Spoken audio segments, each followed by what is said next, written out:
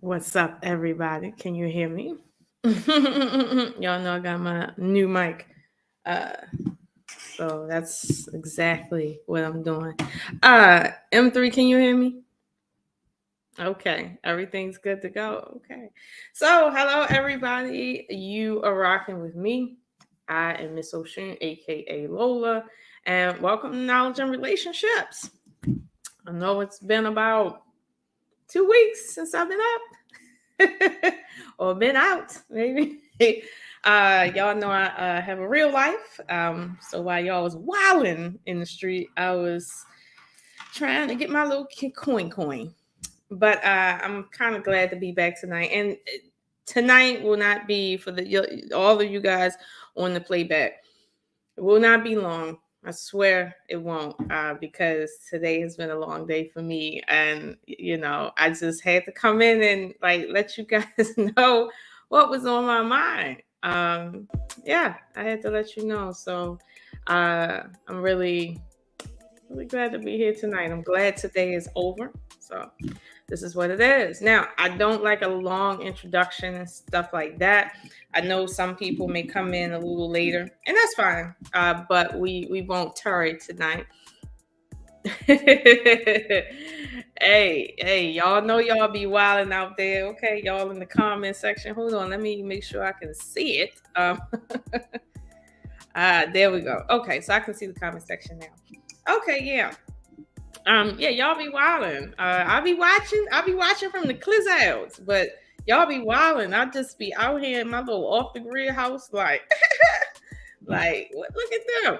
But I can't front. I came out of hiding yesterday, and it was like, woo! Almost thought I was gonna get fired from my job, but I don't know if M3 and them saw me yesterday, but I was on one because I was just tired. But I'm not on one today. I'm chill today, just chill. And tonight it's gonna be more of a free night, even though I do have a bit of a topic. It's gonna be a free night. So don't think that you guys can't change it up. Usually y'all know I would keep y'all on target, okay? But tonight you don't have to be on target. But you're not going to keep me here 5-6 hours. That's not what's going to happen. And I know every segment I say that, but I swear on graves today I mean it. Oh man. So um let me just say this, right? Uh okay. This week has been a bit of a eye opener for me. And the eye opener for me is, what does leadership look like? And this is why I said, you know what, I think I want to talk about leadership tonight. And the leadership I want to talk about is the leadership that we all have to take within ourselves first, and then with inside of our community second. And the reason why I say that first and then second is because a lot of people on YouTube are just okay, just out of respect. A lot of people are fronting. Okay. A lot of people are online having a conversation about men and women relationships. Meanwhile, behind closed doors, they are of a different persuasion. A lot of people online talking about, women need to be more traditional. Meanwhile, it's nothing traditional about how they carry their life whatsoever. Okay. Um, and when anybody attempts to, say, well, wait a minute, what's up with that? And now everybody wants to, basically ostracize you. And this is something that I can't be a part of. Like I just can't. And honestly, I'm probably gonna lose some friends over that. It's not a whole lot of people that I can respect for being real authentic. Now, there's some people I can respect for their authenticity in terms of how they present online is exactly how it is behind closed doors. There's a few people, some in the manosphere, some not, that the way they assholes, like in real life, they assholes to the people in their real life too. Like online, it doesn't make a difference. So I can respect that. At least I know what I'm dealing with. And I think most people, no matter what package you come in, as long as they know what they're dealing with, they're okay with it. But what happens is people get online and want to tout, that's changed the culture. And then they're not really trying to change the culture. They actually benefit from the toxicity in the current culture. But talking about changing the culture makes money. It brings people to panels. It gets super chats. That's what that does. Now, don't get me wrong, I'm not hating on anybody that gets super chats, but a lot of times people will keep the rhetoric at a certain level, in a certain energy, just for super chats. And I'm like, you can't talk about moving the needle forward if the very things you're doing is pushing it back. Like this is just a money heist, honestly. And to a degree, we're bored with it.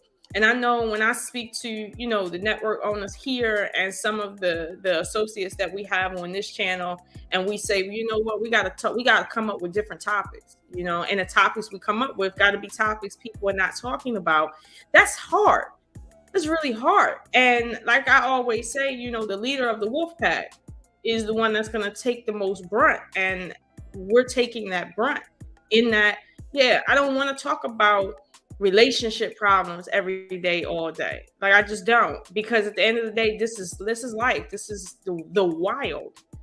Like nature is going to take its course. It's no need to do that. And honestly, if we're really going to talk about why this male female conversation is really came up, it's because the pendulum is swinging a different way. That's the reason why it's coming up. Back in the day, when that long time ago, when women were subjugated and men was running amok, everything was cool. But now that the pendulum is swinging the opposite way and the women are the ones running them up, now everybody crying. And it's like, listen, nature is not going to not be and do what it do because you feel like, oh, no, this isn't how women are supposed to be. Listen, I got some theories that I'll probably put forth on other segments and whatnot about human nature, but a lot of times what y'all think is human nature is not human nature. It just isn't. Like I've seen too much, and to me, it's just we're in silly season all over again. Despite the fact that this is 2023, we in silly season.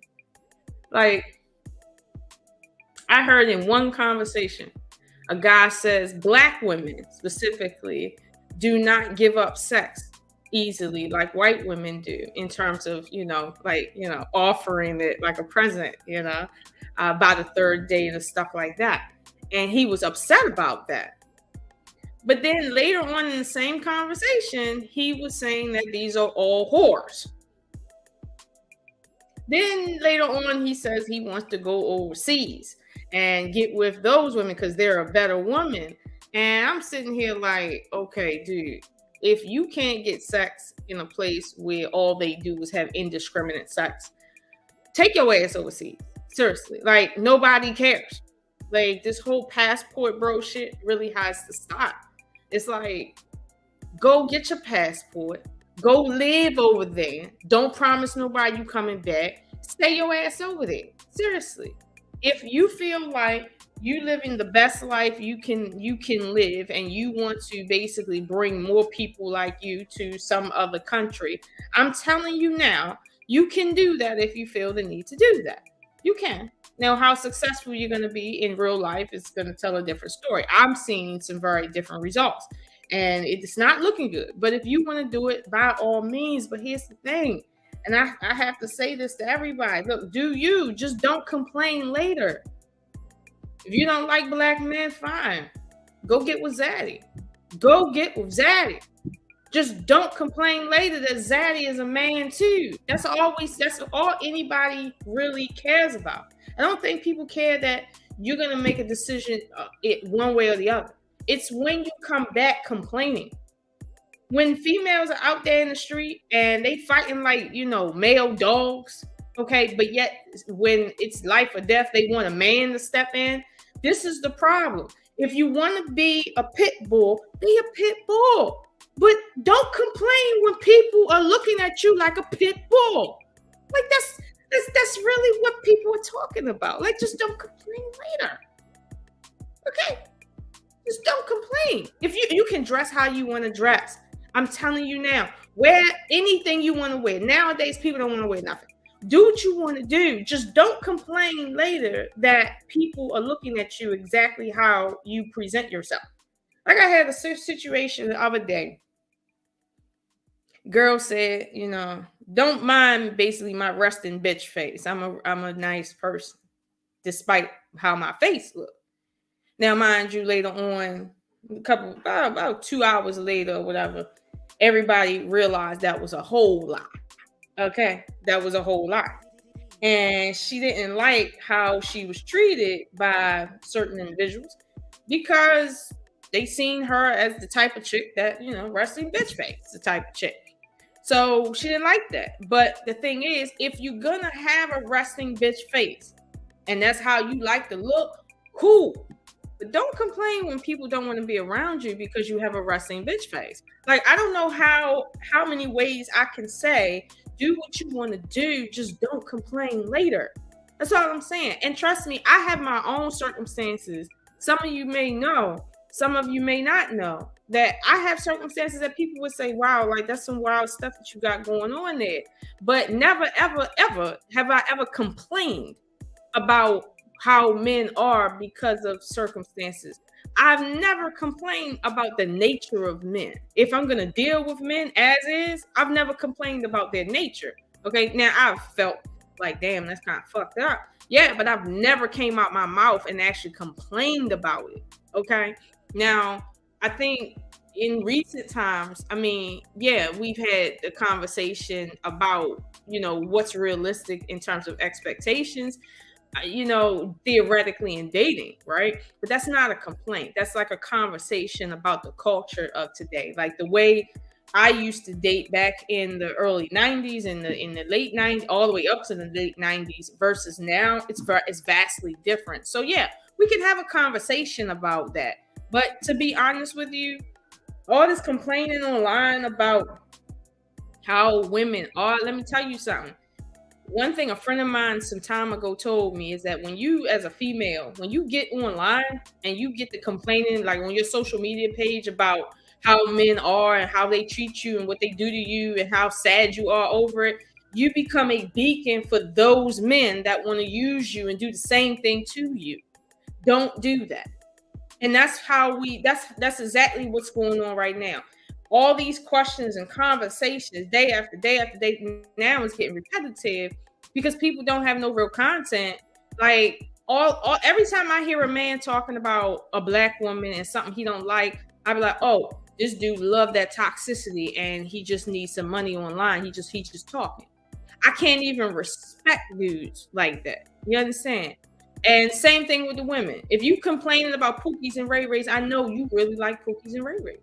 Because I like personally, I can't complain about something that's not my reality. Like it's just not my reality. I don't deal with Pookies and Ray Rays. And I mean, just so you know, Pookies and Ray Rays are not the only type of dudes that go out here and make mistakes, lie, cheat, and do all this other stuff. They're not the only type. Like, look at Ghost, for instance, right? Since everybody know that show from Power. Was that a Pookie and Ray Ray? But he was doing everything Pookie and Ray Rays do. But would we say he's a Pookie and Ray Ray? You understand? So whether you call him Pookie and Ray Ray or whatever the case may be, men are men. Situations are what they are. If you're going to talk about stuff, it's because that's what you're really into. Okay, now if you're telling me that's the only thing that's out here, that's a whole lot. It is. And frankly speaking, let's assume that that is mostly what's out here. Well, nature has it that way. Nature has it set up that the cream of the crop is not something readily available for everybody. You have to actually qualify for that. And if you don't work hard to get it, so what? Die. That's how harsh nature is. It's unforgiving.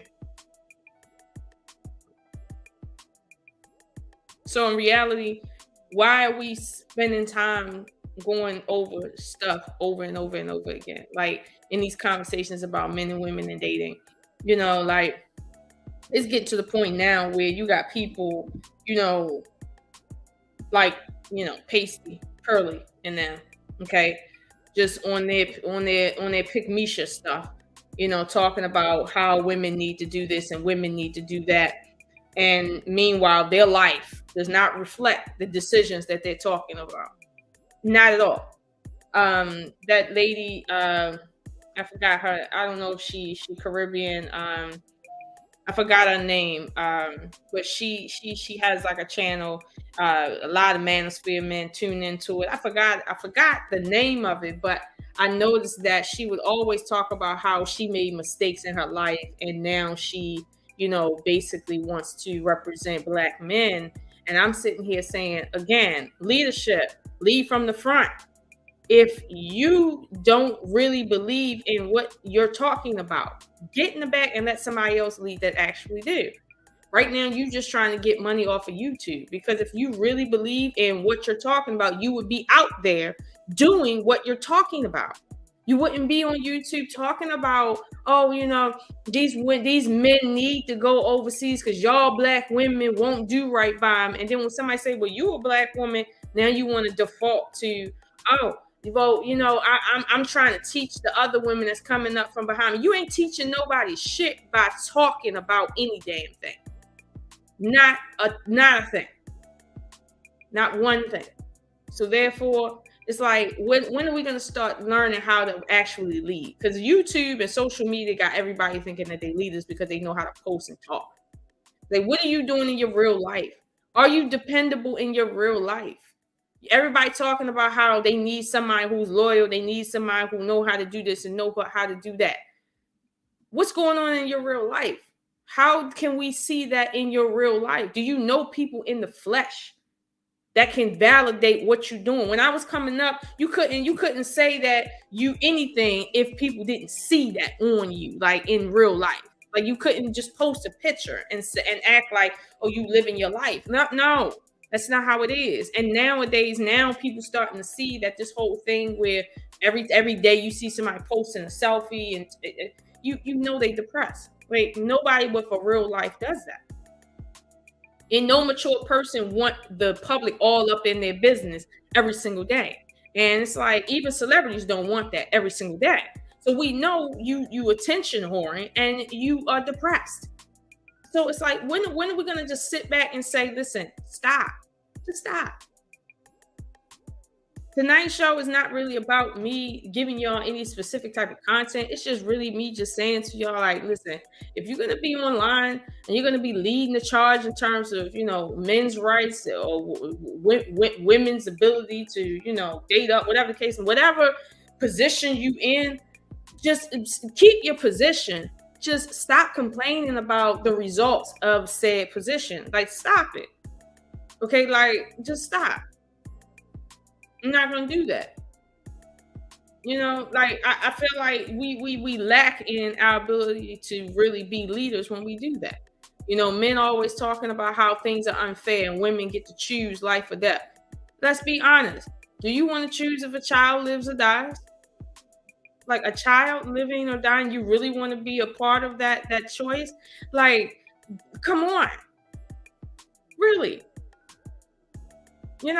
Everybody want to talk about how, well, this is how you get women and just that and the third. And it's like, listen, when you turn 77, you're not going to be waking up getting women. You're going to be lucky to wake up to one woman that actually care about you. So what are you talking about? You look at Andrew Tate. I swear to God, this dude, and I don't know much about Andrew, but what I do know is he did one show where he was talking about something that's haram. Now, all of you guys that are Muslim, you know what I'm talking about. He says, if you want to do haram, then you do haram. Haram means forbidden, or it's equivalent to a sin, right? And then he turns around and says, if I want 6 different girlfriends either day of the week, I'll do that. Which one is it, dude? Is it don't do haram, or is it you gonna do you? Like, which one is it? You think you're a leader, but you're not. You're really not. You're not leading anyone anywhere. Like, you're going nowhere, and you're leading the rest of the people that you think you're leading nowhere. So come on, like, stop thinking that you're a leader. Lead for real. I mean, I'll be honest with you, and those of you that know my social media handle, Miss Social Impossible on social media, and the Love Experience on YouTube, I don't talk about marriage at all. The word marriage does not come up under my content whatsoever. Why? Because I've only been in a long-term relationship. And the concept of contract of marriage is not something that I've been under. So you will never hear me talking about, oh, well, let's talk about marriage. I'm more concerned, and I can only be concerned with, but I'm more concerned with relationships. I'm more concerned with how people relate to one another, how they understand one another, how happy people are within their personal relations with people. That's my focus, because that's what my experience has been. So I can't lead anybody in terms of marriage, but I can lead people in terms of my own experience, and not so much leading people, but just giving my authentic self and letting that be whatever that is. It's like, I don't have to lead you anywhere for me to teach you. My mistakes teach you. My successes teach people every day, all the time. And it's not just on YouTube. It's in my everyday life. So, I'm really honestly somewhat disgusted with this whole idea of people feeling like, they need to, jump online and pseudo be leaders. I'm kind of tired of that, because right now all I'm seeing is honestly a bunch of frauds. There's people out here that, every single day they do live streams on the problem with women or the problem with men. And meanwhile, like, in their real life, they not married. They ain't trying to get married. They having babies all over the place. Sometimes some of them just had babies and not even in relationships, let alone marriages. Like, this is crazy. And I'm sitting here like, you are the problem. You're not part of the problem. You are the problem. Like, you're telling women you need to accept leadership from a man, but then the same men talking about leadership is the ones that are being hypocritical. And then you wonder why women are backwards and forwards, because look what leadership they're under when they do try to reach out and gain leadership outside of themselves. And it's like, let's just be honest. If that's going to be the case, then who's going to complain? Who got a right to complain when that is the case? Nobody. Not nobody. If that's what people want to do, you can't complain that life happens. Okay, 1 and 1 is 2. So, I mean, don't get me wrong. I would like to see things better myself. I really would. I'm single. I really would. That would be nice.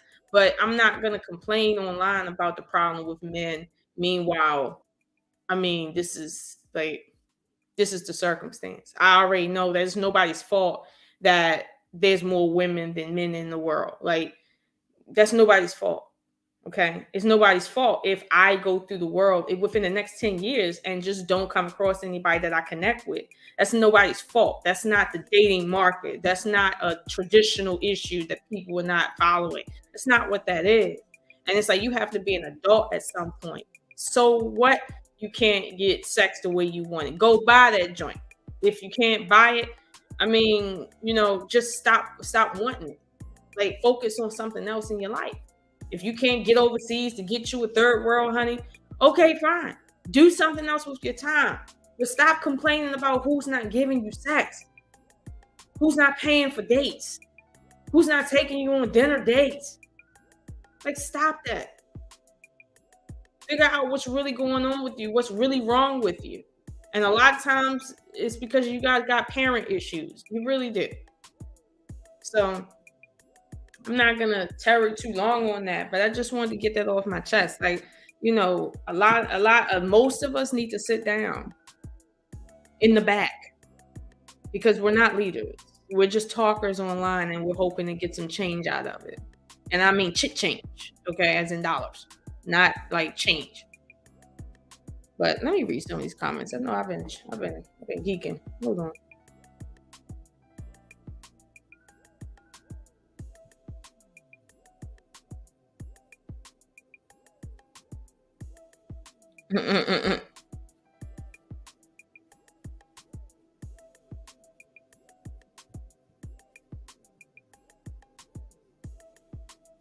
Okay, so we have, we have Donut.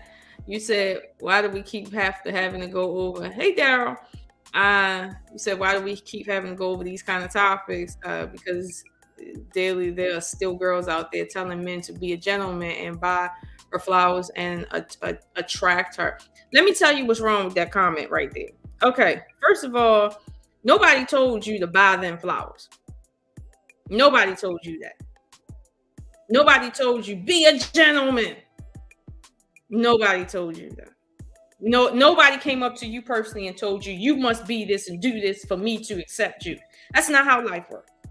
Now you're saying here, you're insinuating that women online, okay, are saying they want gentlemen and they want men to buy them flowers. Let me be straight with you for a minute, okay? And yeah, I said that nobody sat in your real life and told you you must buy them flowers, okay? If a chick told you what you gonna do and you gonna buy her some flowers and she really thought that she was good, that was gonna go over, I'm questioning you, not her, okay? She the one pimping at this point. And I mean, I can't knock the hustle. What it is this, right? When a female wants you to buy her flowers that will die in a matter of days, it's not the flowers that she wants. It's the knowing that you're thinking about her when you're not around her that she wants. It's not the flowers. Like, you can buy a chick flowers, right? And she can kind of know you didn't buy the flowers and you don't really care about it. Or you could be the type of dude to buy flowers and a woman really understands that you really care about her. Like, you're really thinking about her. Like, so it's not about the actual flower. It's about showing that person that when you're not with me, you're with me. You're in my heart space. That's what that's about. But you're here complaining about women saying they want flowers. Buy the fucking flowers. If that's what you can do to make someone understand that when you're not with them, you're thinking about them, because honestly, it is what it is. Like buy the flowers. What is the problem with you buying the flowers? I know half of y'all fucking off at the casino. So buy the fucking flowers. This is what I'm saying. People online complaining about women want men to buy flowers. Meanwhile, you buying tennis, shoes, and all sorts of dumb shit that you fucking off on. But yet when somebody say, can you buy me a flower to show me you care? Well, why you want me to buy you a flower? Get the fuck out of here. Like, and I'm not telling you personally get the fuck out of here. I'm just saying the idea of complaining about women wanting flowers. Really, they're women, for goodness sake. I could see if it was another nigga and y'all on some, stuff. Yeah, I can see you saying, nigga, you's a nigga. Why you want flowers? We nigga, we doing this because it's sexual, but you a nigga. Like, I could see that. But a woman, women are supposed to be feminine. And that's another issue. Complaining about women being feminine, but complaining that women ain't feminine. This is what it is. A woman should want you to be a gentleman to her. A woman should want you to show her, that soft side of you at some point, right? But then you complain that women want that from you, but you don't. It's because you really don't want to give it. Here's the thing: be upfront. If you don't want to give flowers, then don't give flowers. Somebody complaining that you don't know, okay? And I'm reiterating that you don't know, wanting flowers is not your problem. Like when Kevin Samuel said, if you interested in a guy, you better give him sex by the third date. That didn't really bother me. It was stupid, sure, but it didn't bother me because I'm not doing that. Like, I already know what that's hitting for. I'm not doing that. I've already seen people die doing stuff like that in real life. I'm not doing that. But does it bother me? Am I going to get online and really say, these men want us to have sex and da-da-da? I want to have sex. Okay. But am I going to really get online and act like that's a problem because they feel like they want sex? They could feel like they want sex till the cows come home. Okay. And understand, the cows never even left. But I'm not complaining about that. It doesn't faze me. And I don't understand why you fazed by somebody wanting flowers. Like, I really don't. At the end of the day, relationships require for you to put into it to keep the attraction there. We're human. We will essentially get bored real quick. So relationships require that you keep that attraction level up. Like, you know that. You know that as men, you need your woman to keep up with her body so that the attraction can stay there. But then you will put this comment here and say, they want us to show them that we're attracted to them. What?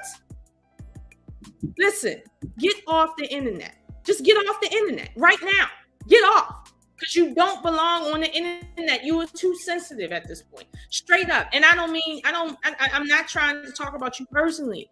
We have do not. I'm not talking about you personally, but you don't belong on the internet. You can't be around other people giving just their opinion and you just hear it and understand, okay, this is how they feel based on their experience. No, you're taking it to heart as if they're talking directly to you. Like, come on, you don't give a fuck for real. Like, stop it. Just stop.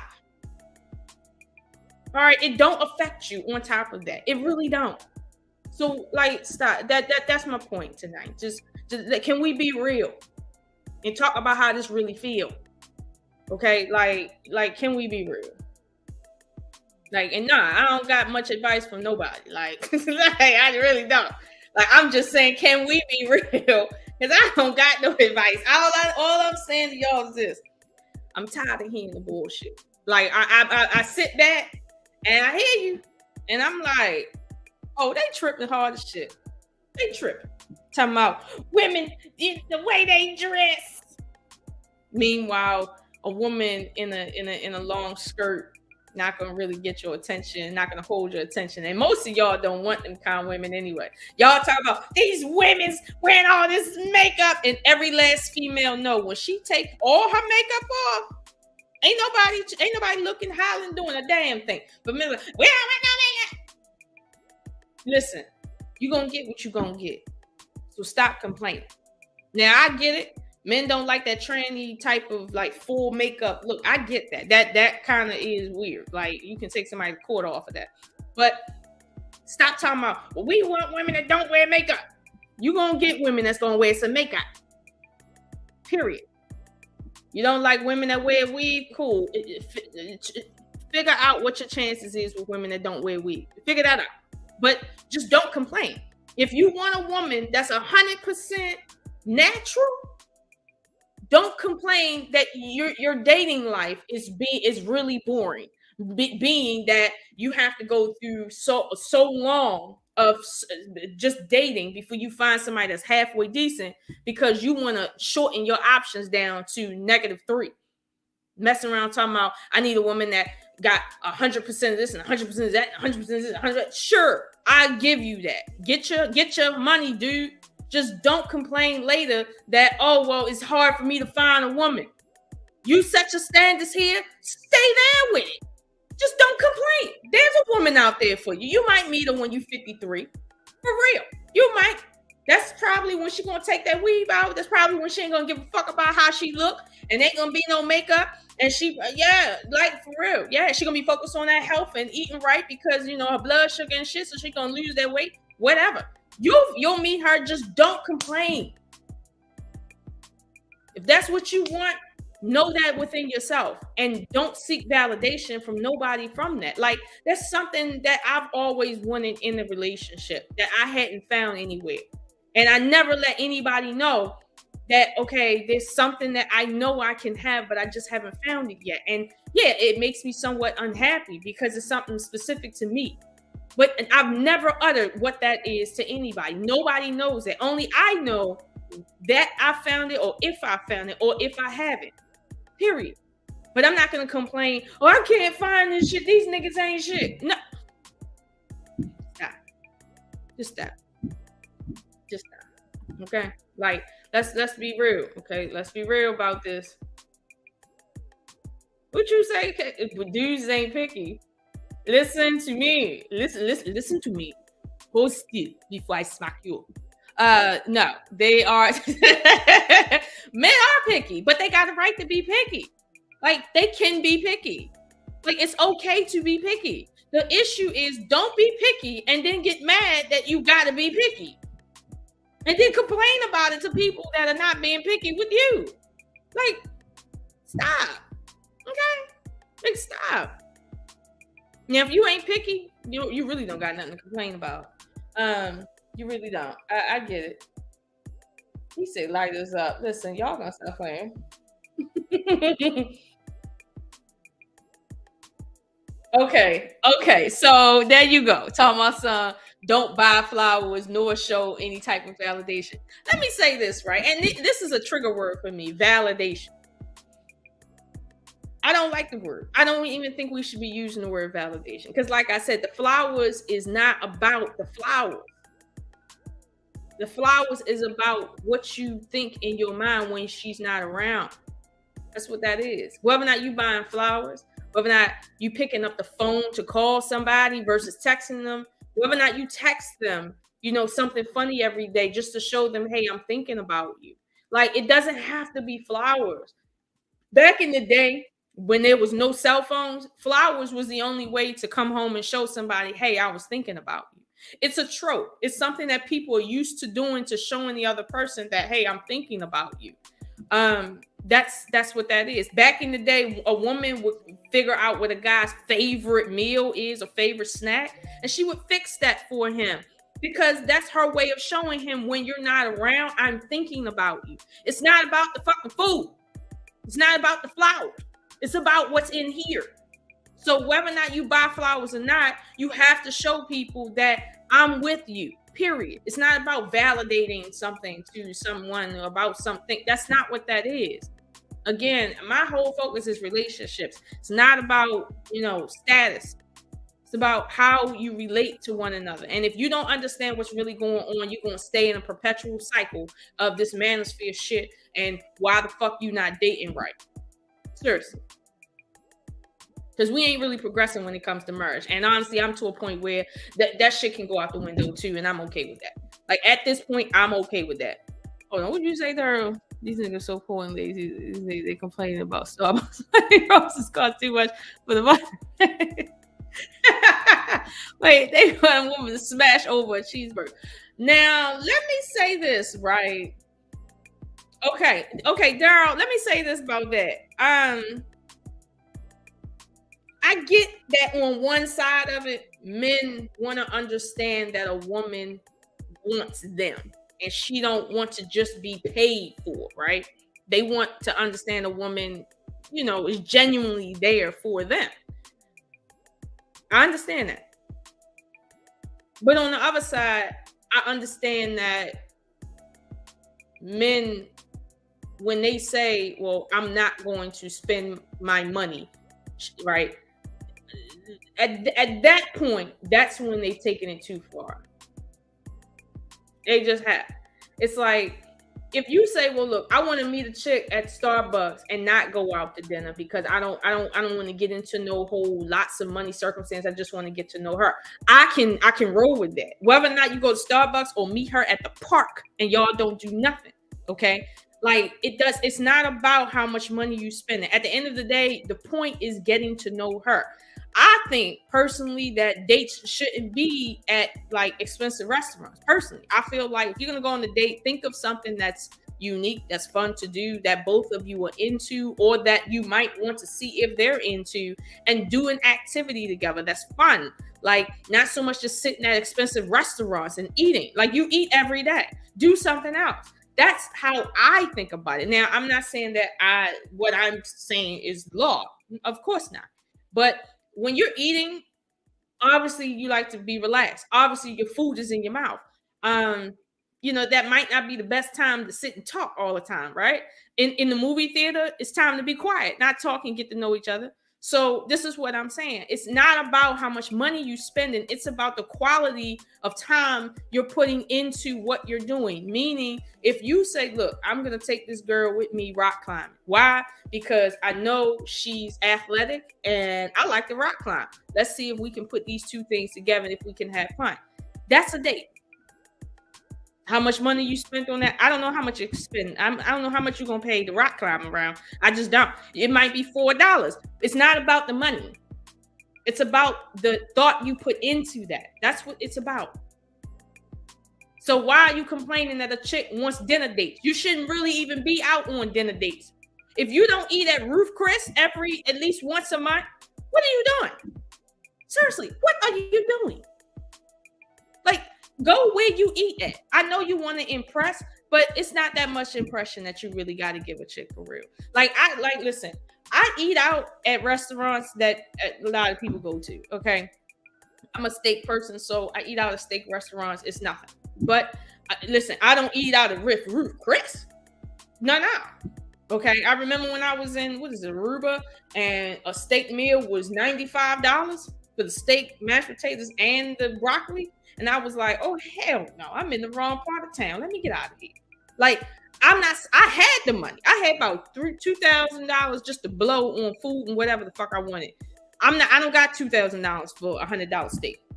No, I don't. And I'll never have that. No. I'm frugal like that. Or maybe I'm cheap like that, whatever. But at the end of the day, it's not about the money. It's about the thought you put into that date. And honestly, Starbucks is not a thoughtful date. If you both go to Starbucks right before work every morning, sure, that's your culture. But it's like when you want to be cheap, that tells a female, oh, you hurt. You don't want to spend on me because you hurt. It ain't even about really the money, but you just don't want to spend because you're hurt. It's not because, well, this is something that we normally do, go to Starbucks, or we normally go out to here, and like that. That's not what it is, and people can tell. Stop thinking that people can't tell. A chick can pick up on the fact when you a hurt puppy. And a dude definitely can pick up on a hurt chick for real. Like, you can pick up on it and you don't need no lesson before you do it. So it's like, stop. Don't do that. You're just embarrassing yourself. And nobody's stupid. Nobody is stupid at this point. And people just don't got time. And now that women can take care of themselves to a large degree, and they're not out here looking for food, clothing, and shelter from a guy, they got a little bit more time to scrutinize. They do. They really do got a little bit more time to scrutinize. And men don't like that. They want what they want when they want it. And nowadays, it ain't coming like that. Even though women can give it up as they want, they kind of being picky now. Why? Because they can be picky. Men can be picky too. That's why I said earlier, they can be picky. When who said, yeah, when what is it? Casey said the men ain't picky. Yes, they is. Oh, yes, they is. Oh, they picky as hell. Yes, they is. If men are not picky, they would get with the first female they see that is single, no matter how she look, that know how to actually be a woman and play her role. Don't matter if her ass is right. Don't matter if she got titties. It don't matter what the fuck her hair look like or smell like, honestly. That's what that is. But men are picky. They want something they're attracted to. They want to stay attracted to the person that they were attracted to. And men's attraction is picky. Some men, they're not attracted to beautiful faces. They could care less about that if she don't got breasts or if she don't got a body like that. Some people like me, I'm 4'11". I'm a very petite person. There's a lot of men that just don't want a very petite person. Like they just don't. They want to do things that maybe short people can't do. And that's fair. It just is. Hey Stan, where you been at? I swear God, Happy New Year. Obviously they ain't Happy New Year. Your ass disappeared on me.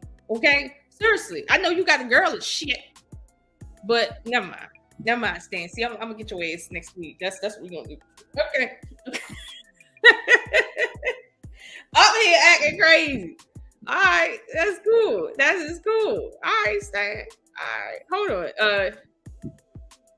No. See, we have donuts. It's not a matter of men having standards now and them being mocked. I've never seen that. And it intimidates girls because you have a standard. Let me tell you something about your standard. Nowadays, men are like, she just can't be pretty. She gotta come with something else. That's your standard? That should have been your standard. That's what people like. Seriously. That's your standard? Having something to do? Really? Like, no. And honestly, when you say men have standards now, you say that as if what you're really trying to say is, well, now men are not accepting women that just know how to cook and clean and take care of children. We need women that are pushing our agenda forward and making our empires bigger than what it is based from their point of view for what they can do. Like all that's right. That's pushing the envelope. Y'all ain't pushing no envelope. Most of the men talking like you, and I'm not getting on you personally, okay? You know, I'm not. But most of the men talking like you right now are the ones that's out here in the street literally saying bitches that won't even cook. Every freak hoe, know nothing, gutter, ghetto type female I know in the hardest hood cooking for niggas with their food stamps. That's all they doing is cooking for niggas. But for men like you to say, oh, you know, these women won't even cook.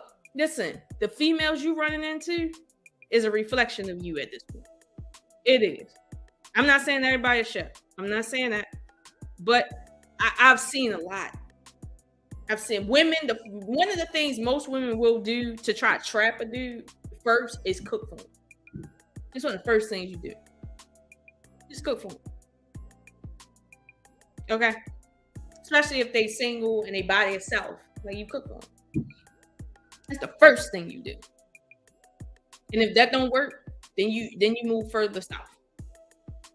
But for you to sit here and really try to tell me that, oh no, you know, we raising our standards. Like, no, you're not. You're not raising shit. You're raising your voice, sure. You're raising your blood pressure. Oh, hell yeah. Raising your standards? Y'all ain't raising y'all standards because behind closed doors, you're still fucking the chicks that you sitting there saying ain't shit. You're still making babies with those women and still talking about where's all the good women that meanwhile you're still having sex though. You're still procreating with the women that you don't want, creating the circumstances that you hate.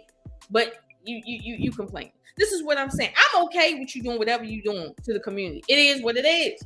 But just don't complain. That's all we're talking about.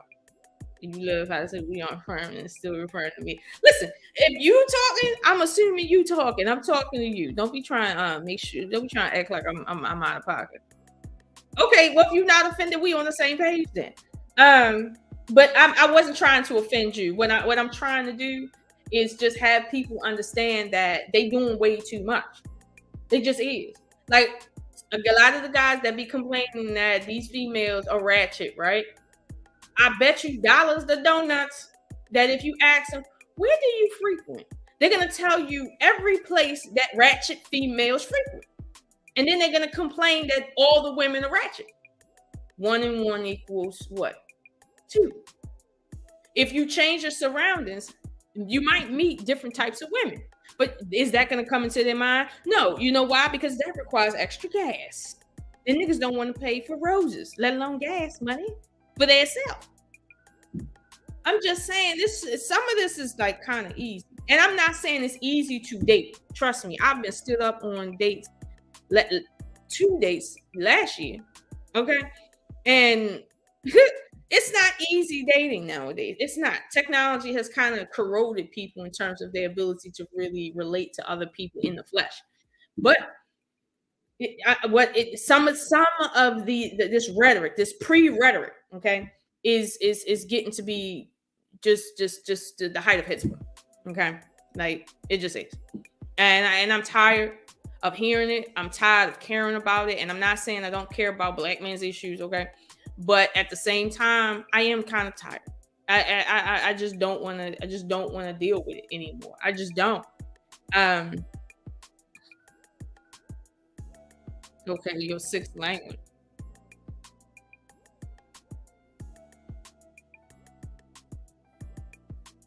No, I didn't misread the sentence about men's standards now or men's standards. Period. No, what I'm saying to you is a definitive statement that men are not raising their standards. That's not what's happening. And you can say what you want to say, but you're not a female to know what men are doing when it comes to their standards. You're not. Okay? Men raising their standards. Are you kidding me?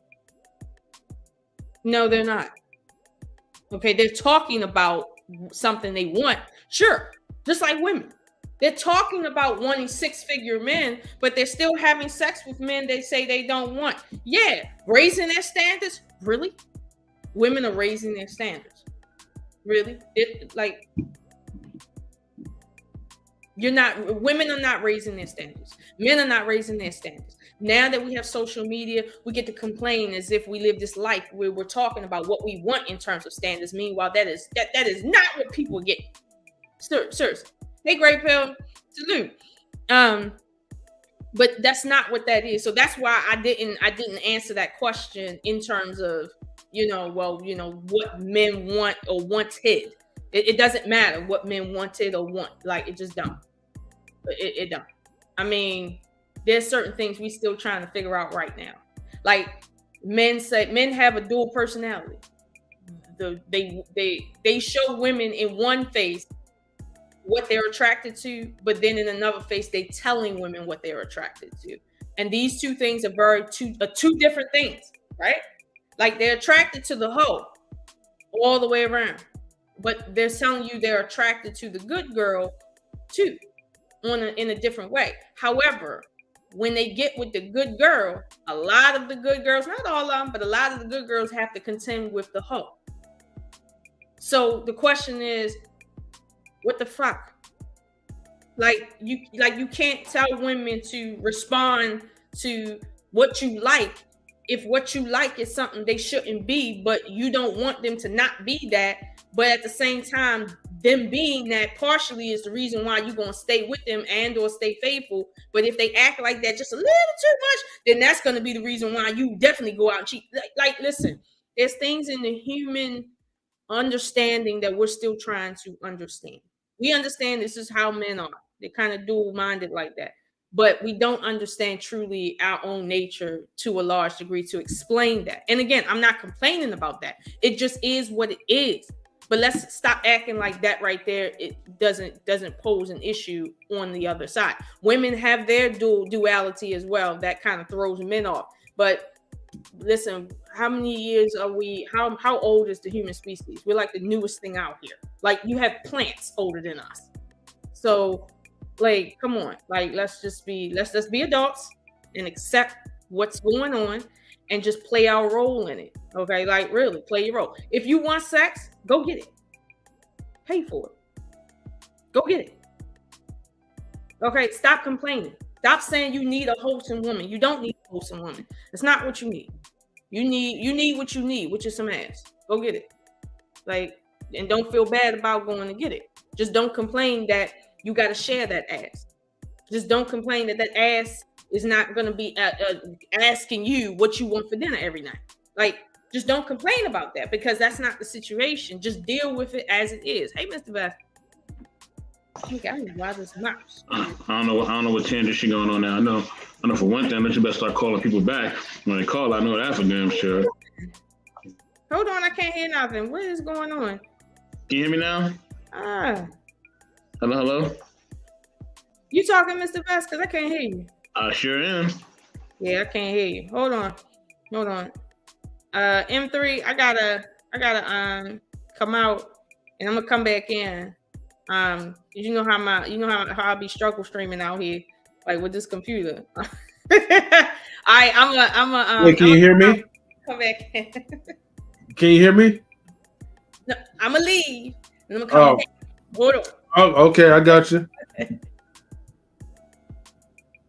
Okay, so Lola's having some technical difficulties with her hearing, but it's all good. What up, Mr. Best? How you doing? M3, what's going on, man? What's going on? Nothing much, man. Salutes to you. Welcome everybody, like in the chat. Hopefully everybody is relaxed, man, and is still enjoying the show.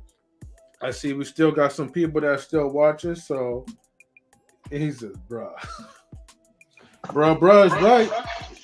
Yeah, M3 got the M3 like he cooking some eggs in the background or something. That wife beat her on.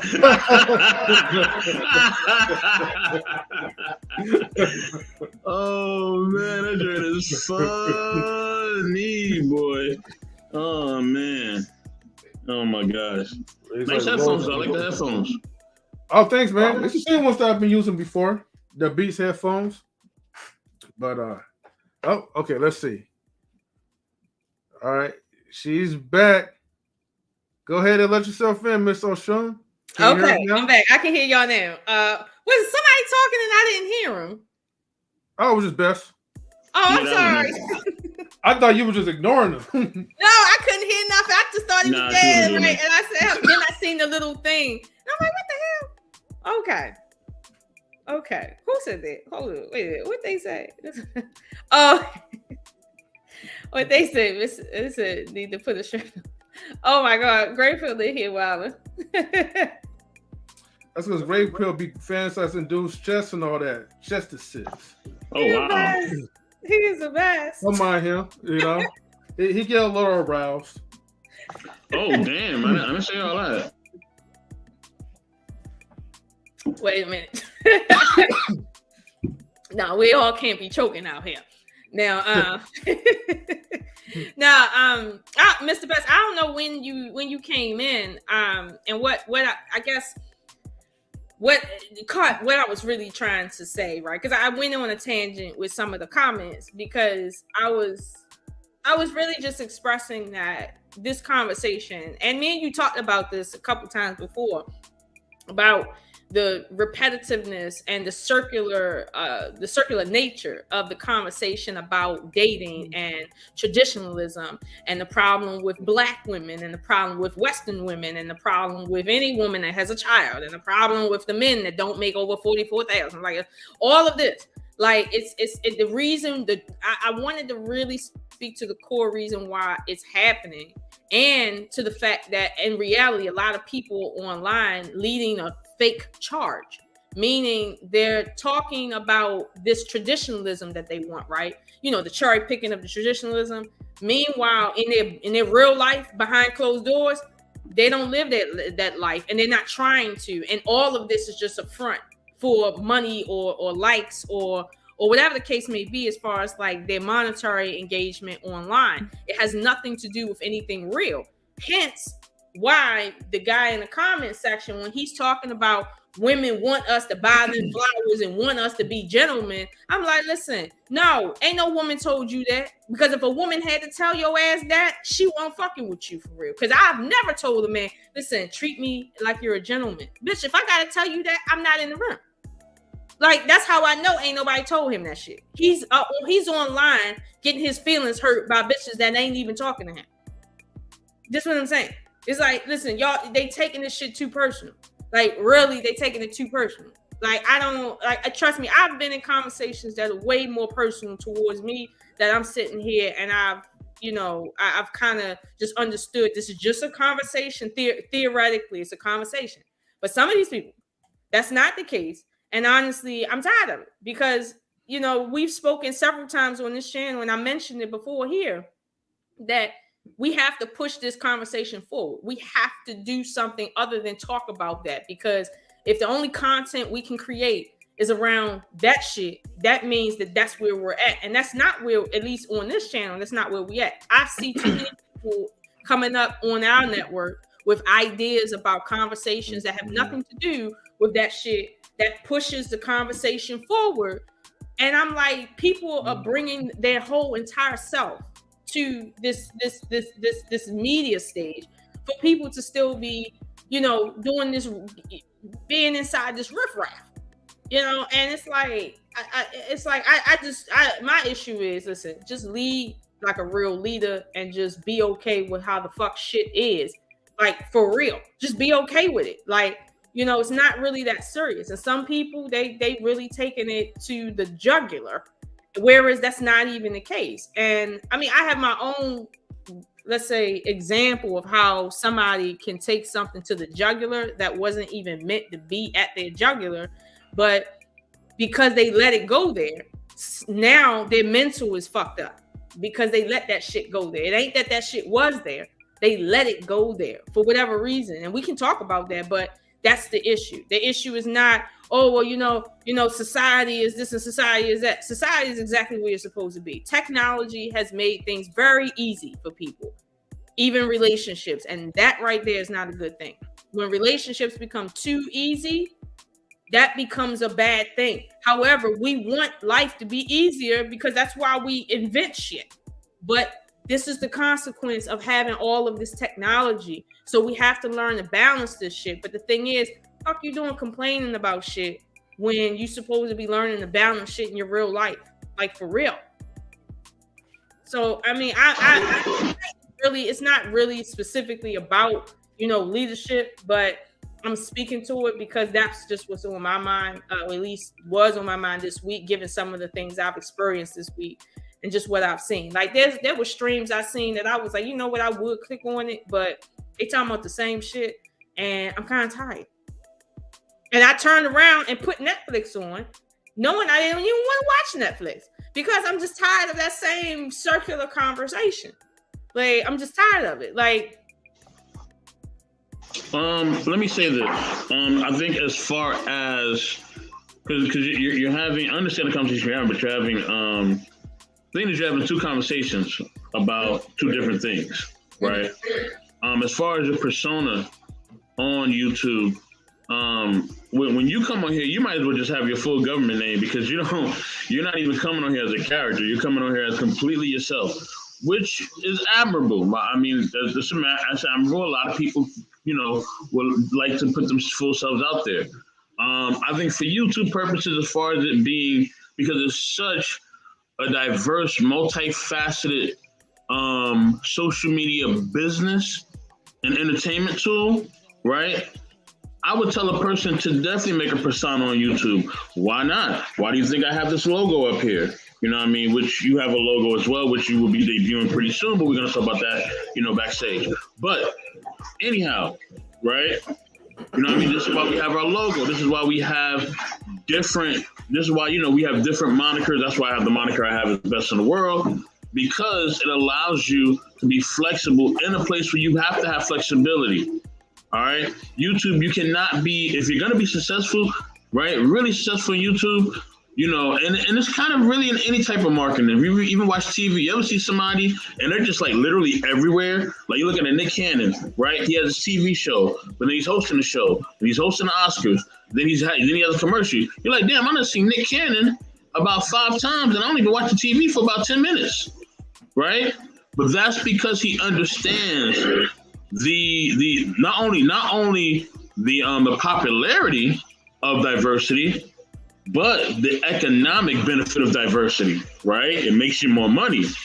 The more spaces and places you can be, the more eyes are watching, the more money you can make, the more money that company can make, right? Same thing on YouTube. There's no difference, okay? Which is what I've been trying to teach to people a long time ago, right? Trying to teach people to have diverse content. You know what I mean? From this channel to our other channel, Intellectual SoapBox.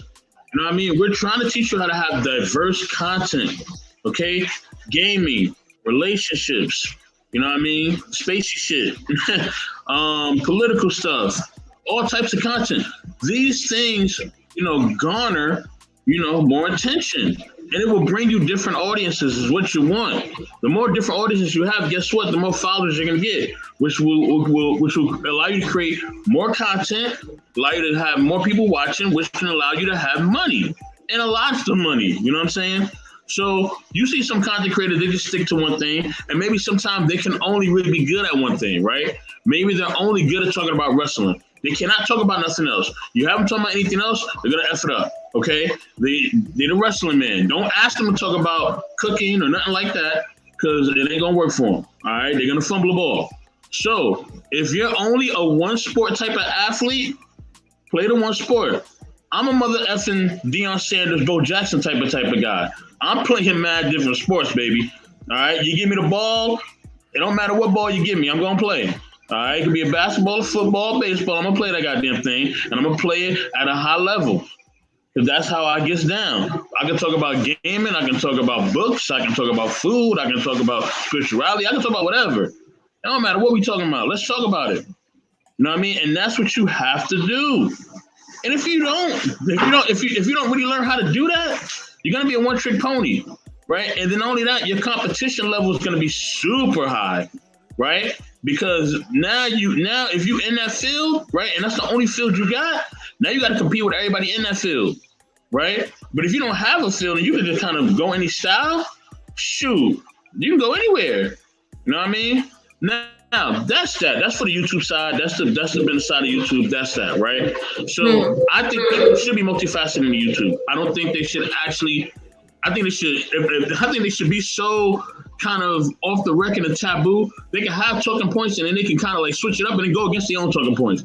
I think people should do that if they have to be that creative. I mean, I'm not serious about it. Like, if that's what you got to do to get your thing rolling, do it. YouTube is literally an open market circus. It is really the internet fulfilled visually. Okay, on the internet you can get literally anything and everything you want, good or bad. Okay, we know this. So it's the same thing with content creating. Why would you put yourself in a box as a content creator? That's the dumbest thing you would do. You have full control and you pay for it through your internet service and through your StreamYard, Melon app, or whatever app you're using. So why would you be asymmetrical? Why would you basically put yourself in a box and now you're struggling as a content creator, all because you just can't come up with content on something that you're trying to make content for that you may like or you may try to be fitting into because you see somebody else making money for it. All right, if you're good at sewing, right? Start an ASMR channel and do sewing. You know how much people watch ASMR content just to relax? Right. There's millions of people, almost billions of people watching people do ASMR. And so many people are just talking with some nice little music in the background, and you got 500, 600 people watching this. Right? Mm-hmm. And this is nothing. This is something that me and you can do without even thinking about it. Mm-hmm. But that's another story for another time. Now, as far as the men and women conversation, how do we move the goalposts? It's very simple, very easy. We talked about this. What needs to happen now is that we need to figure out which women and what demographic of women are we talking about? And what I mean is by age and race. And we're going to include religion and geography in this as well. All right? We're going to make this a multifaceted conversation because now it can no longer be just all women. All right? Because everybody's just been saying all women. And we still just keep seeing that all women is not really the real answer. Which women, which demographic, what religion, what age, all that. Hell, if y'all want to do weight, we can do weight too. If you want to do height, we can do height too. If you want to get that specific, which I don't think that matters, but if you want to go there and you have a talking point for that, I'm willing to hear it. But it needs some structure. So I'm gonna give you some basic levels of what we can talk about, right? Some basic ones. Religion, that counts. We do need to talk about that. Age is another one. Age, religion, and geography, where they live, are the three biggest ones, right? What are the three biggest ones? Once we deal with those three, what's good, Stan? I see you. Once we deal with those three, and Gray Pill, what's going on, man? Gray Pill, come up here if you can. I don't know if I'll send you the link, Gray Pill. No. It's a closed panel. Unless if Lola wants to bring people up here, but it's up to her though. If But we he, keep if it close. I didn't see him in the chat. This Great in here. Great in here. Yeah. He was talking to you in the chat. I guess you saw him. I seen him when he said hi earlier. I ain't looking at the chat. Okay. But yeah, yeah, great people come up. I'll send them the link. But anyway, I didn't know he was in the chat because it stalls on me if I don't keep scrolling. So. It's cool. Let me finish my argument. So those are the three things, right, that we need to cover. Mm-hmm. Okay, and now your religion is important because that's your moral base, your compass, and what you believe in, right? Geography is important because that's where you live. Mm-hmm. Depending on where you live is what you're going to believe is right or wrong, right? You can't tell me a girl from the South believes in the same thing as a girl from California because they do not. They don't even eat the same thing. They don't even have the same menu. All right, the weather's not the same. Nothing's the same. Okay, so we got to cover religion. People in the West Coast don't really follow religion like that. They kind of go to the beat of their own drum. People in the South are very high in religion. Okay, who's not even 30 yet, who's super religious. Right. Okay. All right, and she's from the South. Her mindset is not that of somebody out here in California. I'll tell you that much. Right. Now, then we got to go to age. Right. Which age is going to really be a factor. Age is going to get people in their feelings. It is. The other two will as well, but it is what it is. Those we can kind of work around. The age is probably the biggest one because now my argument is, and I'm probably going to ruffle some feathers, the women that's under 35 are effing up the dating scene. Most of them. Now, that may get some of them in their feelings. I really don't care. But I have a good argument about that. And you've heard my argument, Lola. But I have a very good argument that's substantial about why women under 35 are messing up the dating market. Why women over 35 are getting a bad rap for women under 35. Now, there's some women over 35 that's acting a fool. Yeah, you're going to have some here and there. But somebody over 35 really, mindset is going to be completely different because they have lived life at a certain amount of time.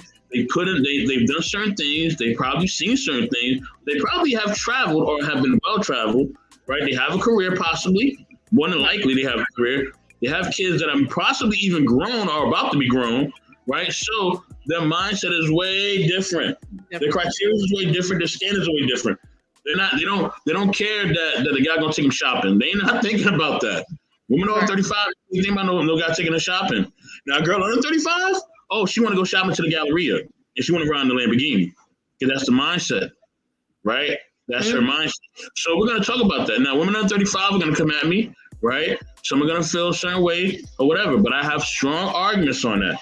Very strong arguments, which I will not reveal now. But that's what we need to move close to the conversation about women and this whole manosphere thing. So, yeah. Okay. But I was going to ask you remember that show that Bruiser did for the men, right? Because I was on the one for the women, but remember the one he did for the men, and he did the thing where he showed the images of the different types of women and ideally what type of woman that whole thing, right? And you remember how it ended up? Remember that? Okay. Yes. Now in real life, right? That is how it usually is, and it's weird. It was frustrating in the moment, right? Because I was like, all right, now. It's clear you have a different grade of woman here, but most men are not going to go for the better grade of woman. Why? Because there's certain, as you said, traits that she has that they may not want for different reasons, but they will get with the lesser grade woman. However, to my point is if you want the lesser grade woman, right, because she look good, she young, but she won't cook for you and she will just want to be taken care of, and she will always be a child to you because she's significantly younger than you. Whatever, if you're okay with that, just don't complain later that she ain't doing shit and she ain't cooking and now she old and still don't know how to cook. Like, don't complain about that. If that's your choice, be happy with your choice. Be happy you even have a choice, to be honest with you. But just don't complain later. Don't jump online and say, oh, these bitches don't want to know how to cook. First of all, you can know if a chick know how to cook. First conversation. You just touched on something, Lola. You just touched on something. And that's another criteria. Lifestyle and education. That's another criteria we have to talk about as far as women. Lifestyle and education. Yeah. Some women some women just want to work at Mickey D's and deal with the guys on the block. And some women are actually going to school, putting that work in. And she's trying to find her a doctor. and she's trying to become a lawyer. So that's the thing.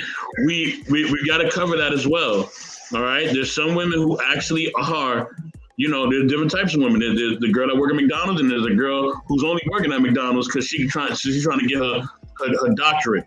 There's two different type of women. They're not the same. They may be in the same area at the same time. Two different ideologies completely, and the way they date and their lifestyle is completely different from each other. Completely. Let me add on to this part, right? Because I want to go back to like men who wants younger women. You saying like a lesser grade of them. Well, look, if you want somebody in a lesser grade but can't really cook and do stuff, always remember the term that they always use. They want someone that they feel like they could mold.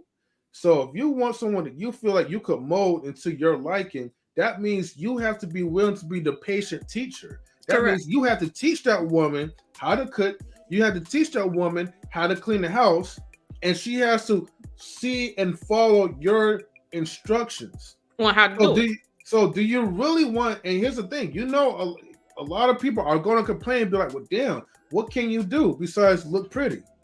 So sometimes when people say those type of things, you have to weigh out the pros and cons. And are you willing to allow this woman to be coachable? Are you capable of being a teacher for this woman? But see, the thing is, when they say, "Are you coachable?" Like when people generally say, "Are you coachable?" they don't mean, "Are you willing to allow me to teach you how to wash your vaginal section?" Like that's not what they mean by "Are you coachable?" They don't mean, like most men in my experience don't mean, "Is she coachable?" Meaning, do I have to tell her the basics or else she won't do it? Like, is she coachable in that way? If like that's not what they really mean. Because so when you say, well, they have to be the patient one to coach this woman through basically womanhood, men are men. They're not going to coach nobody through womanhood. That's not what they're going to do. They're hoping that she is a woman and she can be coached in terms of, if they say, well, okay, I want a woman that is into, like Mr. Best said, exercising culture, or I want a woman that's into, real estate and things like that, like business and stuff, or I want a woman that's into farming because, I'm a guy, I got my own farm, I need a woman that can, handle stuff like that. That kind of molding. Not, let me teach you how to do the basics because I got a little bit of what I want it from you. Now I got to raise you up in everything else. No man is going to raise a woman from a child status. No man will do that. It's like, if she don't know what being a woman is when she meet you, you ain't fit to make her no woman. You ain't coaching her into womanhood. That's not what you gonna do. You're gonna get tired of telling her basic shit, and you're gonna find another real woman that you don't gotta tell shit to. She already know her position, and then you're gonna wind up cheating, and then you're gonna break that young woman's heart. Then she's gonna go out there and do some old off the wall shit because her heart broken because she was with you and didn't know how to be a woman. It's a cycle. So this is what I'm saying. If you're a guy, if you're a woman, and you pick somebody based on what you want in a moment, like the guy may say, you know what, all I care about is how she looked. Right now, that's what I care about. Cool. Get you a woman that's what that is. But do not expect her to be more than pretty and then complain that the woman can't do shit but be pretty. That's why you got her. And that's why I respect Donald Trump. That's why I respect him. He went and got himself what he got. And I'm not calling her dumb, but I ain't calling her intelligent, smart either. But just understand, he got himself a pretty young thing. And that's all he needed her to be, is pretty and young and a thing. And she okay with being a thing, pretty and young. And their relationship works for what they came into it for. Donald Trump ain't complaining. She ain't complaining. Now she don't want him to touch her. I don't know how that's working out, but none of them is complaining. And that's why I respect my man Donald. Okay. Y'all need to learn something from Donald, okay? And stop talking about him, okay? Like, keep his name out, put some respect on that name, okay? Just a little bit. I am very intrigued, Lola, because most people Great Pill, like, check your inbox, Great Pill. Because most women will be triggered anytime they hear Donald Trump. So yeah, but no, I'm not saying Donald Trump isn't triggering. He is. He really is triggering. I'm just joking a bit. But for what I'm talking about, right? I'm be honest with you. I do have to respect him for that. You don't see him out here complaining about the fact that his wife don't know how to cook. He didn't marry her because she knew how to cook. And he not expecting her to know how to cook. And he don't really probably want her cooking. He want her, he got her to be a trophy wife. And she is that. And that's it. That's it. He's not complaining about nothing else. If he needs something else, I'm sure he'll go get it. But I don't think that's the nature of their relationship or their marriage. But my thing is just to the point of picking what you want and sticking with it and being an adult enough to accept that. It's like, that's the only thing people are expecting out of you. Nobody's expecting you to do all this stuff that you think people want you to do. It's like how you come into the relationship. That's what people expect out of you.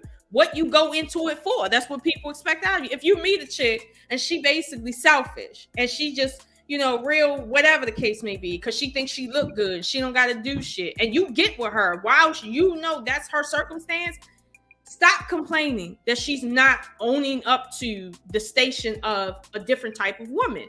That's not why you got with her. You got with her because her body looked good and she upped your status as a man when you walk around town with her. That's why you got with her. So do not sit back and talk about women in general, let alone over and over and over again, about how they don't want to do shit and they can't cook and they can't do this. I'm gonna be honest with you. The only reason why women can get away with being in relationships and not cook or clean, okay? I don't know if they cleaning themselves, but the only reason why women can get in relationships like that is because they're using their attraction to their benefit, and men are stupid enough to sit and say, you know what? I don't need food. I don't need my bathroom clean. All I need is her to just keep her ass round, and that's gonna suffice me up until I retire. Like really? This is what I'm saying. Like at some point, it ain't even about your wrong decision. It's just about just keep that same energy. That's all I need you to do. Keep that same energy. I think we'll be okay. I think as a people, we would do better just keeping the same energy than trying to change things to a traditional sense. It's like, fuck the tradition. Just Marcus. Energy. Hey, Marcus, that's it. You don't got to marry nobody. You don't got to do shit that you don't want to do, but keep the same energy that you got. Stop complaining later on. That's all I'm saying. No, I hear you. Was it Mr. Best? I was telling you about the girl who don't cook or clean, yet guys is with her, and I'm sitting here like, so, okay. After three go rounds of your sex, what else can a man do? What if she's physically appealing and she has a good attitude? But she don't got it good. If a woman can sit and but that's what I'm asking you. What if she does though? Let's say she don't cook or clean. But if she's physically appealing and she has a good attitude. Okay, here's the thing. She got a good attitude about what? Like she has a good attitude, but she doesn't cook or clean. Like what does she have a good attitude about? Because it definitely ain't about being a woman. Like she's not argumentative. Whatever you say go. She just doesn't want to cook or clean. So if wherever you want to go, however you want to spend the money, whatever you want to do, she'll do it. But she doesn't want to cook or clean. But here's the thing: what is a man asking her to do but be a woman, which is the thing she's saying she won't do? But what if he don't need her to cook and clean? Like, what if he doesn't need that from her? He doesn't need that from her. Here's the thing: if he's on some Trump shit, Trump level, and he don't need a woman to cook and clean because he got maids, sure, go get with a woman that has a great personality. But I'm gonna be honest with you, that's usually not what happens. Okay, everybody got shit with them. Everybody got kinks in their armor and flesh on their bones in that closet. Like everybody got that. So it's like you ain't never gonna get no perfect woman like that. There's always gonna be something that balances that shit out. And I'm be honest with you, cooking and cleaning is a basic thing. That's not even some shit that you would say, oh, that balances shit out. Because even if you cook clean, look good, and got a good attitude, there's always something to balance that out on the negative end. So the thing is, that's a hypothetical, sure. And for rich men, that might be a reality. I give you that. But for the vast majority of men, you're not fitting to find no woman that's willing to take your direction if you're telling him you're 26 and you have never cooked and you don't know how to clean. Shit. but you know how to clean yourself, that don't even make sense. If you're not in the habit of cleaning, then you're not in the habit of cleaning. So I don't know what your vagina looking like or smelling like, and I don't know what your scalp look like or smelling like, but at the end of the day, I know you don't eat right. Most women that don't cook or clean, they're not fit. Look at it. They not fit. The ones that clean, they eat it out and they sitting around doing shit. They're not doing anything. So they got weight and they got health issues. Lola, let me give you my version, okay? And this is gonna be a good one. All right. That's why I'm making sure I'm talking my stuff out now, right? Okay, so the validation of a good woman, okay? So in general, a good woman is someone who is kind, honest, respectful, and responsible. Okay, not a lot of people use that term responsible. Okay, she is someone who is true to herself and her values, and who is willing to work hard to achieve her goals. She is someone who is respectful of others and is willing to help and support. Okay, are you reading that shit? I told you, look, I got notes, Lola, all right? I got notes now, like you'd have. Okay, so I made sure that I don't lose my train of thought. All right. But basically, overall, right? Okay, you want a woman, right? That's actually for me. You want a woman that's gonna pretty much put you in the light, okay, in a good light. In a good light. Because the thing is, you're messing a lot of these dudes, you mess around with the wrong women that don't have no class.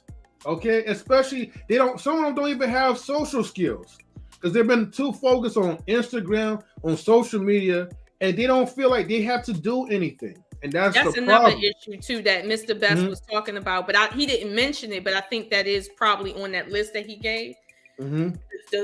In terms of her ability to be sociable, because obviously if she's your wife, she's representing you in social environments. So therefore, if she's not sociable, that can be can be a conflict of interest. Yeah, I mean, those of course on a grand scheme of things, most of us we are looking for those type of things out of a partner. I mean, hell, some women are looking from men. They're looking for men to do certain things around the house, or maybe take out the garbage, or whatever the case may be, right? Everybody has a criteria, right? But I think economics, age, we're going to cover these different things, why they are factors, and that's what we just need to move the goalposts to. We have to start putting people in the right slots of who they really are. You know, I think the late great Kevin Samuels was definitely venturing off into that before he transcended. He was trying to basically get into a point where he was, outlining what women fit where and what would be the best and what would be the best people for them to date. Right. You know what I'm saying? And that he was trying to do that, and that's the thing. So if you are a career woman, then you should be dating a career man. I don't know why you would date anybody that's not really having a career or not really doing much with themselves or trying to be out in the streets or whatever. Like, that is going to be detrimental to what you have built as far as your career, because a career, is sustainable by two things: your credentials and your experience and your reputation. Right. So if anything gets in the way of those two, you're basically screwed out of a career. That's true. So if you're with a guy, this is why I don't understand with women when they want to choose certain men, you know what I mean? And you're basically, okay, you want to date a man, right? And this man does not fit your lifestyle at all. Yeah. He wants to be in the streets, but you want to bring him in your house, right? That's like, listen, in the South, they don't even do that with dogs or even certain animals. They literally have dogs that they call the outside dog. He's like a guard dog. You know what I mean? A hunting dog. You leave him on the outside. Sometimes he has his own little cage or whatever, right? But you're never bring a hunting dog in the house because he's wild. He only knows how to hunt, right? You can go outside and pet him. He'll be friendly with you outside, but you bring him in the house, he's gonna tear the house up because he's a hunting dog. He used to scratching things and and shitting wherever he wants to do and peeing wherever he want to go. He's a hunting dog. He's not housebroken. Okay? So you leave the hunting dog outside. Now you can have a domesticated dog that's inside the house that knows how to act.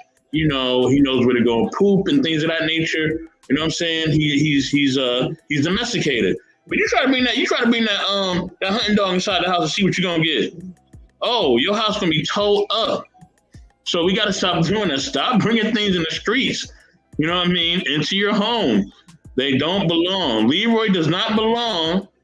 You know what I mean? Him and Dwayne don't belong in your house. Okay? They're not people you need to try to settle with. I don't care what he's doing in the bedroom. I don't care how much he makes you laugh. Okay? He will basically bring out everything that you're trying to do. Because he's going to sell your reputation if he gets caught up in something that's going to involve you in that house. You know what I mean? Because you think he's going to stop doing what he's doing in the streets because he's in your house? He ain't going to stop doing what he's doing in the streets. He's going to keep getting his money. So, yeah. Right. But see, that go back to the point that let's suppose the guy look really nice, right? And he check all your little boxes or whatever.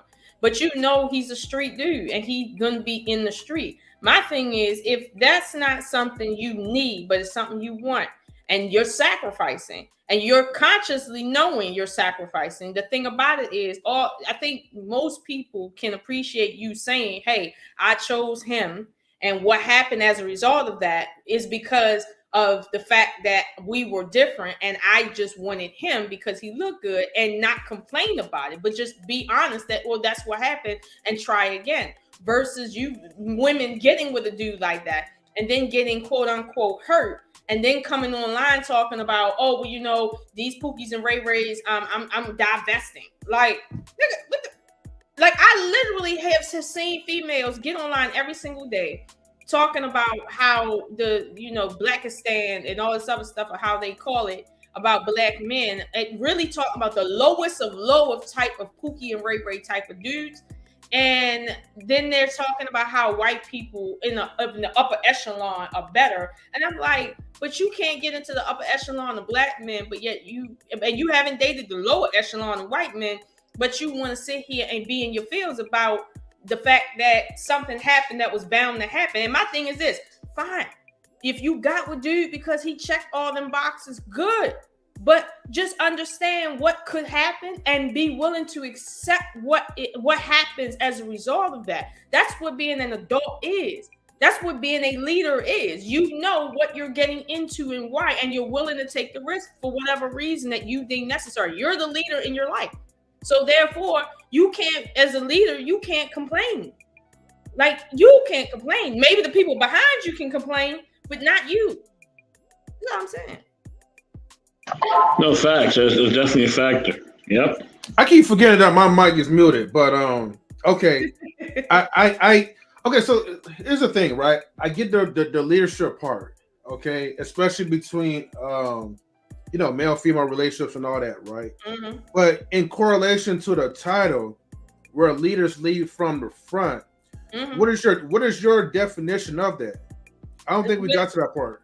When I speak to leaders leading from the front, that's another way of me saying, if you're going to make decisions and you're going to be the boss, you're going to have to be the boss for real. Like, okay. Not for fake, for real. Like, so basically, you know, and I mean, we spoke about it, and I'm not going to call no names, but if you're going to sit and say, we as men need to get on our square and not prioritize the vagina and not do this and not do that, we shouldn't see that in your life, like off rip. We shouldn't see that, because you're not, what you're doing is you're leading, right? Because that's what a leader's supposed to say, but you're leading from the back. Yeah. You're leading from the back. You're not leading from the front. Because the front wolf has to actually put his foot in the snow and make those holes for everybody else to walk in. That front wolf that's leading from the front bears the brunt of most of that wind, because it has to make that trail for everybody else to go straight. That's what a leader does. That's the sacrifice of a leader. When I say, for instance, I suppose I was the type of female that was on here and my platform was about women not having sex, right? And waiting for marriage. If I'm going to lead that charge, people need to see me doing that. They can't hear me doing that and see me doing something else, yet they're supposed to do something else. That's not how this works. And this is why people stay in perpetual states of shenanigans, because they're seeing one thing, hearing another thing, and then when they're confused, now the people are complaining that they're not doing the right thing and they're just some shit people. That's not what it is. They're doing what they're supposed to do, being confused about what the fuck this leadership is teaching them. And right now, most people, they turn to social media when they want to hear things that relate to their experience. So, for instance, a man that has 2 children looking for a wife, and he wants if he got 2 kids and he want a virgin, right? There's a sector of YouTube that will play right into that right there. There is. So when he finds somebody on YouTube that's playing into that rhetoric of it doesn't matter if you got 2 baby mamas that you never married, you deserve a virgin, and you deserve a virgin that wants marriage. Okay. The person leading him there has to at least be showing him this is real because I'm doing it. But for real, let's call a spade a spade. Do we see that? No, we don't. We don't see that. We see just the opposite. Now, I will give credit where credit is due when it comes to like married men on here, right? In some of these spaces, I do see them when they do get on panels, they do represent and say, listen, marriage isn't easy, but it's worth it. And I'm in it, and I've been in it for X amount of years. I've seen plenty Black men specifically do that on panels. It's not a lot, obviously, because it's not a lot of married. I mean, in terms of the numbers, but I have seen that. But I'm talking about like when somebody has a whole platform, meaning they're taking on the position of leadership.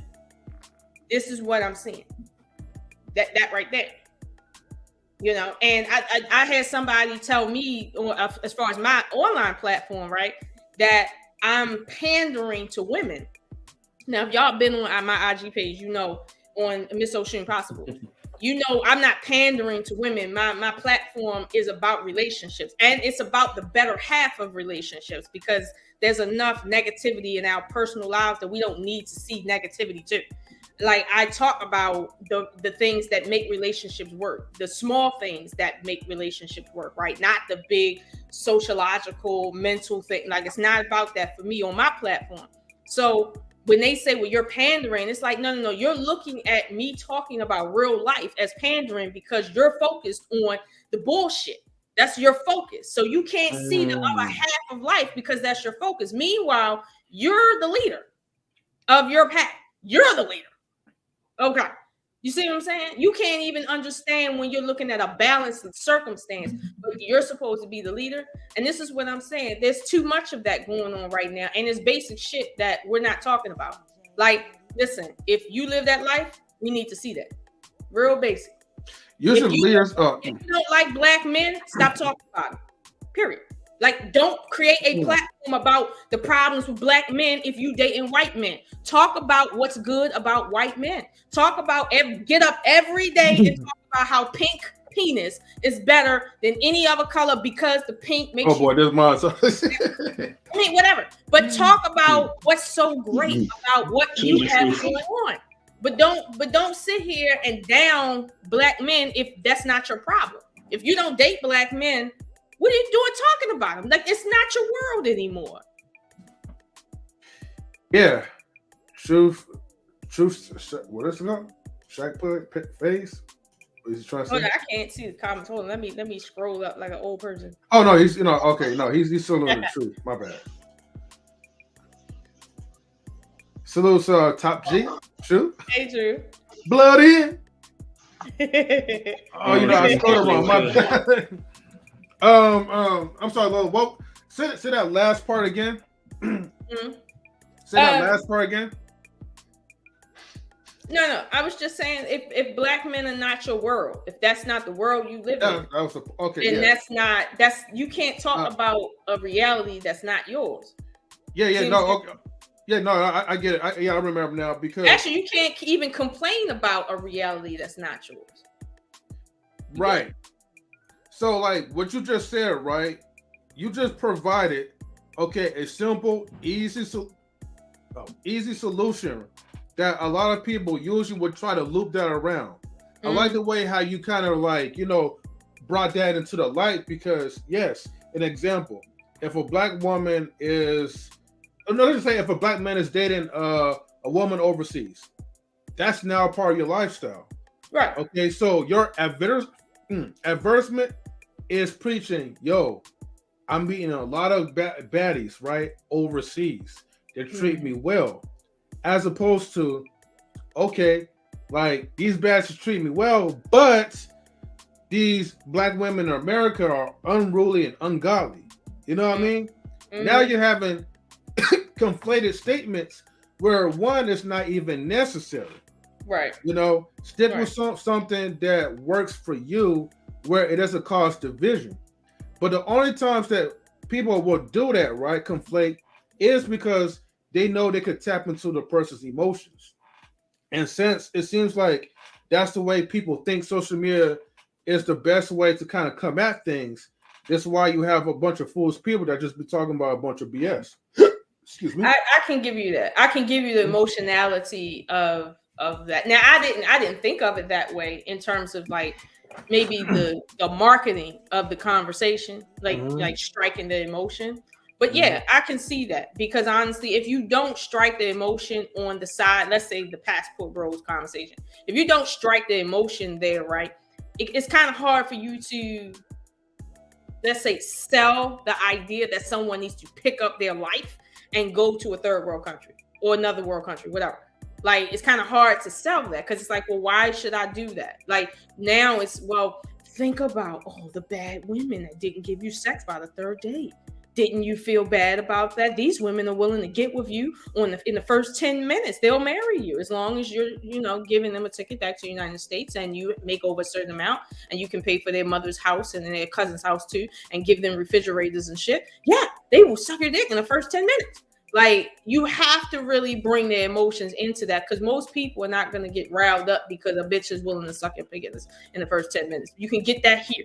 So why is that? So I get that. It's a selling point. I get that. But see, again, I don't know. I just don't deem that as the leadership that is necessary. Well, that's not even leadership. That's just being a follower because now you're taking a snippet of what somebody else is doing and you're trying to copy, emulate. But what can you do, okay, as a person to kind of lead that into whereas you can provide emotion, okay, but then yet you can turn that emotion to something positive. Like, well, let me rephrase this. You could say something that's more uplifting, but at the same time, you could still provide that type of emotion. On you in the YouTube space, it's hard because keep in mind people pour millions of dollars into just that alone as far as like the industry of selling. So it's not as easy as it sounds, but I'm gonna be honest, even I do that sometimes. Like even I do that. I maybe I do it unconsciously, but I think I do that in that sometimes when I speak, I speak like you guys have heard me. I tell you, I can't really talk to you about what you don't know about. Like if you have never experienced what it feels like to come, as in CUM, I can't explain that feeling to you. But so I have to tap into that feeling with you in order to discuss certain things as it pertains to that. So like if you don't know what that feeling feels like, I can't really. There's certain things I just can't talk to you about because you're just not going to get it because you don't have no point of reference. That's not what you have. So it's like, okay, I do that. I give you that. I do that. But see, I'm not doing that from a position of let me lead you into a better lifestyle. Like, like even with my channel, Average at Best, I need to put I got material I ain't even uploaded yet. But that's not me trying to lead somebody into a lifestyle. That's just me having a girl conversation about something that honestly I haven't really heard. Like, and I'm just giving of myself. It's like, like, have I heard this? Yes or no? What is my contribution to the world in this question? So that, like, again, I hate trying to talk about taking leadership roles because honestly, I used to be in those leadership roles in my personal life, and I didn't like it because I hate when I'm responsible for someone else and they fuck up and it's my fault, even with my own children. When I've done everything I'm supposed to do and they fuck up, in my mind, in the back of my mind, I'll be like, I'll be thinking some things because I hate that. It's like if I do everything right and it still falls short, like, Lord child. But that's something that comes with leadership. And honestly, I think to a degree, that's why men can take leadership a little more than women, because when everything falters on them, they're better built, maybe emotionally, to take on, let's say, blame for what other people do versus women. And I'm not going to say it's a big difference. I'm not going to act like it is, but I felt it. I felt it. So when I come on these spaces, I never come on these spaces trying to tell somebody, hey, let me teach you how to be better. Like, for instance, Kevin Samuels, he literally was trying to teach people how to be better. And that means he had to see himself as superior. Not so much of a problem, but to a degree, maybe. Well, he knew, like, okay, it kind of comes in both ways. Mm-hmm. He knew what was the selling points, okay, mm-hmm. but he knew, like, how to get the people's attention. Although it came down to pretty much like, all right, let me kind of put a show on, whereas instead of me talking to him nicely, let me give him my own style and just give him the blunt, honest truth. Because the thing is, they're going to get a reaction no matter how sweet or how rude that you tell them. Right. And the reason why I could agree with Kevin Samuels is because shit like that happens to me all the time. When you try to be nice, you try to be sweet. Look, you're just trying to be in your peace, rest in your masculinity. That's what Marcus would say. Right. But some of them have the need to just freaking argue, freaking contest. And it's like, I'm like, come on, dude. Like, seriously, woman, like, do we have to go there?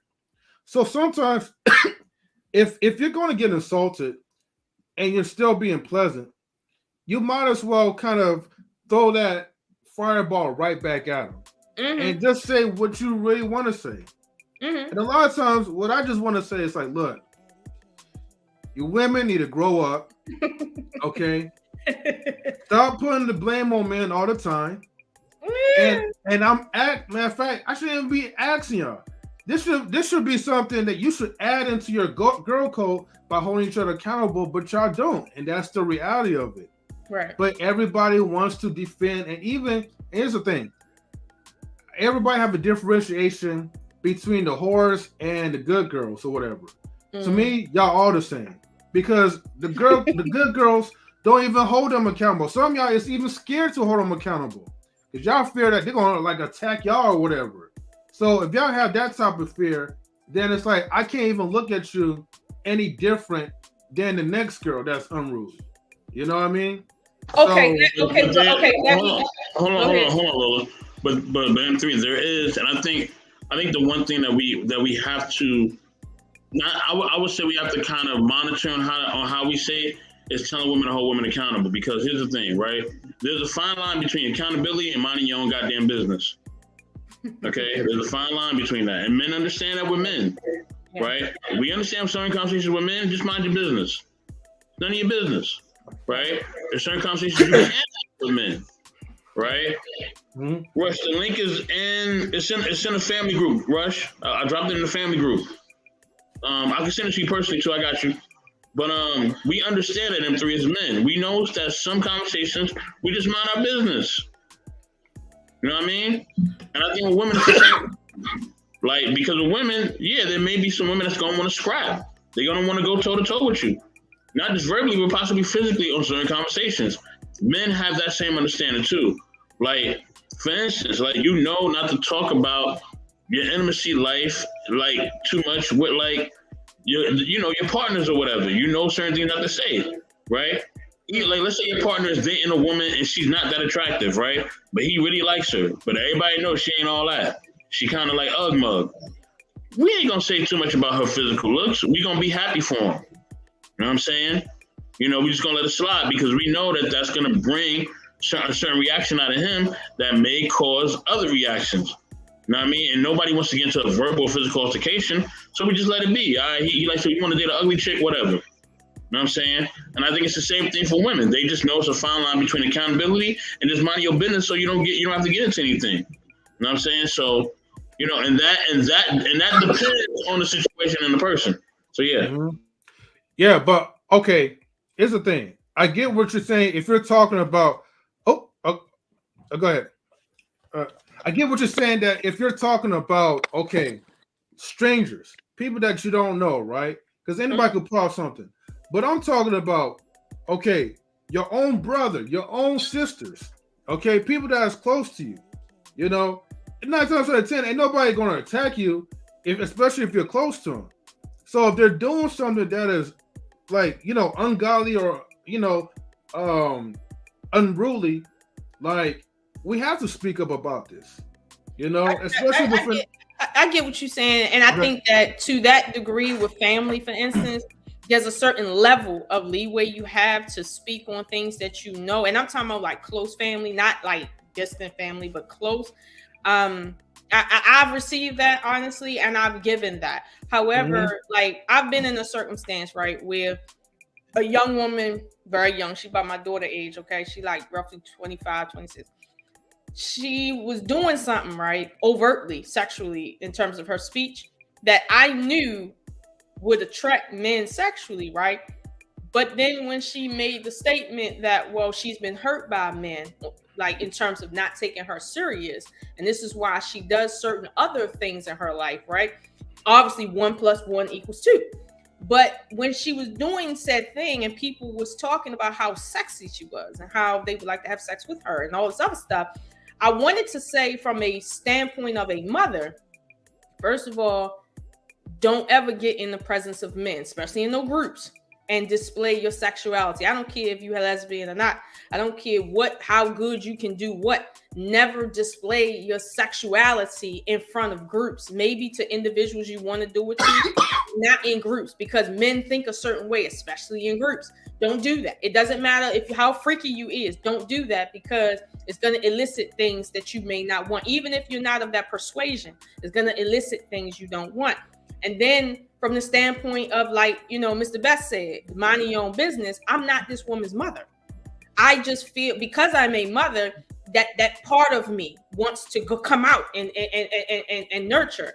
But I can't do that because, 1, I don't know this woman like that. 2, she's not my daughter. 3, she's old enough to understand on her own, and she has a mom. That was her responsibility, and it is unfortunate. Maybe she didn't teach her, but there's a point to which I might know what she needs to hear, but because of the relationship, I don't have a right to sit and come at her and tell her, listen, back up, like, as far as like what you're doing, because that's not helping you. It's not. I don't have that right. So yeah, I would have to mind my business in that rapport, even though those men might say, okay, well, she's acting like a whore. You, as a mature woman, you need to teach the younger women. Sure, but I only really can teach through my example. And if my example isn't good enough, I'm gonna be honest with you. This is just an unfortunate time in America. Like, I'm just saying, this is unfortunate as hell. But I mean, I can't say what I can't say, because what's she gonna say to me when I say, well, you shouldn't do this? She gonna say, well, hold on, I'm a grown woman. I do what I want to do. And she is a grown woman. She does do what she want to do. She does not have to listen to me. But at some point, people are going to say, okay, before I want to get into a hostile circumstance, I'll just not say anything. That's just the easier route. And my thing is, again, if you set the example, that's what your job is as a leader. And yeah, to a point, yes, older women are leaders. We should be setting the example. But if that example has been set, and we don't talk about it a lot, when that example has been set and it's not taken, now you're talking about a real problem. Because like Mr. Best said, you're talking about women over 35 that come from an era where we lived in the house with men. We understand men. We understand how the relationship with men. We cook, we clean, we do other shit, right? We understand how sex works, all of that. But when that example of taking a household, taking a relationship and making it work is set, and the younger women are like, bump that. This is the conversation we don't have, because now you can't, the onus is not on the women anymore. They've done their job. So what now? Talk about leadership. What now? You feel me? You know what I'm saying? Yeah, I do. Hey, what's up, everybody? Mind if I cut in? Damn, what up, boy? Stan the Happy man. New Year! Happy New Year, brother. What's up? Hey, Miss Oshun, I put something else in that comment when you said you're gonna come for me. I was like, yeah, like a lot of short women always ready to box. They had to stand on the kitchen counter just to get you. Listen, y'all see this. Y'all always. I always tell people I be like, when I'm online, they be trying to come for me to acting like I can't fight. I'm telling you, I got to do my extra stretches for these people. No, I already know. That's why I was asking you. I'm like, are you sure you're not from the Caribbean? Because like, I have an aunt, she was like 5 foot, she was like 4'5", and the things that she can do to grown people, I'll never forget. I'll be looking, I'm like, oh my God, here come the leprechaun. She about to tear some people up. Here come the leprechaun. Oh my God, here come the leprechaun. Hey, I can't stay on too long. I'll send you guys a text or email with more details, but I just want to say, like, yeah, what you guys say is good and it's true. However, there's this movement where people don't want to listen to older people, and it showed on TikTok where the women were telling older women, don't tell me how to take care of my mental health. Don't tell me how to clean my house. Don't tell me, but you're up here complaining. Somebody's giving you solutions and you tearing it down. Right. And the same thing for the men. When the older men are trying to teach, there's a guy like Anger Man Podcast, when he was trying to teach the younger men how to do things, right, they're going on his podcast and telling him he's wrong. But then again, you have these, they don't know how to, clean up the house. They don't know how to cook for themselves. They don't know how to do no laundry. They don't know how to save no money. We now have these men, they're like pets when they get picked up by women, like little pound puppies. And it's like, how things gonna look like in 10 years is gonna be scary, or 5 years, or even in 2 years. It's scary, because we have people here who don't want to be taught. They could quote Tupac, like, nobody can judge me. I'm like, well, you gotta listen to the whole song, because it was not about your whole life. Like, I don't know where you be citing stuff and you don't understand the whole context. You understand nothing. Yeah, and that too, like, people don't understand, they have no context clues. They have no critical thinking skills. It's scary. He said you need to listen to the whole song. Well, it's because, like I said before, Stan, the women under 35, they don't have that same criteria. Lola's going to hold them to that certain standard because she's over 35. She has a certain standard. She's required certain things that a man does and that a man brings naturally, right? But the women under 35 ain't going to require that. All the women under 35 is going to require him to bring is the weed, smoke, and the drink. That's it. But here's the thing that's scary, right? The thing that's scary though right now, women over 35 are in competition with women who are 18. Yeah, we are in a dating multiverse or a dating metaverse, okay? Where it's multi ways of dating going on at the same time. This is really never really happened in our country ever. Yeah, it's just a real thing. Yeah, that's what it is. Because you have people who are like, they're still teenagers, and I'm looking at them like, what's going on with you? Like, you 50. Like, you can't compete with an 18-year-old, but you like, I can't stand that beat. You 50. Really? What you gonna do, box an 18-year-old? Right. Like, what's going on here? But Stan, and okay, I haven't really been in those circles to know, so maybe you can tell me, but because I've never seen a woman literally do that, but I've heard about it, right? But my issue is, okay, let's say you're a 50-year-old woman, your circle of people is roughly 60 to 40. That's your circle. You can't really, at 50, you can't really be hanging out with anybody 32. At 50, like, that's just too wild. You seen it. No, it's there. No, it's there. Because when you look at the lifestyle that people are living, if you have nothing to lose, you hang around with other people who have nothing to lose.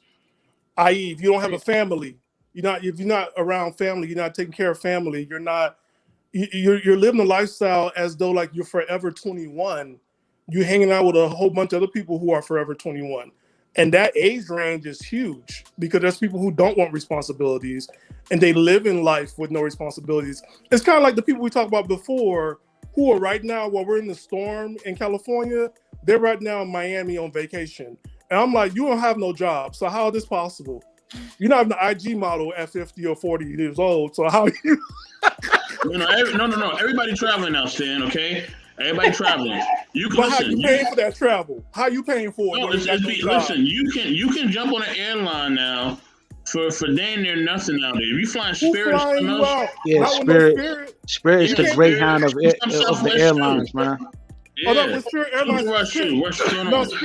Spirit was like, okay, it's $19 just to register for your flight. Right. Now for you to board the plane, there's another $50. Oh, you want to breathe air on this plane? That's another $25. You want a seatbelt? Okay, that's $20. You want to land? That's $100. You want to leave this plane? $3. I mean, like that is like how they. You cannot beat the Spirit price. Okay, a Spirit would charge you $70 to go from California to Miami. You can't beat that because if you try to fly Delta or something like that, that's $200 even. Yeah, that's charging for luggage. They're like, hey, that bag is too big. I'm like, that's a backpack. Yeah, no, we got to charge you for the backpack. Yeah, you fly any airline that's of any value, going from the West Coast to the East Coast, you're gonna spend $200 just going.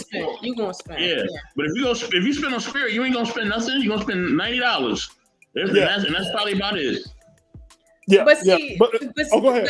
But see, with the older women, right? Like you said, there's a percentage of them that is living the forever 21 life, right? However, these women are single, and because they don't have a choice, they're gonna stay single, and they in essence they don't really have a choice. However, no man in his right mind is gonna wife up a female that's been ran through.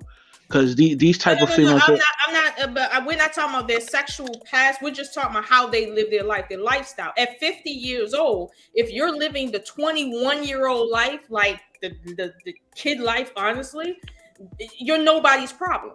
You just are nobody's problem. No man is involved with you, so you're no man's problem. You don't have no woman. Your children are grown, so you're not your children's problem. You are your own problem. So that's an issue right there. So when you say these women are in competition with 18-year-olds, these are the only women over 35 in competition with 18-year-olds. Because if I'm 50 years old, right?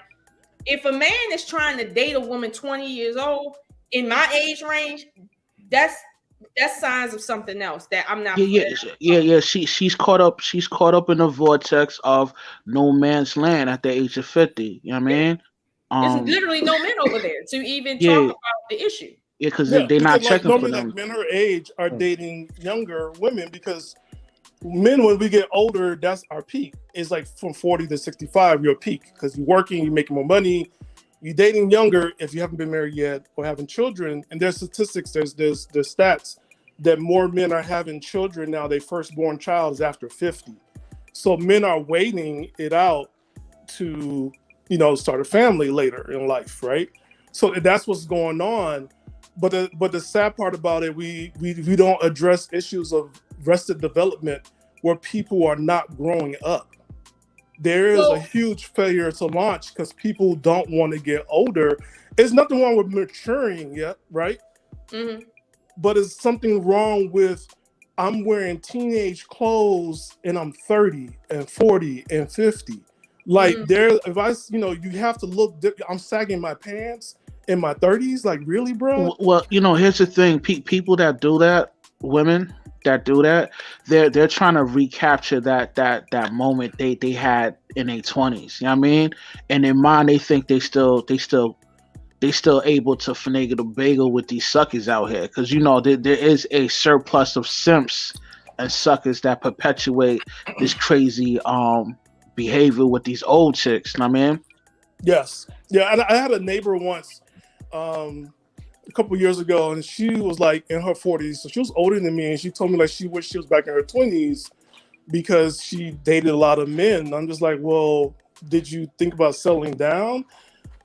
Because you really can't go back in your 20s when sex was like so carefree, like Melrose Place. it doesn't work like that. Right, because she's been ran through, and a dude could sense that. I mean, a dude could sense if a chick's a jump off, he's gonna do what he does and then move on to a better option. You know what I mean? Yeah, a lot of times. Keep in mind, Rush, that a woman doesn't have to be ran through in terms of her sexual past for her to be inside of this mind frame. Like, I think we're conflating the two. Listen. I done been around. I've seen the ugly side of things. And I mean, from the age of 13 and all the way to up to her age of 20. Yo, she got crazy bodies under her belt, man. I give it about 40. You know what I mean? Okay, there's some women that are literally selling vagina. There's some women that would have sex with you for nothing, literally. There's some women that do that. However, those women are the women that are no man's problem. But like that's the average chick, though. We talking about modern day female. Modern day females are having sex the way the culture stipulates they should have sex. For instance, they smut it out. No, look at it for real. The culture says when you turn, 13 or 12, the school system will start teaching you about safe sex, not safe marriage, safe sex. So therefore, if 12-year-olds are being given condoms, 12-year-olds, you can only suspect how many bodies is on somebody by the age of 18 if you're given condoms at 12, 13, 14, 15, 16, 17, 18, 6 years. You know how much sex somebody can have in 6 years? And that's just at the age of 18. I think also we have to own our culture. We have to own it because I want everybody to look back in the 90s. It's like, 30 years ago now? Yeah. We're not looking. Oh, the game is different now. But here's something. It's the fruit, though. It's the fruit. The Sex in the City culture. And we're not looking at that. Right? We're not looking at the Sex in the City culture. And like, when we talk about Sex in the City culture, right? And we're not being honest about it because when Sex in the City came back with Just Like That, a lot of people thought the revival was going to be them coming right back, going out to nightclubs and living the same lifestyle they lived before on that show. They were like 35 plus. Now they're 55 plus. A lot of women were disappointed on the revival because it was a reality setter, right? Things slowed down.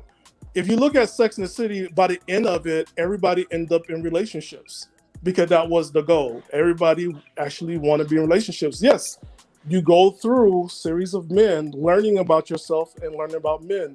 I think a lot of times we don't give ourselves, that what's what I'm looking for, that grace of like, yeah, you know what, you had sex, but own it. It's okay because you really thought this was going to be a forever person and it didn't turn out that way and you moved on.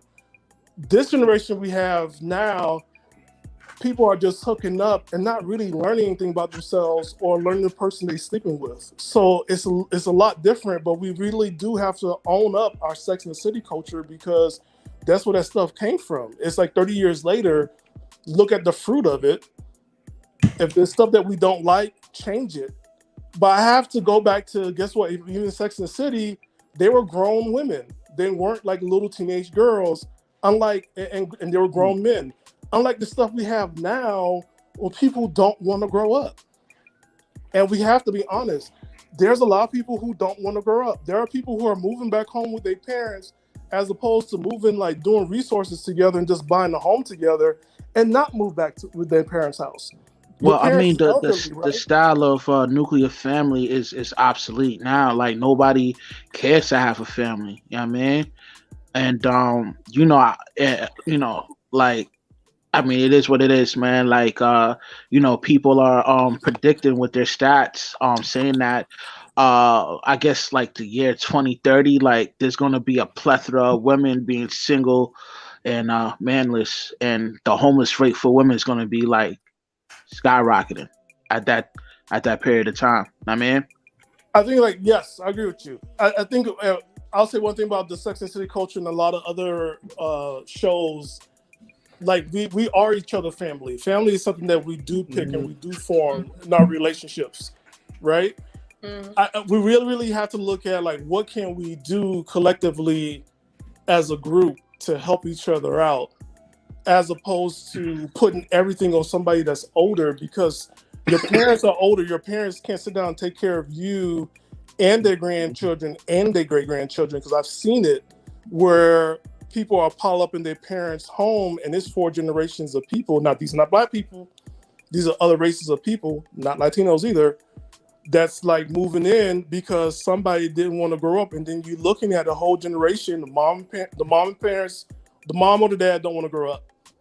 Then the grandkids don't want to grow up. And the great-grandkids are trying to grow up because they're 5, but they're acting like adults because they're terrified that if great-grandmother passed away, everything's going to fall off because that's the only adult in the house. It's them and the great-grandparents. And we're not, these are conversations, and maybe we could do that for a show later on this year, like we're not really having, because it's okay to grow up. Like, people don't understand that. Like, yes, you can have childlike, you can, do other stuff you want to, go to concerts, live your life. But living your life does not mean that you need to be stuck dressing up as a 12-year-old when you're in your 30s, in your 20s, 30s, 40s, 50s, and 60s. Right. It's okay to have a different style of dress because that's what it is. Right. And it's okay for you to carry yourself differently because that's what it is. Right. It's we have to look at that. We have to give ourselves grace. We got to learn from our past. And we got to okay, let's change up. Well, let me say this to Rush's point about in the future, this about the single woman, the rise of single women, right?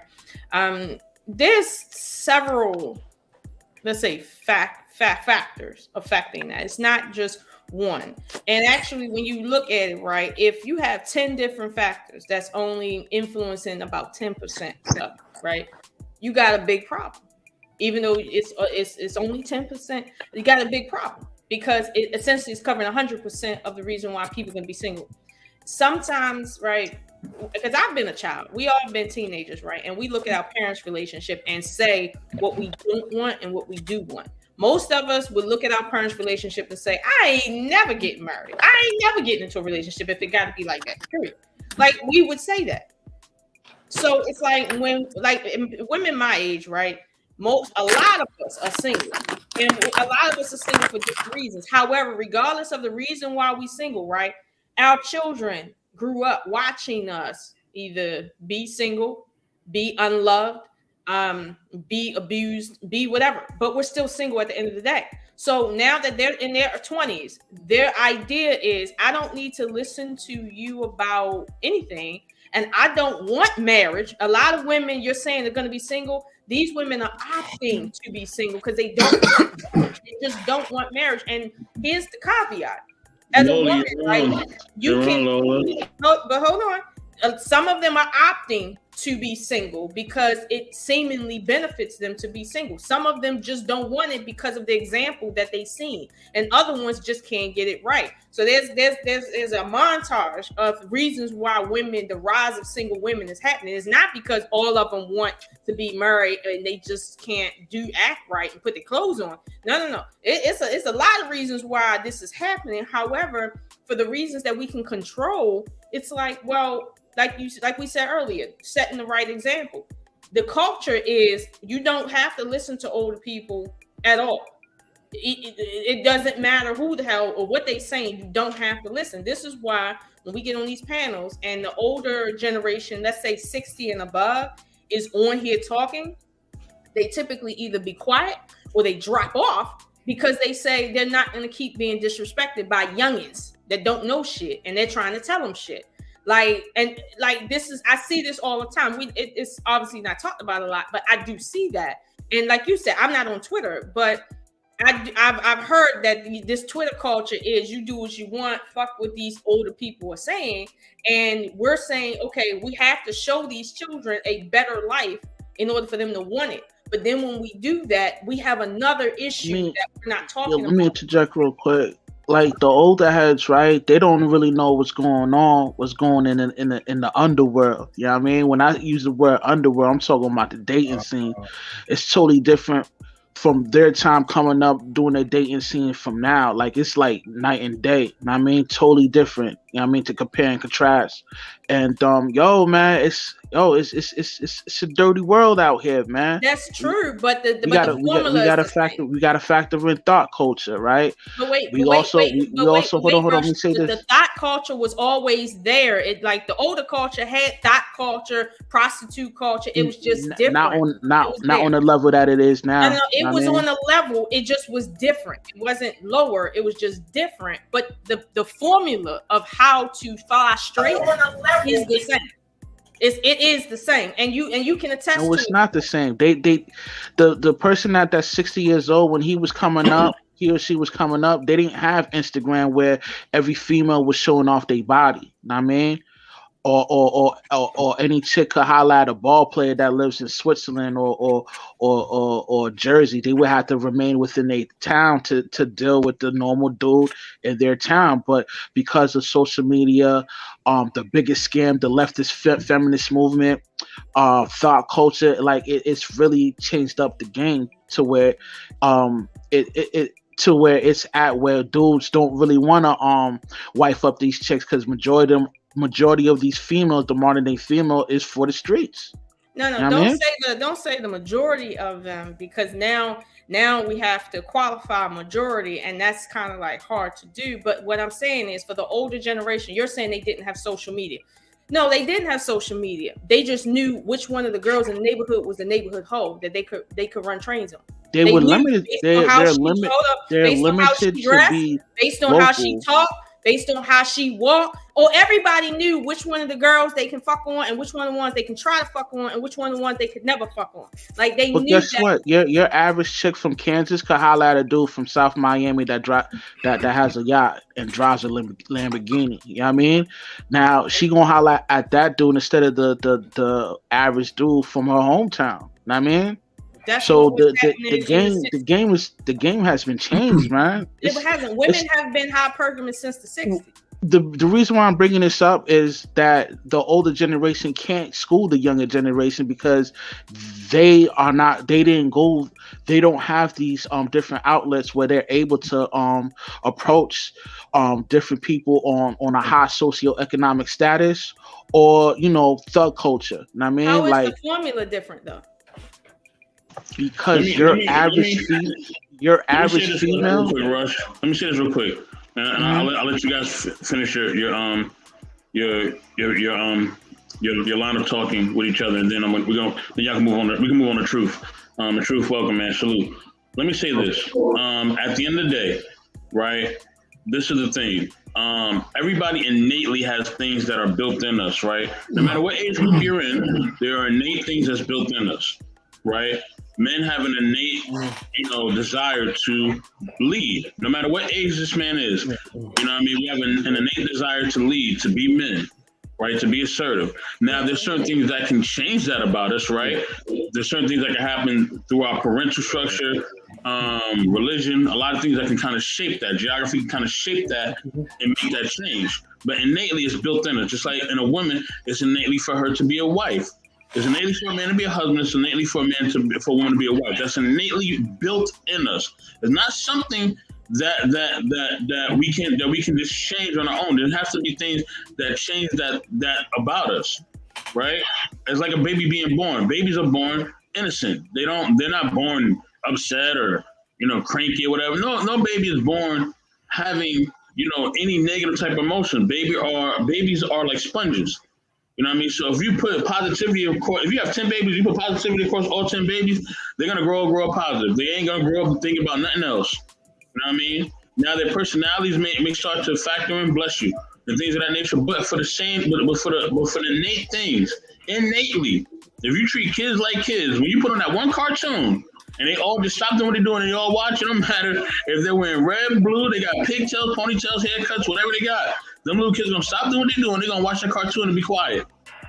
You know what I mean? Because they all are reared and conditioned the same as a child. And it's the same thing for men and women. There's certain things innately that's built in us. Every woman wants to be a wife. Every man wants to be a husband. Those things are innately true. Now, we have fallen into this thing where we have believed the BS that these women don't want to be wives or whatever. Yes, they do. They do want to be a wife. They do. But what hasn't? But life they haven't. I'm gonna tell you really what it is. for the most part. Life doesn't have to kick their behind enough yet. They got to go through some things. They got to go through some struggles. All right. They ain't got enough medals on their jacket left. When you in your 20s, man, you don't really got no medals in your jacket like that unless you really had a hard life. You know what I mean, as far as a child. But really, you ain't got no medals in your jacket like that. And even then, if you had a hard life as a child, you still got things you're going to have to go through as an adult. And that's just being completely honest. You know what I mean? Because I've gone through both. So that's the thing.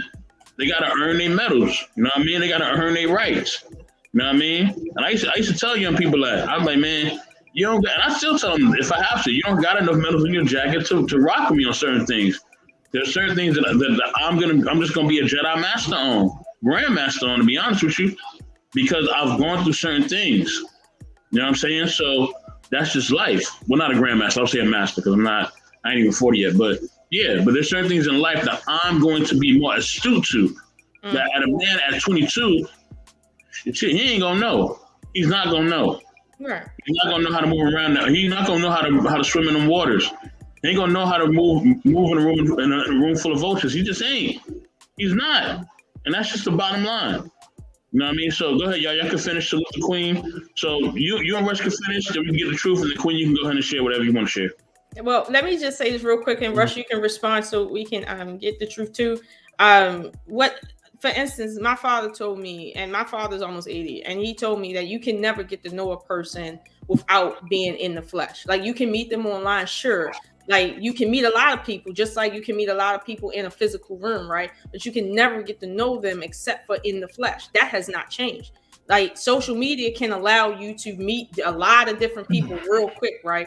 But you will never get the raw interaction to know this person unless you are in the flesh. That hasn't changed since the day humans arrived on this planet.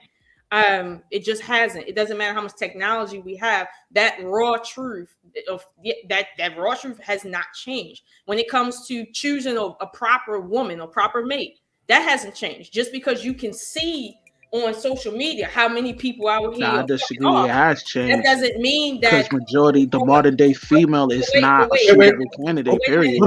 Rush, hold on for a second.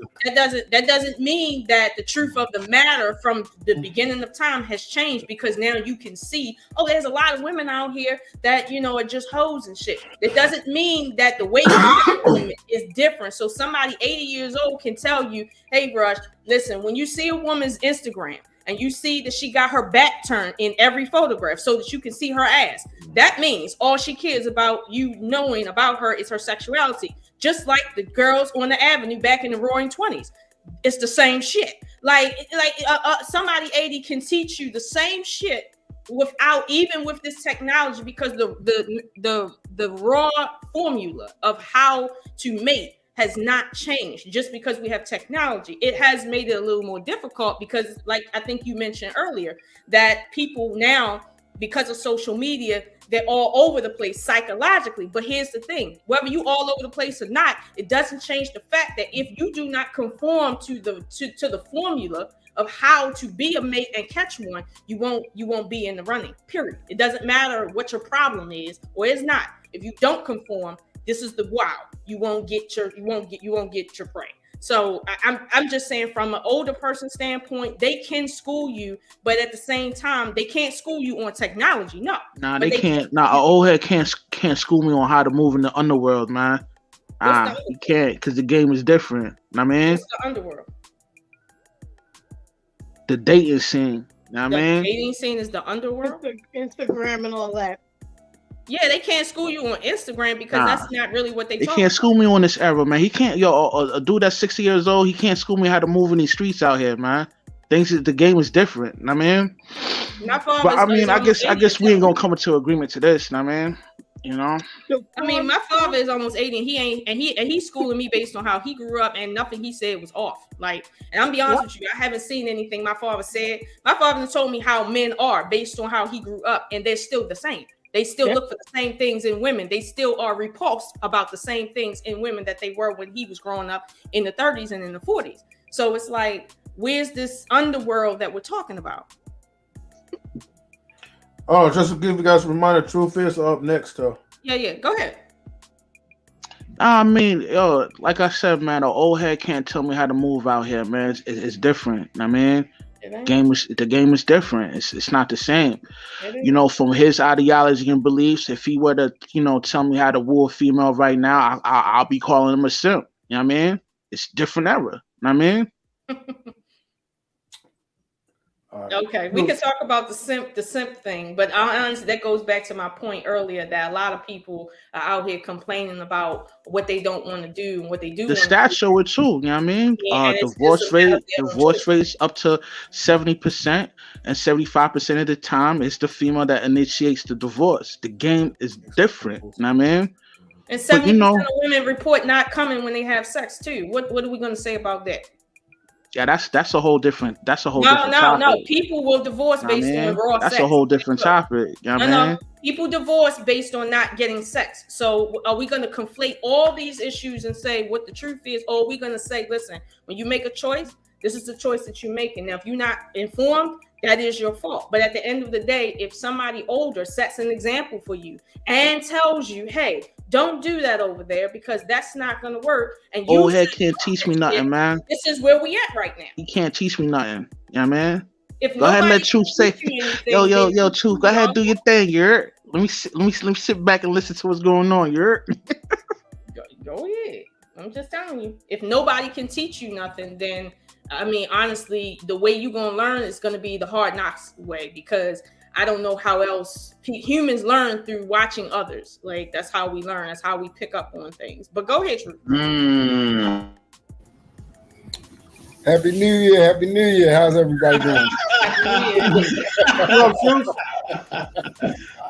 Truth, I know I'm getting back on the horse next week. I just need a time, man. To heal, bro. Yeah. We're gonna talk about that, bro. We definitely gotta talk about that. But yeah, hope everyone is doing well so far with this year starting out and everything. Hope everyone is blessed. So let's get to it. I said this before, every male is not a man, every female is not a woman, every man is not a leader, every woman is not a wife or mother, every man is not a husband nor a dad.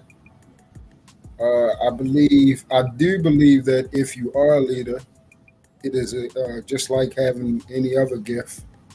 It's something you're born with.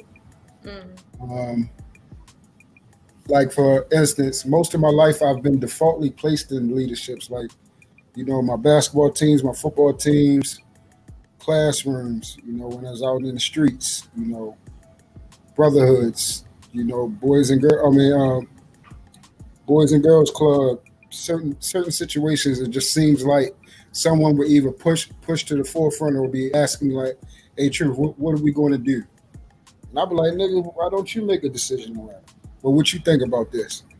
In certain situations where you go in certain rooms, it just seems like you'll cast a shadow or it's easy for you to galvanize people and things like that. Those are the qualifications that usually put you in the forefront of being leader. Also being not being okay with being uncomfortable, being able to stand alone, being able to say things that are, not popular. The whole damn room can be like, yo, what the hell is this person talking about? But you like, hey, I'm going to stand on what I stand straight like that. So for me, those are the qualifications of being, as far as being a leader, being able to walk alone sometimes. It can actually be a lonely road. Like I wrote down in the box that a wolf, when he's alone, he'll walk his path until like other wolves will start to follow right behind him. And then slowly but surely that will be his pack. Mm-hmm. That's right. That's true. And so all those things, they slowly but surely until what a leader is. Most of the time, you're going to be the one that either get high praise or you're going to get the fall, just like the quarterback of the team. Mm-hmm. As far as what Lola said about her dad and everything like that, I 100% agree with the fact if you do not see a person in the flesh, you do not know them at all. You have to meet them face to face, because people can put on a facade and live it just like it's their daily life. Right. As far as the game is the same, just new players, just like these new Mario games. Simple as that. Not the new Mario game. Yep. Okay, these sound effects need to go.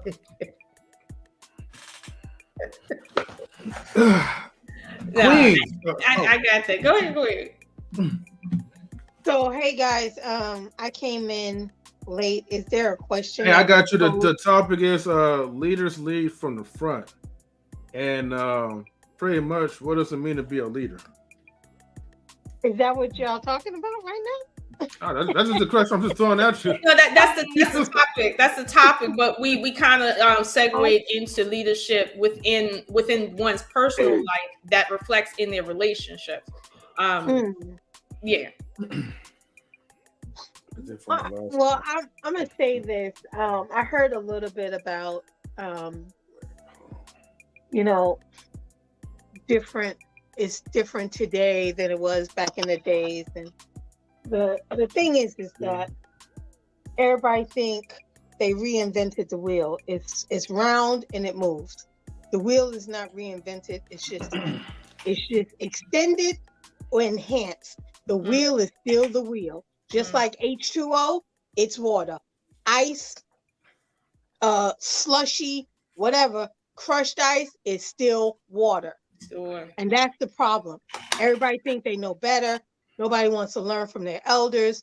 Nobody wants to learn. It's not that they can tell you how to move, but the game is still the same. It's still the same to me. And that's the problem. I think a lot of young people think that they're invincible. They think they know everything. And that's why at the end of the day, they fall at the waysides. And this is the result of the dating world today, because nobody listens. Nobody's willing to take some advice. Nobody's willing to sit at their elders' feet or old head or whatever you want to call them and learn. That's the problem. Instagram, whatever. Everybody had their own thing that was going on during their time. Doesn't make it worse, doesn't make it better, doesn't make it less. It's what was going on during that time. But like you said, a hoe is a hoe is a hoe. A jerk is a jerk is a jerk. They have the same characteristics. You can dress it up, you can change it, but it's still a jerk. It's still a hoe. Do the jerk. Jerk. So that's all I'm gonna say. That's all I'm gonna say. No, I feel listen today. Everybody think they know better. Yeah. And that's why they got us. What your mama say? Hard head leads to a soft behind. Good luck. I want to see you in 5 years and see how your thing is going. How what you do is working for you. Right. I think I was in my 30s when I seen a girl. She could have been like 21 years old, and she was saying that she don't want a man until she's around 38, 39, because she feels like that's where her career is gonna like lead her, and she'll be in a better position to be in a relationship. And I told her straight off, I was like, girl, who raised you? And I said, don't do that, because by the time you get 38 and then finally you'll be wanting to be in a relationship, mentally you won't be able to be in a relationship because 1, you won't have no experience. 2, you'll be older. 3, there'll be health issues. And then 4, you might even further not want a relationship at that age if you haven't been in one. Like, seriously, you don't know what the future holds. And I don't know if she took my advice, but I know when I gave it to her, she felt like I was embarrassing her. And like you, Rush, she felt like, what can you tell me about anything? You grew up in, what is it? She said, I wasn't born in the 70s, but I was born in the early 80s. And she was like, you not from my era, Now, did I tell her anything that was off? I told her, do not sit here at 21 and say you're not gonna deal in any type of serious or relationship till you're 38 because of your fucking career. And then act like somebody's gonna be waiting for you, and act like life won't have another circumstance waiting on you at that point in time. Like, I'm from a different era than her. So, but what did I tell her anything wrong? No, I didn't. But she didn't want to sit and listen because, again, I'm not her mama. I can't tell her shit. And honestly, even mamas can't tell people anything. And this is why my philosophy now, even with my children, is listen, I'm going to tell you maybe 2-3 times. But I'm also going to tell you that if you don't listen to me, I will leave you where you stand. I'm woman enough to do that. even to my own children. If you won't listen to me, you will listen to the world, period. And these are the only two choices you have, me or the world. If you want to listen to the world, you're going to get your ass kicked, and I might not be here to make it feel better for you. But if you listen to me, you have a better chance. So make a choice. And they got a choice. So it's like, and my daughter, she had to learn the hard way. I told her, look, all that dumb shit you do, like sometimes leaving your little stuff around the house, forgetting to clean up for days, acting like I'm gonna be cooking for y'all entire life. Like, listen, no, I can taught you how to cook. Don't think I'm gonna cook for you all your entire life. I told her, ain't no man finna put up with that. 26 years old. Oh, she learned. And she learned you can't even come outside of a man and woman relationship either and think that shit fit in the fly. She had to learn it the hard way. But here's the thing, I taught her right. Did she listen? At first, no. But now she coming to realize, and she's early with it. Yeah, she caught herself early. Now she learning. Now my sons, they're a different story. They think I'm really gonna live with them and their wife and be cooking and shit. Like, they still gotta learn too. But no, like that's where I'm at with it when it comes to the older generation. Now, granted, I'm not older, okay? I don't know why everybody keeps saying the older generation. Like, I'm 40 years old, like, damn. But honestly, I feel like maybe I am the older generation because all I'm saying is hold on. Rush, hold on. You're not an elder. Okay, mature woman. You're not an elder though. Oh, okay. Not an elder. Yeah, you're not an elder. No. That's a different demographic. Rush, go ahead, make your statement. I got a question for you, Rush. And I got a question for Lola. All I'm saying is, an old head can't teach me how to move in these streets. Know what I'm saying? I mean, it's as simple as that. He can't show me how to move in these streets because it's this different from his era. Like, his ideology is totally different from mine on how I move out here. You know what I mean? That's all I'm saying. You mean in the like regular in the street, or do you mean like just in relationship? What do you mean? Relationship, you know what I mean? Job wise, you know what I mean? Everything, man. The game is different, man. You know what I mean?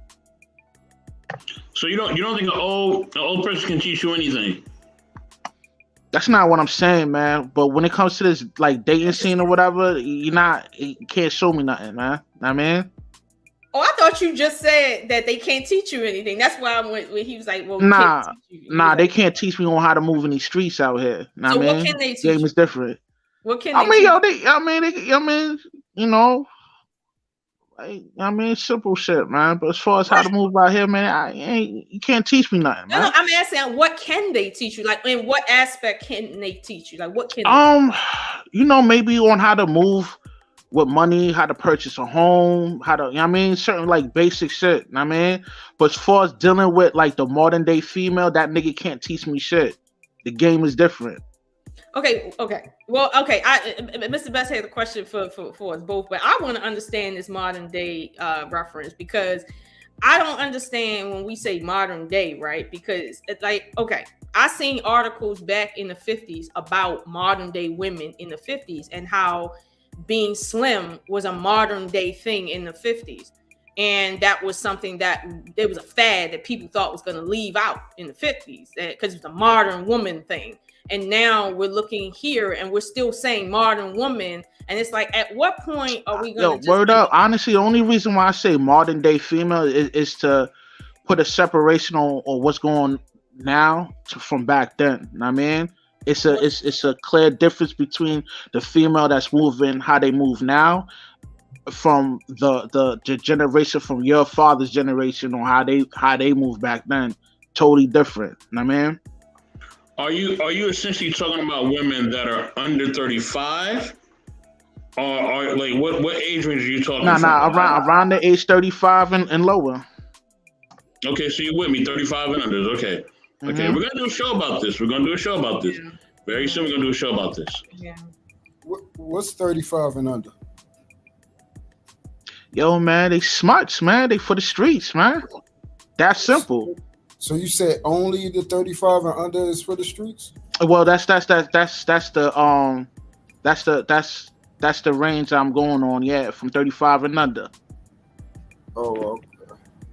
Well, I'll put it like this: from the experience I had over the last couple of years, is that predominantly the women of age is the most difficult versus the one, probably like 25 to 30. They're a little bit more,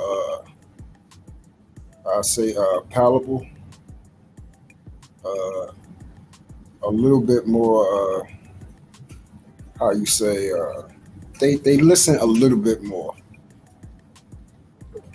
versus a woman that I guess you would say she's in season. She has her ideology. She's not moving off of trying to learn new things. She's not trying to hear nothing. She's basically came into her own. She's fully established. So it ain't too much you could teach her. And trying to grow with that person, essentially you would have to partner up with an individual that is not trying to grow or grow into something different. They got their own life and they're just trying to come into something else with that life instead of trying to create a whole new. As far as the concept about women, certain things have changed as far as how a man loves a woman versus how a woman loves a man. Expectations, what we consider loyalty is. This hypergamy thing is bigger than what I thought it was. It's an actual real thing, and a lot of women that say they don't have it, they actually have it. They just don't understand. They don't understand certain things trigger it. And I call it hypergamy on steroids. You know what I mean? Yeah, they definitely exercise all the options. You know what I mean? Yeah, it's just what comes with the territory, man. It is what it is. You know what I mean? You got your pros and cons when you in this dirty game. You know what I mean? Yeah, it started out very PC, like because nobody want to be looked at as in they look at somebody as a utility or a tool. So it's deemed as something negative, but it's the actual nature of a woman to actually take. Like they receive everything. We're givers, so they naturally take whatever we give. Yeah, it's in their nature. You know what I mean? But I'm the dude that's just trying to spread awareness and help other dudes to stay sucker free. You know what I mean? Because a lot of dudes out here doing a lot of sucker shit. You know what I mean? Yeah, that's true. That's definitely true.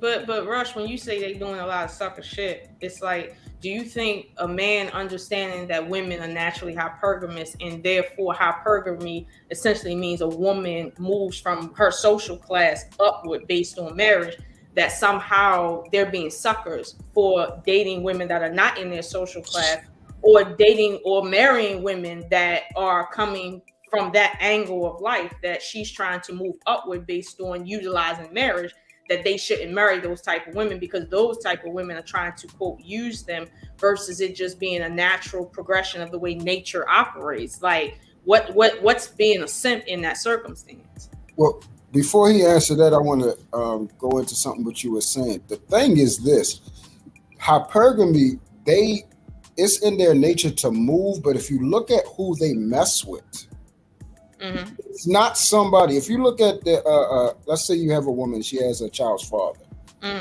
That's usually around the baseline of what she's going to keep running into. And if you look at the guy, he's either going to fall behind that or he's going to fall right in line with the child's father.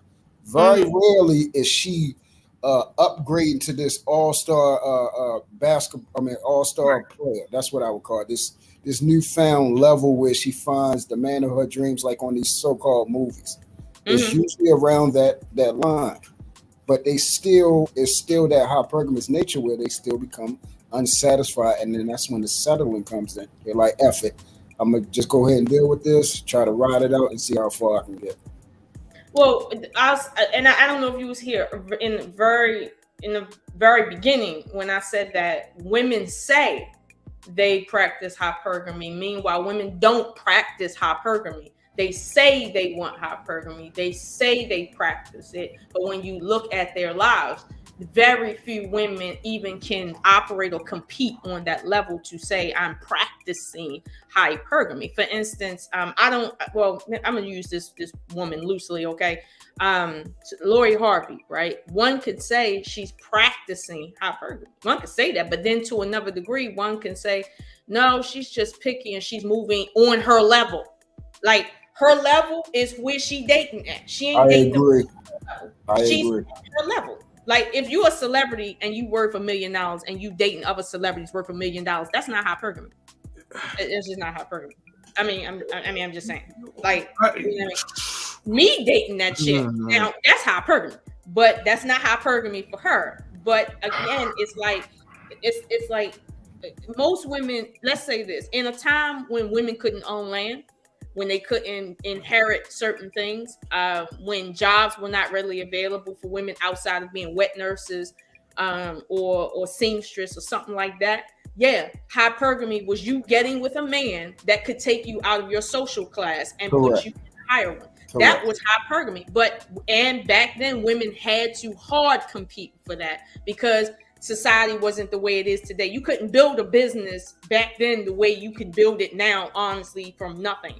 Like it was hard competition back then for women to compete, to practice hypergamy. Now, I'm gonna be honest with you, it's a little easier.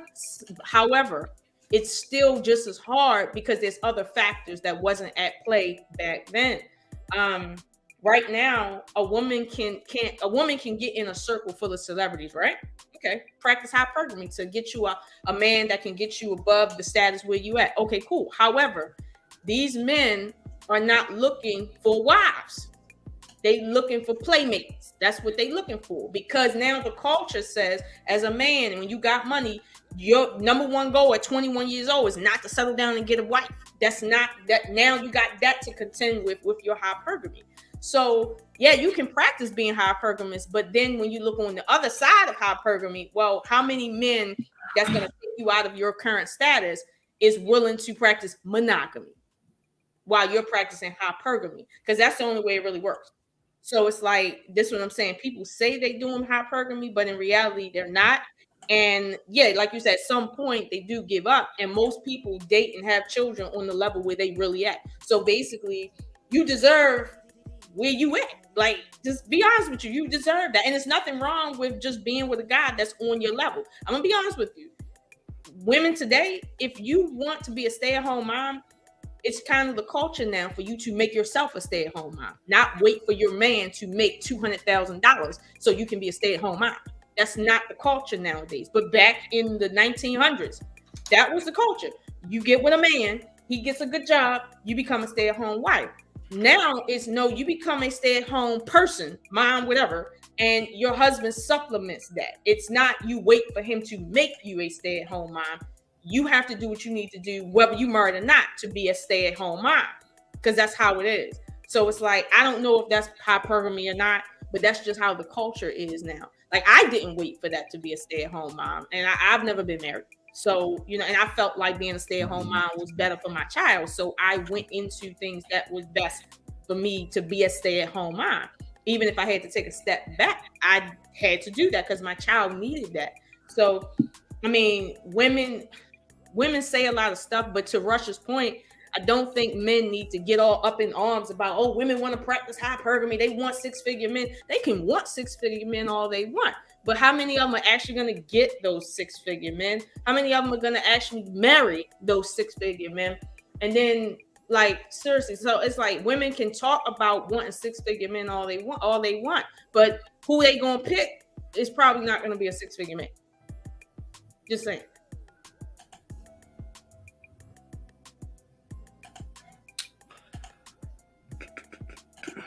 Okay. Hold on, Mr. Bass, you had a question for me?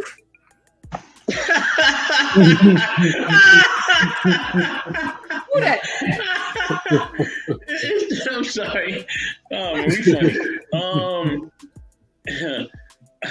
If you haven't already, please like and subscribe to Not Your Relationship and all our sister channels as well. The Labuto Network with Rush, the Concord Network with Bruiser. Man, they got some crazy stuff, man. But yeah, man, definitely like and subscribe to everybody. Also, you know, check out Truth.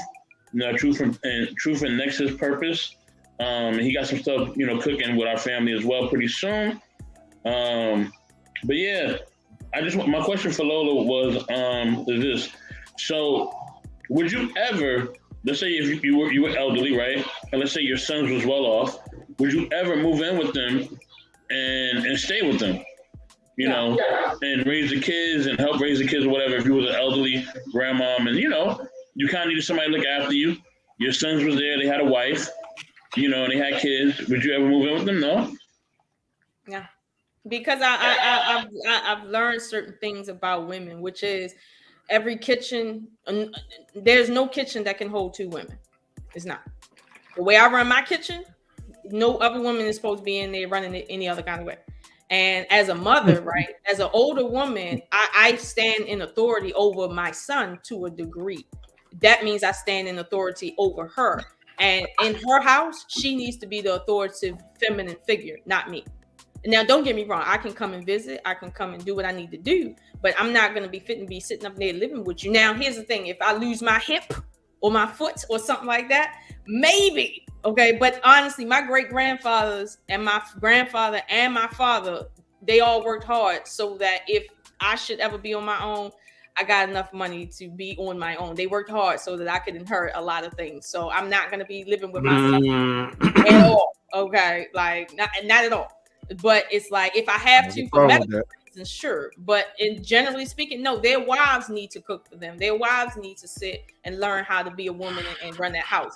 Not me. I'm not. And here's another thing. I had my children young, and all my youth was about taking care of other people. So now that I'm kind of older and I don't have that no more per se right now, I'm enjoying my life a little bit. So I'm not fit to go back into that, like.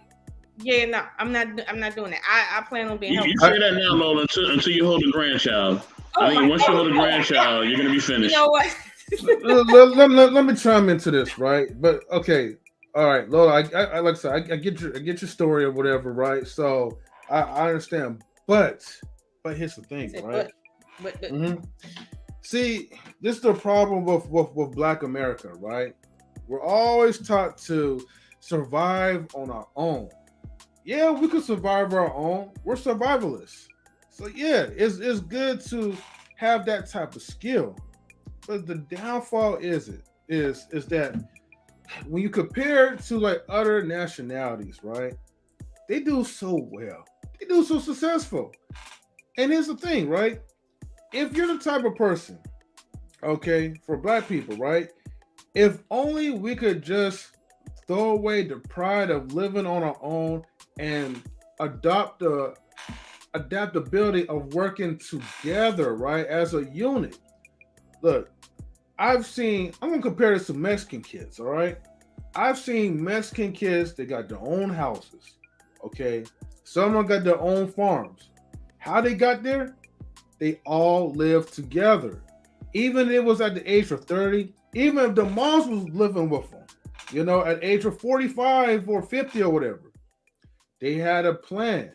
They put their money in together in one savings, unless if someone was stupid enough to spend it. But I digress on that part. That's another story. So I get what you get. Yeah. And I agree. If working together, living together, that helps, right? But I'm gonna be honest with you. Culturally, with Black people, we don't necessarily need to live together to come together. Like we don't have to live together. But that's not the point, though, right? It's not about just coming together. All right, it's like this. You guys live together, okay, to work together, to save together, to invest together. You know what my son told me? He didn't tell me I was going to work and help him. All he want is meals.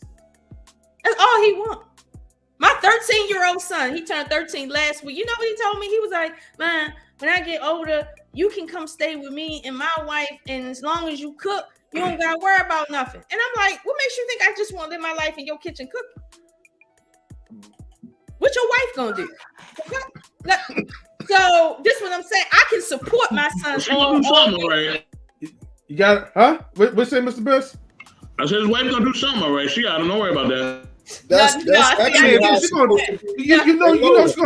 gonna be going, I don't know, to college somewhere, getting her master's or getting her PhD or something. Because like you can't just, if the mom's gonna be doing the cooking, you gotta be doing something. All right. Actually, that's what you're supposed to be doing, Lola. If you don't have a husband, you're supposed to go on with the your son and his wife, and supposed to cook for them and take care of the grandbabies. That's how it's supposed to be done. But true. Here's the thing: I can come over the house and cook a big ass meal and babysit that day. But I'm going home and enjoy. I still haven't seen the last meal that you cooked. Well, why can't you have your own little wing? Y'all create a house, have your own little wing, and then that's how. You know why I really can't have it? Because I got 2 sons. My oldest son dropped out of college because he wanted to do his Bitcoin and his stock thing. Okay, and now he works for a nice car dealership and he makes good money. But he dropped out of college, so that dream of my son being an astronaut and making all that money is gone. My youngest son, I already know he might not even go to college. I already know that on deck. I already know. But he making bread though. So what's the difference? What I'm saying is living in a wing, that would be nice if I had my own wing. But I'm gonna be honest with you, that's a stretch. It's a stretch. I probably would have my own room in the basement. But no, I don't want that as an older woman. And honestly, right, I don't see myself being an older woman in that predicament until I'm at least 75, like my father. Like at least 75. Mind you, 75 from now is 30 something more years. My children will be literally in their 50s. Okay. That's what I'm saying. Like my children will have grandchildren by the time I'm 75. So let me ask you this. Do you think you're a career woman or a woman with a career? I'm a woman with a job. Like, what are you talking about? You don't think you're a career woman? What about you, Queen? I ain't a career woman, no. Is she still there? I don't know. She stepped away. She coming back. Okay. And the reason why I wouldn't call myself a career woman is because it's like, for instance, I've been to college, but I'm not going back. That's just not for me. I got my degree. I did my bid. I'm not going back. Whatever ain't working ain't going to work at this point. There's things I was involved in, right, that I came up in that I just don't like. Like, I just don't like it. Some people say I should start a business doing certain things, but I just don't like that. And I'm good at it. I just won't. I just can't do it. Right now, I'm work for the government, right? It's cool, but it's boring as fuck. It's like, I wouldn't consider this my career. This is just what I have to do to pay my bills. What I love to do is make films and do animation and do artwork and do digital media and ads and shit like that. But half the time I don't get paid for that. Half of the time I'm doing that for friends and family, and I do it because I love to do it. I don't get me wrong, I've made money off of it for sure, but it's like half the time I don't get paid for that. So I wouldn't consider myself a career woman like that. Like, I'm not chasing a career. Actually, I want to talk about that later, though. Yeah. So the two differences is career woman is whether it's film or whether you switch up one career for the next or go into another one. That is her lifestyle versus a woman with a career. She's a woman with a career. That's on the outside of her versus the career is what makes her who she is, where she finds her purpose. A woman with a career finds her purpose by being a woman, but she just have a career. I see what you're saying. Okay. Yeah. So for instance, like my daughter, in 2 years, she will be going to St. John's in New York. And she's going to, Lord willing, she's still going to pediatrics. I don't know. She keeps trying to decipher whether she's going to be a lawyer or pediatric. I think she should go in pediatrics, deal with the babies. I think that's her thing. But while she still understands that when it comes time, as far as she established herself, she got to lay that all down when, she finds, when my son-in-law finds her, and she got to lay that all down for him. At some point, yeah. At some point. So she will be a woman with a career, but not a career woman. Yeah. I mean, but I think that's a good thing because don't get me wrong, like if let's suppose she's a doctor, right? And she needs to take a few years off to deal with her children. She's still educated. So when her children get older, let's suppose her husband want to take a few years off to get himself together. She's still functionable as far as like the market is concerned, versus a woman like my mother, right? Where if my father took a few years off to like do a career, my mother can't help for shit. She ain't never had nothing but one cashier job. And other than that, all she know how to do is have sex and cook. That's about it. So it's like my mother couldn't help my father in no way, shape, form, or fashion if he wanted to do anything else. Like she couldn't. But a woman that has a career, but like you said, she had to take off when she had to take off because she got a family. Because I know a doctor at my doctor's office, she got 7 children, stair steps, and she's a doctor, like on call all the time, 7 kids. And she married too. So it's like, I'm not saying that that's a good way to go. Honestly, that's a lot. But you know, I can see how being educated and then saying I did this so that when I want to take off, I can. For my family or my family upbringing, I can see that. But a woman that doesn't shoot for anything and just feels like, well, I don't need to be educated, I don't need to do anything, I just need to look good and be able to have kids. In this day and time, it's good to be able to contribute, even if you're not contributing. It's good to always be able to, because at some point, let's suppose the husband get hit by a car. Let's suppose random he get hit by a car and he can't work for 2 years. Now what? I had a friend, she was married. Her husband lost his job due to racism or whatever. He was out of work for 3 years. She had to go to work with 5 children, young children. She had to go to work, and she had never held a job before because she married him at 18. And she had to go to work and support the entire family. And then it was stressful for her to do that because she wasn't used to doing that. And while he was getting better and looking for a job, she had to run stuff like that. And it was hard on her because she was always a stay-at-home mom. But it's like, what else was she supposed to do? Just sit home and let them lose their house, their gas and electric, let the kids go homeless? Well, what was she supposed to do? So this is what I'm saying. If she would have had if she would have had education and experience under her belt just a little bit, I think her time letting her husband take off to find himself would have been easier for her than how she went about it. She went about it like, listen, nothing can happen to him or us, and we good. And then the worst happened to them, and she had to learn the hard way that having a backup plan is not you defying your husband. It's you understanding your role as a woman, as a mom, that your children come first and their security comes first, even before yours. So therefore, if something happens to him, you still got to provide for them children. That's your innate nature. But see, that's the thing, Lola. Capitalism gets in the way of trying to have just regular, traditional monogamous relationships that we know as we know it. Because capitalism in its form now, well, in all forms of capitalism, but especially now, it demands you to stay ahead of the curve, right? Mm-hmm. So you can't be out of your career for like maybe even like 3 months, some of these careers. You're out here for 3 months. Yeah. She out. She gonna be out the picture. Yeah, it'll pass you by.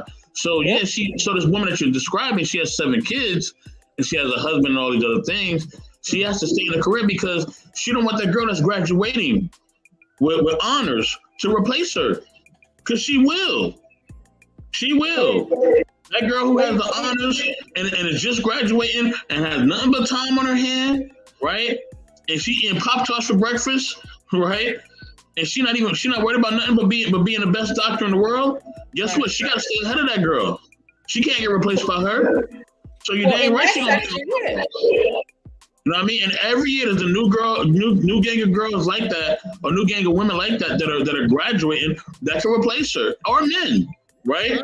But I'm just saying it from a woman's perspective because she's a woman. But just doctors, period. There's doctors that can replace her. So she has to stay ahead of the curve, and she has to maintain, you know what I mean, her experience, and she got to maintain her position.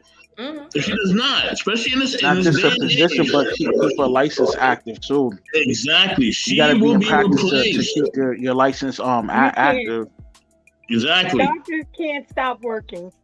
I know nurses who took time off and they still. What I'm saying in any field, literally any field nowadays. I know. Not just in the medical field, but any field that you're in. if you are not staying on top of the course and you don't have the right amount of references and things of that nature or experience, you will get left behind. I'm telling you this from experience. So are you saying, for instance, with Truth's daughter, she's going to medical school. So are you saying that because she's going to medical school and she has to keep her medical license, that because of that, she can't have a traditional relationship? It's going to be very hard. If that's what she wants to do as her core passion, it's going to be hard. But here's the thing: if she just wants to work in the field, and she kind of just wants to be like just amongst the, in that field, and she just kind of want to be someone who's in the profession, but she's not a lead doctor or a lead physician or things of that nature, then yeah, she can do that. But if you want to be making a certain type of, hold on, let me finish, Queen. If you want to make a certain type of money, right? You got it. It's like when you're moving up in the ranks as a police officer. If you're moving up in the ranks to sergeant and all that, you got to put the time in, and you got to study. You got to take tests, all that. The medical field is the same thing. You got to take tests. You got to update your certifications, things of that nature. So you always got to stay abreast of certain things. So yeah, she always is gonna have to stay. Which actually will make her adopt a masculine attribute. To be real with you. Because getting those degrees as a doctor, a lawyer, like you gotta have a masculine mind frame in order to accomplish those goals. You can't be frail trying to get those goals. Know what I mean? Well, this is a little bit different because she's going in dealing with children, which is that's what most women in nature is supposed to be. But as far as what 84 was saying, he's right about that. So that's why she has to understand that. Even when she established herself, she has to lay that stuff down completely. Now, as far as that, she does have to do recertifications. She does have to continue and maintain certain hours. So she would at least have to, I forgot what they, I think she has to do at least about like 10 hours a week or something like that, something small. So she would pretty much, she would never be able to stop working. That's pretty much it. Unless she doesn't want to be a doctor ever again, or she's on leave, she can never stop working. Well, you can never. Once you stop working and meet those hours, they cut you off and you lose your license, and you got to do it all over again. I know plenty of nurses and plenty of doctors, and even when they stayed at home with their kids and their twins, they still had to work because they would have lost their license. Yeah. But even if let's say she her license expires, she doesn't have to do like the whole 8 to 10 years no more. It's only we looked all this stuff up. It'll be only like 2 years, 2.5 years to get it gone back. But I'm just saying, she's still going to have to do more to get it back. She don't have to do all the work, but in order to not have to do those 2.5 years, she's got to keep working. So it's no such thing as, unless she just wants to let it go. There's no such thing as someone just not just fully disconnecting unless they're on maternity leave, unless they're on disability leave. Then they don't have to work. But once that maternity leave is up, you have to work. Even if you want to be a stay-at-home mom, once you are in certain fields. Yeah. Well, like I said, the main thing is she understands that what she was created for. She knows right now she is single. So she has to maintain herself. She has to develop herself. But when that time comes, she knows that she has to lay all that down for her family and for her husband. That's what she was created for. So either way, even whatever result that is, that's what's going to be done. You asked me a question. I'm sorry, I had to walk away. Oh yeah, the same thing. The career. Do you consider yourself a career woman or a woman with a career? I'm both, because I have a job that is my career. That is my passion. That is my purpose. So yeah, I'm both. And how would you be a woman with a career then? What do you mean? How would I be? Because they're basically like how you would say, they're kind of like polar opposites, essentially. No, so, my job is my career. It's my purpose.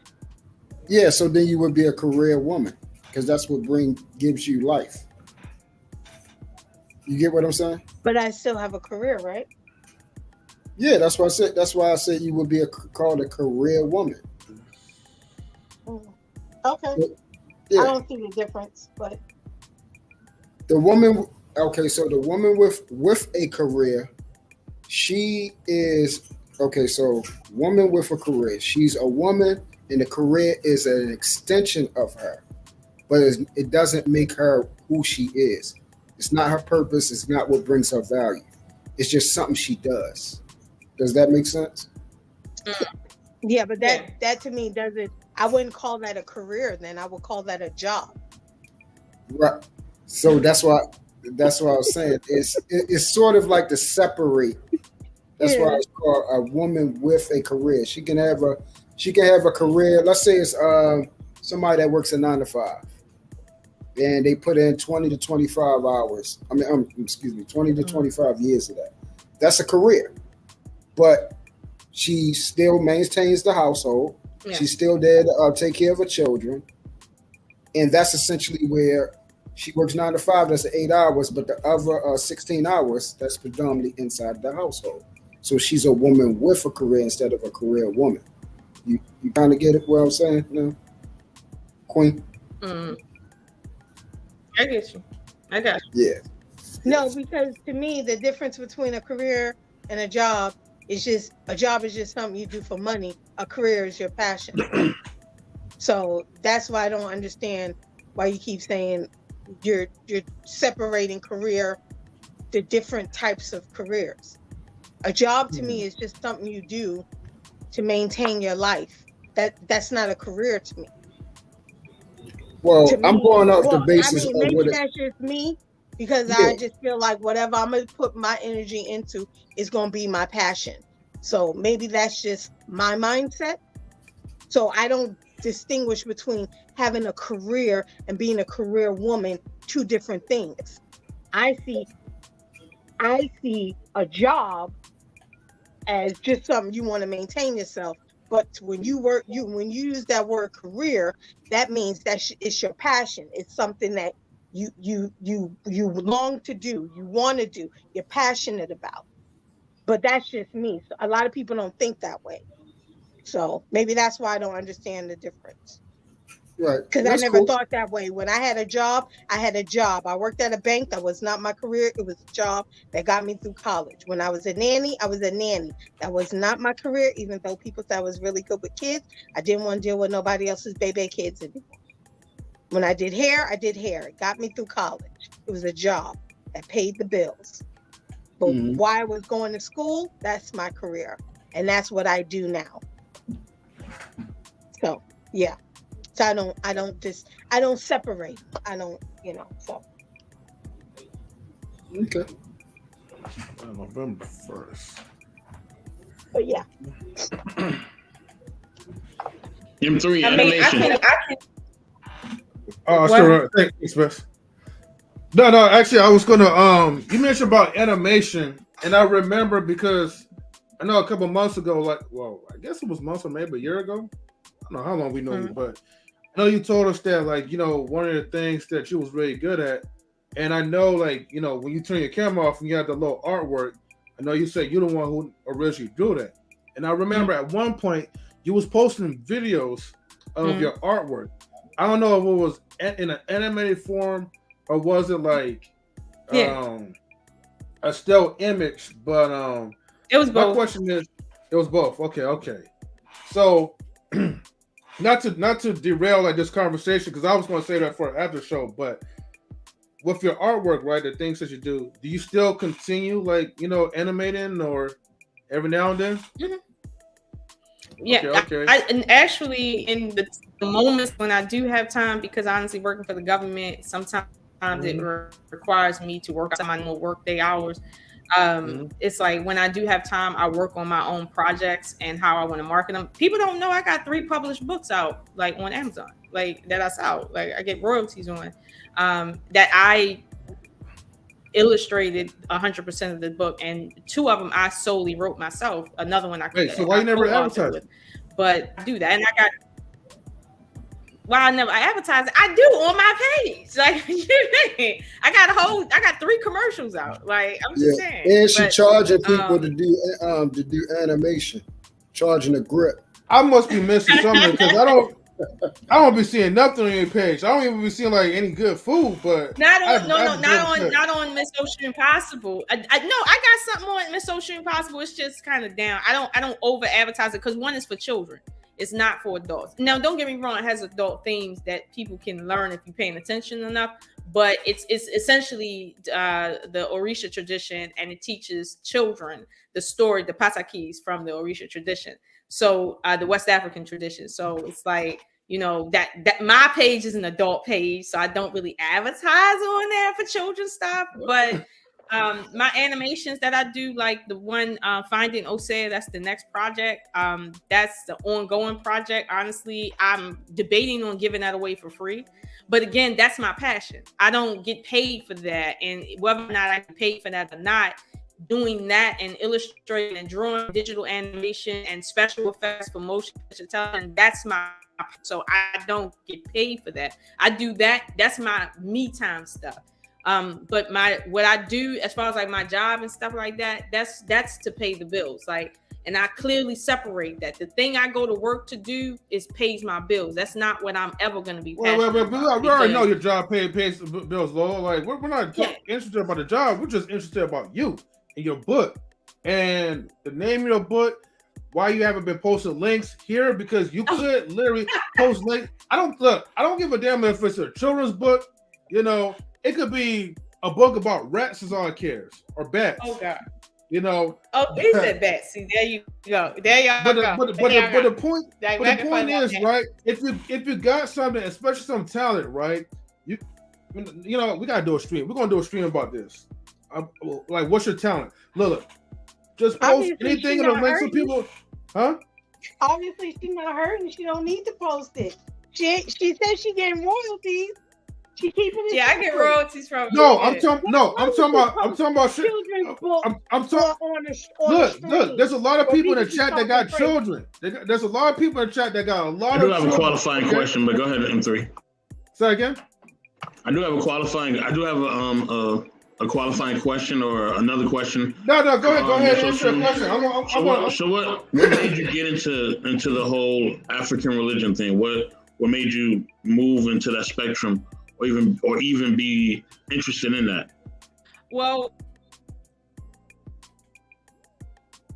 I came into the understanding of let's say African spirituality maybe in my late 20s, and I studied time until obviously around, let's say 35, 36, when I pretty much became more mature in it in terms of my knowledge. And around that time is when I decided that the thing that was missing from the world was books that children could learn from. Meaning, when I taught my son about African spirituality, right, there wasn't a lot of books on Amazon, on the market, that he could get that would inspire him at the time. So I felt like, this is what's missing from the world. So therefore, this is my contribution. So I created books that maintain what was missing from what I was looking for. There's 2 other books that I'm working on right now. So that was what inspired me, because I looked into the world for something and it wasn't there. And that was my cue that this is for you to fill in. So, honestly, like, that's what prompted me to create the books. But honestly, I was already an artist when I was 5. Like, I was already drawing like whole pictures of people, like for real. Oh, wow. Yeah. Just found a purpose for it there. But here's the thing. I mean, so I went to school. Why don't you just be an artist and create books and just create art? Like, you know what I mean? Why don't you go that route? The reason why I just can't do that. The reason why I can't just be that is because when I make that how I pay my rent, then it becomes a stressor. And when I come home, I need to relax, which means I turn on all my computers and I get my little art thing going and I feel good because this is not what I'm relying on to pay my bills. Like that other job is secure, my bills are good, so now I can enjoy my passion. If I gotta create my passion to create my bills to get them paid, I'm gonna be stressed with what I love, and then I won't love it anymore. So yeah, that's kind of that. Ain't that kind of backwards though? I totally get that. Ain't that kind of backwards? Like, cause don't you know that, like the old saying, like most people will want to do what they love as their way to earn money because it's like, okay, I'm getting up every day to do what I love to do.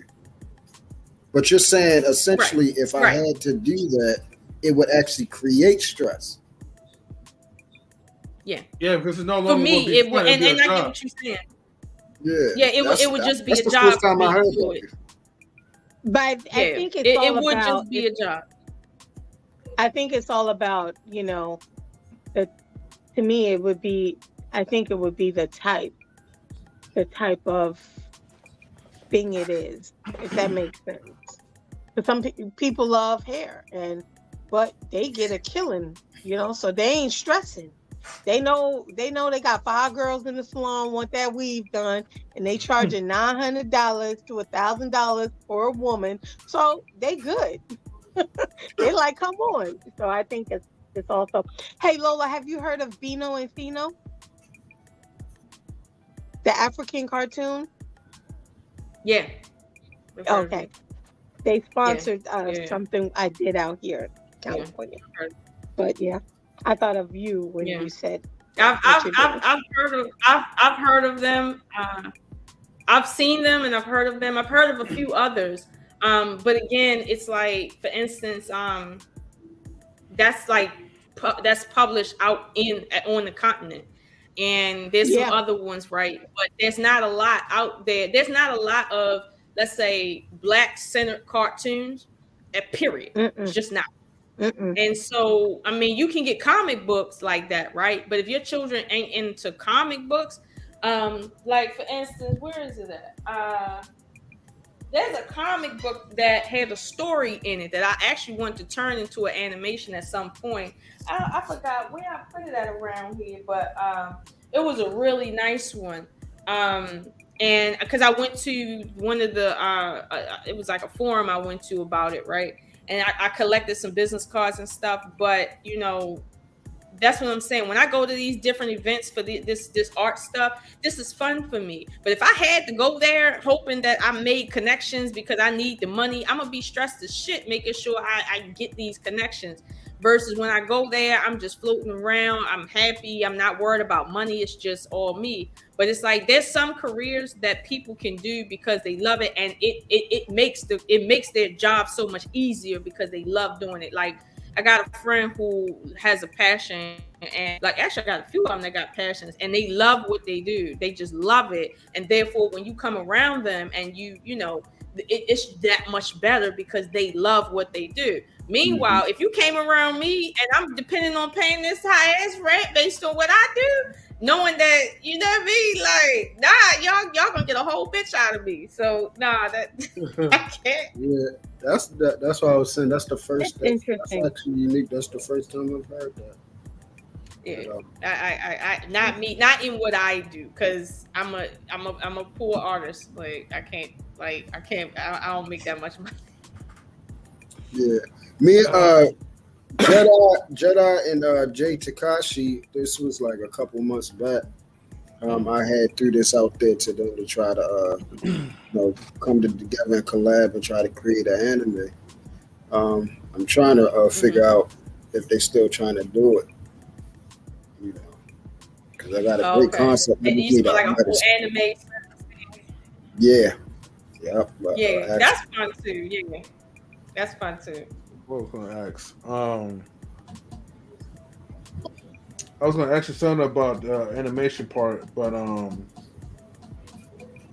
remember. See, a lot of what program did you use? Say again.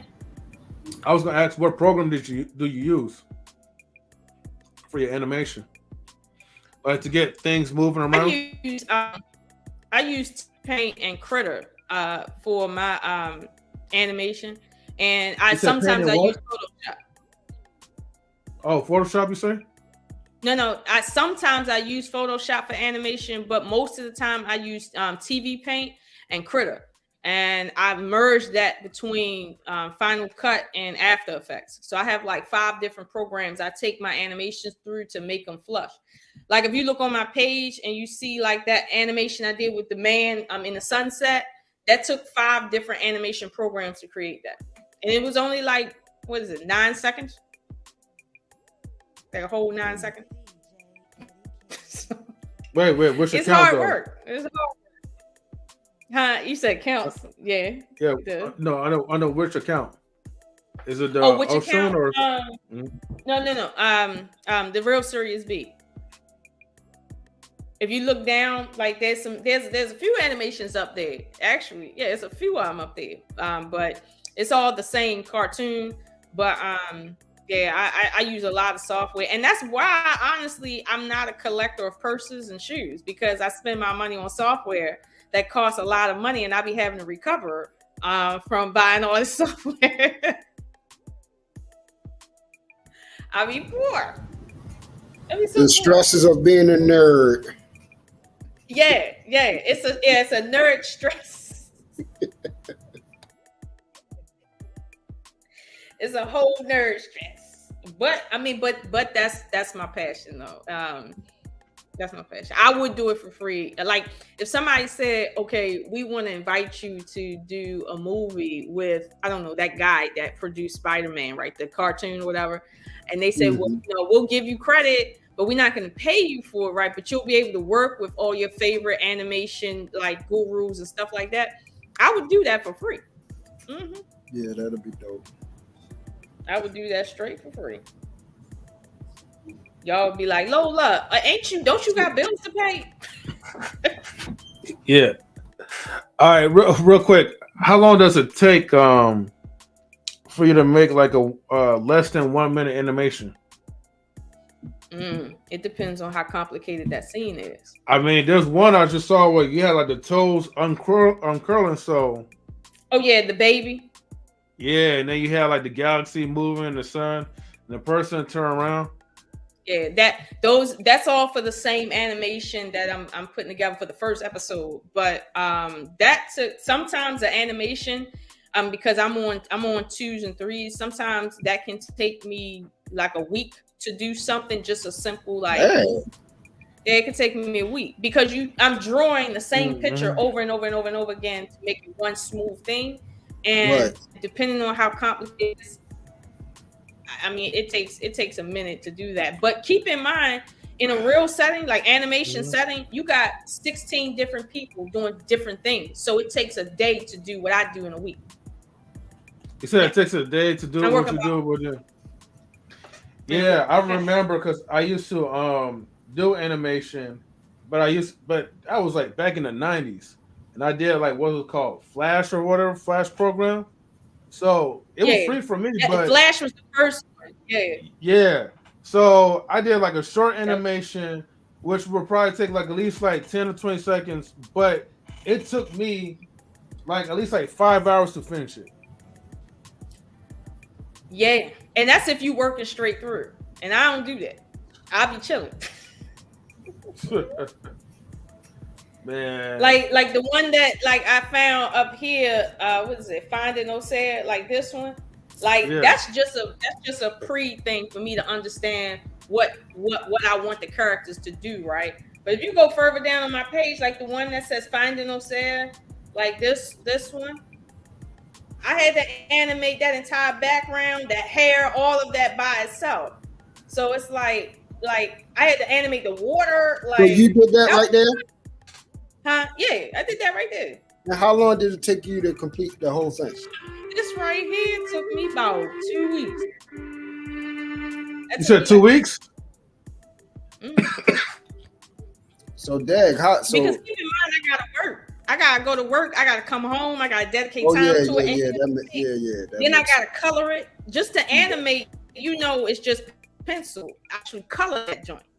So that took a lot, and I'm by myself. So, but the thing is, I enjoy doing that. Like, I really do enjoy it. But it's like, and then I love putting music to it. Yeah, if you didn't have to work, how long would it take you to do? Like if you could just focus straight on it. Oh, I could breeze through it. If I could spend 8-10 hours a day on just one scene and every single day I gotta do that. Oh, I could breeze through animations, like breeze through it. Yeah. Why don't you do like one show, right? Where like you start like, but it has to be like in a weekend somewhere where you could start in the morning and then you could just showcase, like, I don't know. I mean, you got a lot of computers and cameras, I believe, right? So kind of show a little bit what you could do within a few hours, you know, or maybe within. You know what? I could do that. Do like an 8-hour stream and then and then speed that joint up. Yeah. I want to see that. Yeah, I think that would be dope. Oh, you talking about how they be when they be drawing, but then they speed it up while you drawing it? Mm-hmm. I know what you're talking about. Yeah, that would be. Yeah, because it's too long to just watch. Like, it would be too long to just be watching me think, putting one thing, taking it away, erasing, doing it. That would be too long. No, but hold on, Lola, right? But I was gonna say that, like, you know, there's some people that actually do that stuff live. And even if it takes them 8 hours, you'll be surprised. You're going to have people probably watching you if you really have the energy to do that and people are really feeling it. Because you can walk with them step by step, but challenge them to try to do the same thing that you're doing. I mean, it's kind of like a Bob Ross. Yeah, type, yeah. You know, Lola. ASMR type thing. You know what I'm saying? Lola so Lola Animation School. Lola versus. He said Lola Animation School. That would be all right. Oh my God. I mean, I could do something I can see that. I could definitely see that. I could do something like, you know what? I might do it. I might do that just to test it out. Like do an 8-hour stream and then shorten it to something that people could watch or whatever, and then like talk through it or something like that. I could do that. Kings and Dreams. Yeah, like I think I captioned it. I said, spent the entire day animating and coloring. And I said, I'm tired as fuck. Good tired because I'm accomplished when I do it. So I wrote in the bottom, I'm tired as fuck of drawing right now. So it's like, this is I saw that. Shit. Like, I don't know. I was like, yeah, no, I need to that. I can't do it. Yeah. Oh, hold on, Lord King. So when Truth asked me, was I a career woman? Listen, I'll say again, Lola. I'm sorry. You having a delay. Oh, okay. I know what you're talking about. Yeah. Oh, he said, get Lola to trust me because I found a plug for her. Oh, okay. He's something else. I ain't messing with him. He's something. Hey, good looking out for the hookup, you know? Okay, King Dream. I'm gonna hit you up later. I'm gonna hit him up. I'm gonna hit you up, King. No, but I that's a good idea. I'm gonna do it. But to Truth's point, yeah, I think it is a big difference between a woman with a career and a career woman. Like it is. That is a big difference. Like it is. Yeah. Yeah, I feel like I have a job. You know.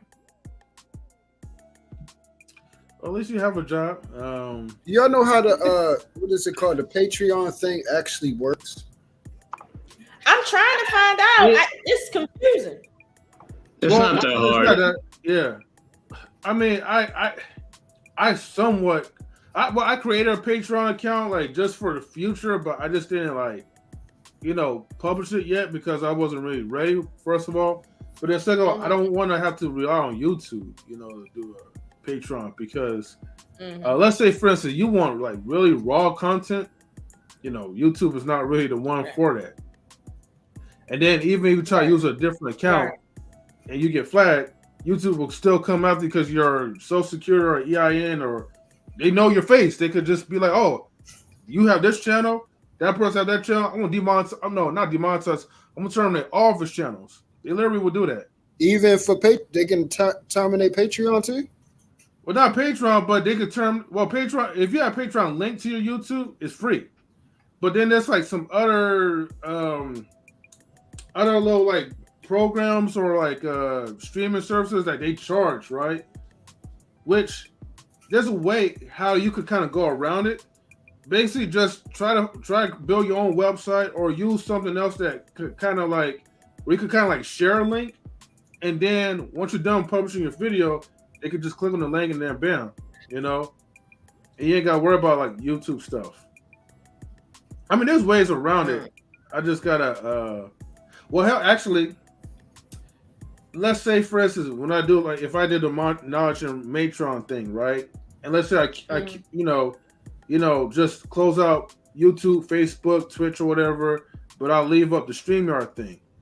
Now, what I could do is basically if you want to have an archive, or if for people who follows on Patreon, I'll just post a link and they can just come in while we're still streaming. How long can lives last?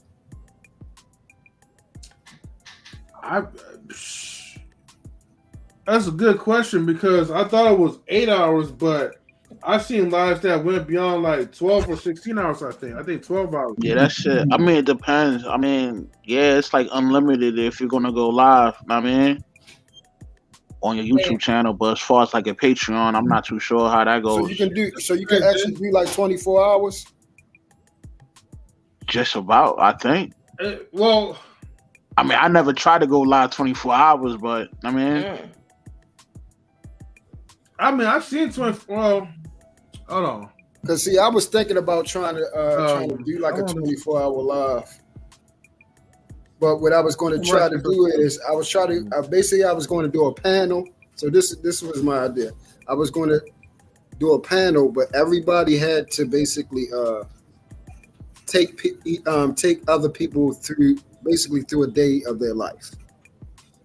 For how many hours that was going to be. So if we set for like 10, 12 hours, like we was going to do 10 to 12 hours, like for each box, it'd be like basically a different movie for everybody to watch.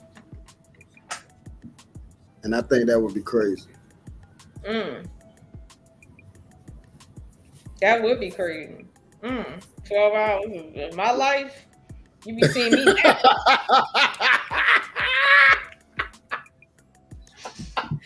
I'll be seeing me sleep, cussing and shit. Like, I can't. I'll be like, this ain't no lady. What the fuck? Well, she need to go sit down. She complain about everything. Like, you know, like for real, every time I leave out my house and I don't see my car, I'll be swear to God, somebody stole my car and it'd be like right on the other side of another car. I'd be like, because I seen somebody's car get stolen back in the day, right from in front of their house. And every time I come outside, I be thinking somebody stole my car. That's the old lady syndrome. That's the old lady syndrome kicking in.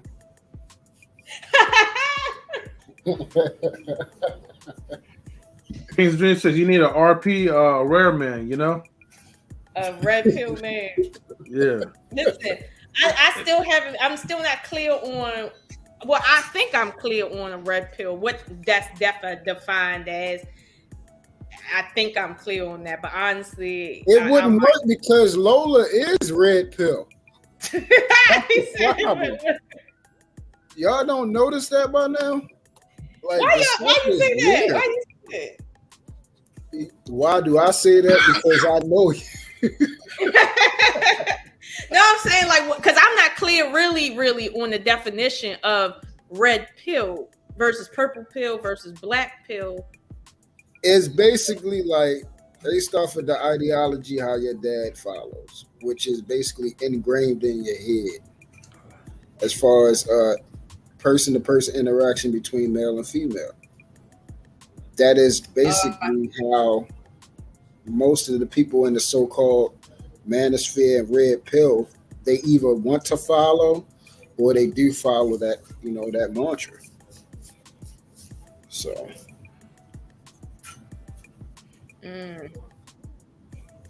okay.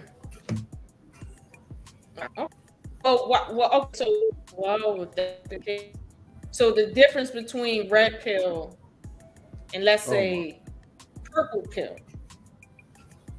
is I have you look the ideology. honestly, I have The no red pill and idea. purple. All right, the difference between the red and purple pill is that the dude with the purple pill he believes in having a relationship, but he still carries the red pill ideology. I mean, dudes with the red pill, they not really with the relationship. They kind of move with they kind of move in the lane of just kind of like the pump and dump move, and to beware of female nature. Um, well, I mean, red pill is basically harsh reality. It's not just based on chicks, but just the harsh reality of things. You know what I mean, like you know, copping the crib, um, investments. I mean, things of that nature. But as far as purple pill, like it's a mixture of having a red pill ideology and believing in having a long term relationship. Okay. Okay. So y'all would say Kevin Samuels is purple pill? Yeah, that's what I was about to say. Would Kev be purple pill then? I mean, yeah, but he does he does cover a lot of well, I wouldn't say he's purple pill because he wasn't married. Like, he had a lot of jump balls here and there. You know what I mean? Especially the little Asian broad he had. That's what he spoke about. That's the thing. He spoke about marriage and the concept of, I guess, red pill ideology inside of, an actual long-term relationship. Because he always. I never heard him proclaim to be, purple pill. I mean, no, I know that he always talked about the, red pill, but since I never heard of this purple pill, but now I'm getting what you're saying. You're saying purple pill is red pill, basically mixed with blue pill. So the blue pill, we already know. I heard that's the soft, right? So the person that is deemed soft if they want a relationship. I mean, yeah, in that sense, yeah, Yeah. And the black pill, they kind of like, there's no point of linking up with the chick because she. So that would be the incels in the MGTOW. I mean, that's what they call it, like the incel pill, but the black pill. Which one? The black one, the incel one? There's no point because they're not a Chad or a Brad. I mean. Basically, like, they're not tall and white and all that stuff. So those are black pillars, man. He said tall and white.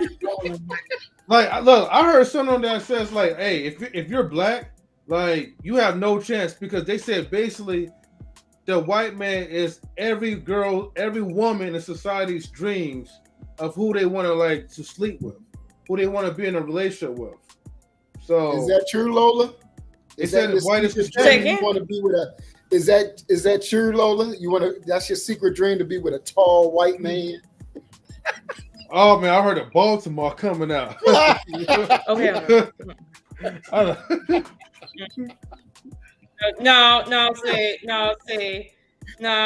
see, y'all ain't heard. I don't know about that tall white man. I don't know about the tall white man, but I don't know about that. Is it your dream to be with Becky with the good hair? Yes. Okay, cool. So there you go. Yes. Oh, I'll be right back. Yes. Ain't nobody dreaming about as long as she got a black girl tail on her. Black girl tail feather, I'm good to go. Part of criteria. You gotta get a Becky with the good hair. I don't mean she got nothing else. Hey, you'll be surprised. They got some out here. They eating that same. Yeah, they got, and you'd be surprised. They're the queens of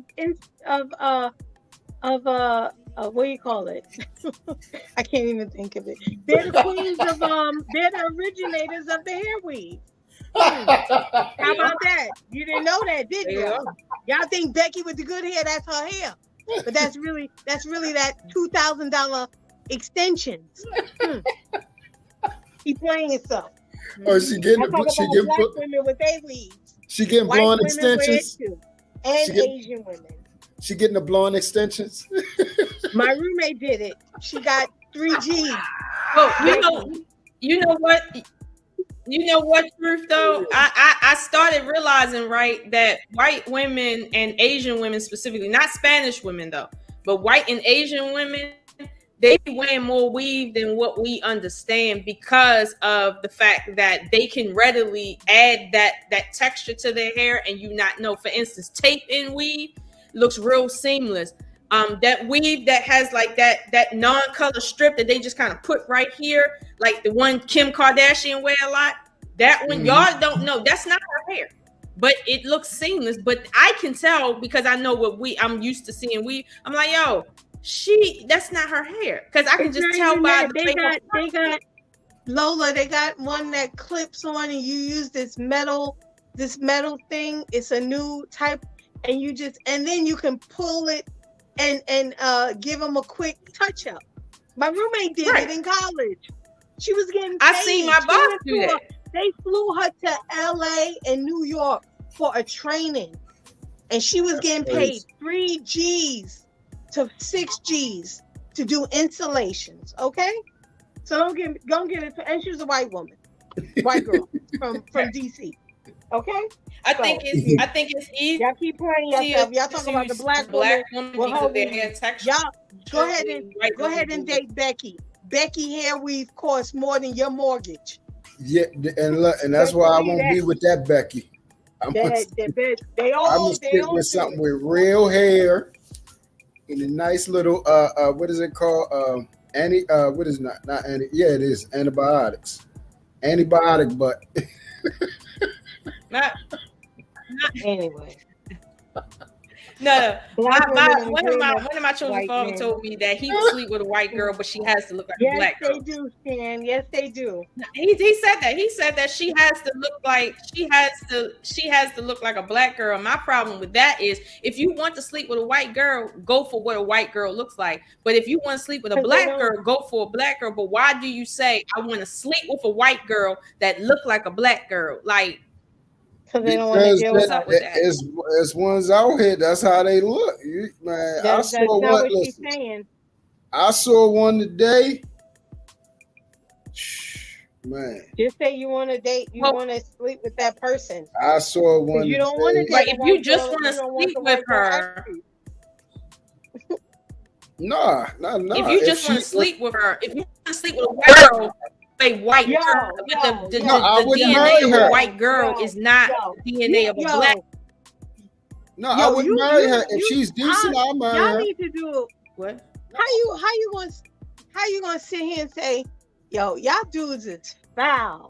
Y'all be talking about women and their body count, and then y'all be always talking about, oh, I just want to smash that. I just want to smash that. These are, why women got a high body count? You part of the problem. Yo, women, please, if you listening to me, stop letting them come through your tunnel. They don't deserve it. Send them on the side ramp. Who are you talking about? Who said they want to smash something? Please. I said I want a white woman. Please. I said I want her. No, you said you wanted to smash her. That's what you just said. Hey, M3, hurry up and come back and rewind this. No, I ain't no. You said I said smash. Play it. And I didn't play it. Here I come. Stay today. Yes, come back. M3, okay, hold on.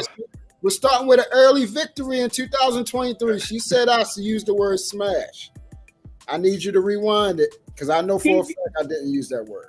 Nothing. Wait. Okay. Hold on. Wait a minute. First, before we do anything, right, Queen? Are you getting your feelings about Truth want to date white girls or something? That's all I was scared for. It's her and Lola. Her and Lola tag teaming them. Please. Oh, come on, man. Wait, this is what I'm talking about. That feminism. Do black women have a dream about sleeping with a white man? And I said, do you have a vision of sleeping with Becky? And I said yes. Yeah, but Queen, they're having the Baltimore talk though, right? It's like from one Baltimore to another Baltimore. What are you talking about? I'm talking about Baltimore. They're having a Baltimore conversation. Stay out of it. Try to get up in the mix. See, that's what I'm talking about. It's this girl code, right? Whoa, why can't you just let the girl answer the question of her own? Those are big girl. What's up, Kings of Dreams?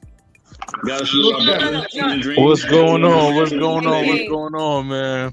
Man, we working on the back channels trying to get me in here. It's crazy. Right. I don't know what's going on. Yeah, it was weird, bro. I'm just like, what? Yeah, what's going on? That was much, man. Welcome to Family Fam. Absolutely. Okay, well, let me be direct here. Miss Lola. You know it. I'm like, Lola knows. But Lola didn't know. So maybe she, I was trying to be smooth with it, but I had to come out with what my plan was. So now she knows what my plan is. Was it supposed to be coded like that, or? Oh no. Well, Lola and I know. Okay, yeah, that's what. Okay, got it. It was coded. Yeah. She knows my full plan now. Yeah. So I had a semblance of a plan. Lola, if you don't get you a high value, man, come on now. This man said a high value. Ain't he in the DMV? Oh wow! Why y'all laughing like that? Damn. Hey, listen, because he just came out and just said that. Listen, because at the end of the day, right? Okay, because technically, shout out to shout out to my man Intellectual, like that's my bro. M3 is my bro. Like technically, I'm on vacation this week, so on my channel, I got guest appearances and things like that. Mm-hmm.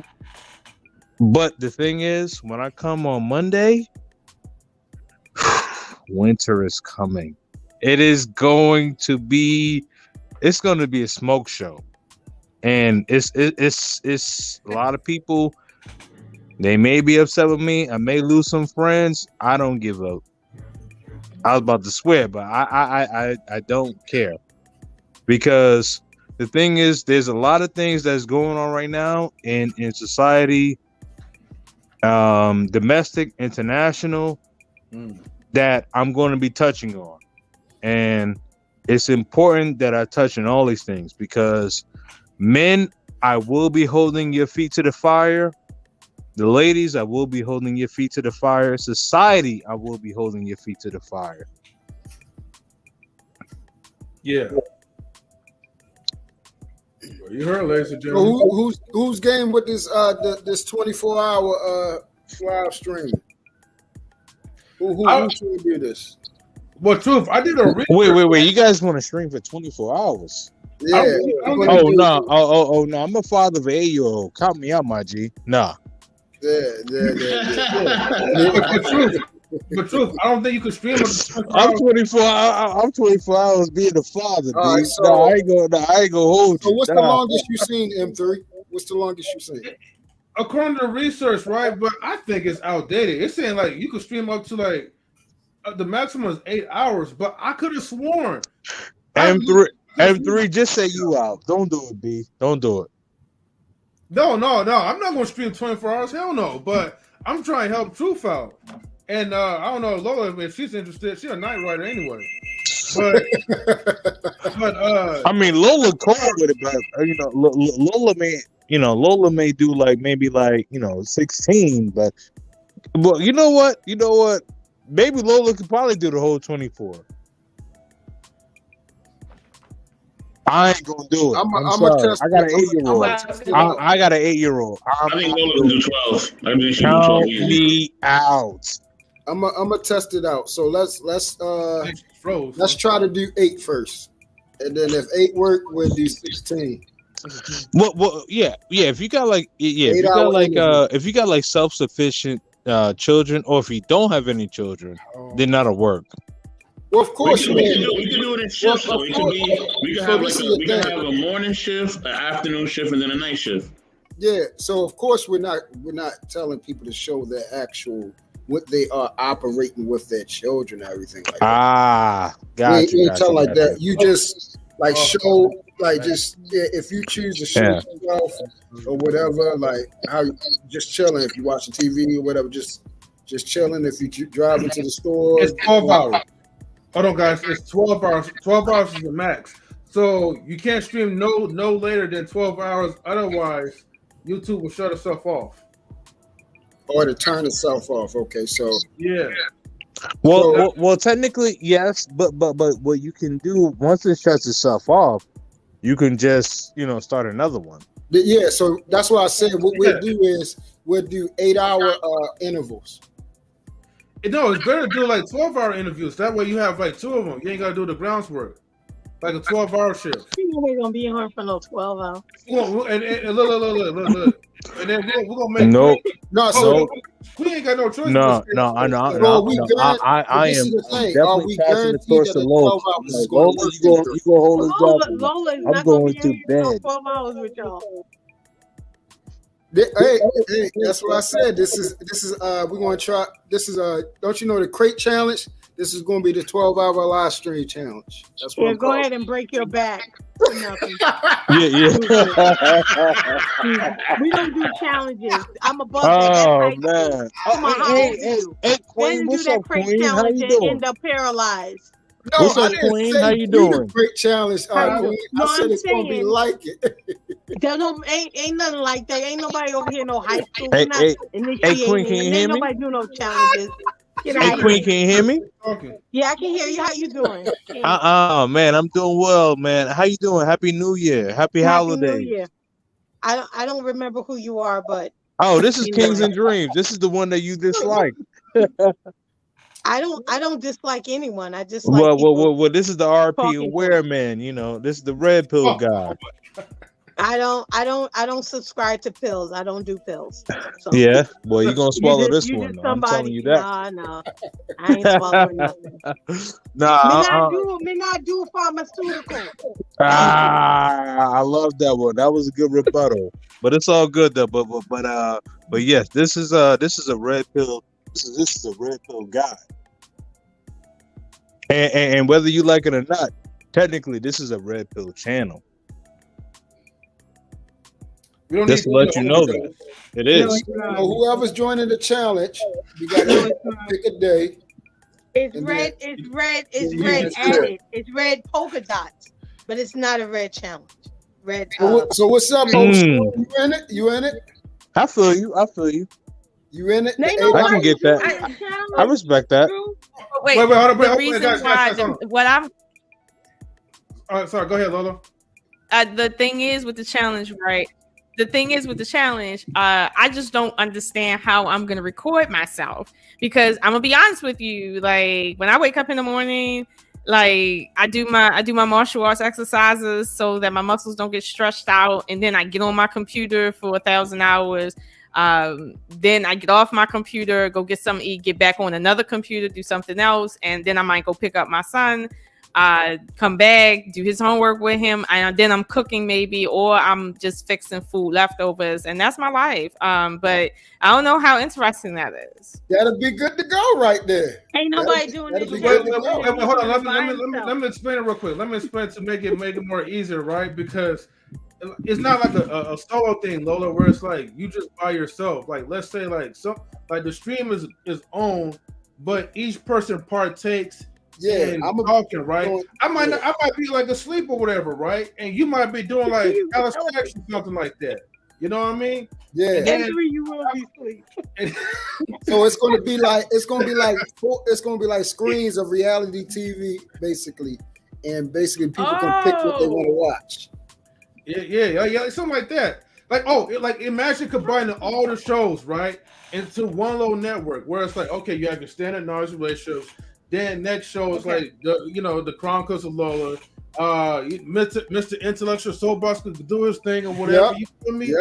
Truth is never favorite. Well, the top G. Okay. Kings of Dreams will bring like all his like the men could be popping women on the show, stuff like that. Queens. Queen's gonna be the bodyguard, right? She's gonna be elbowing the people to drop both. Take your impurities with you. I'll bounce all of y'all out. And Rush is gonna be like just rushing through. You feel me though? With the stakes and all that. Yeah, Rush gonna come now. Me. Let's be the most quiet one. Like, we got Rush is still here. Yeah, I'm still here. I'm just absorbing all this knowledge. Know what I mean? Hey, let me say this really quick. I do got to drop off because what happened?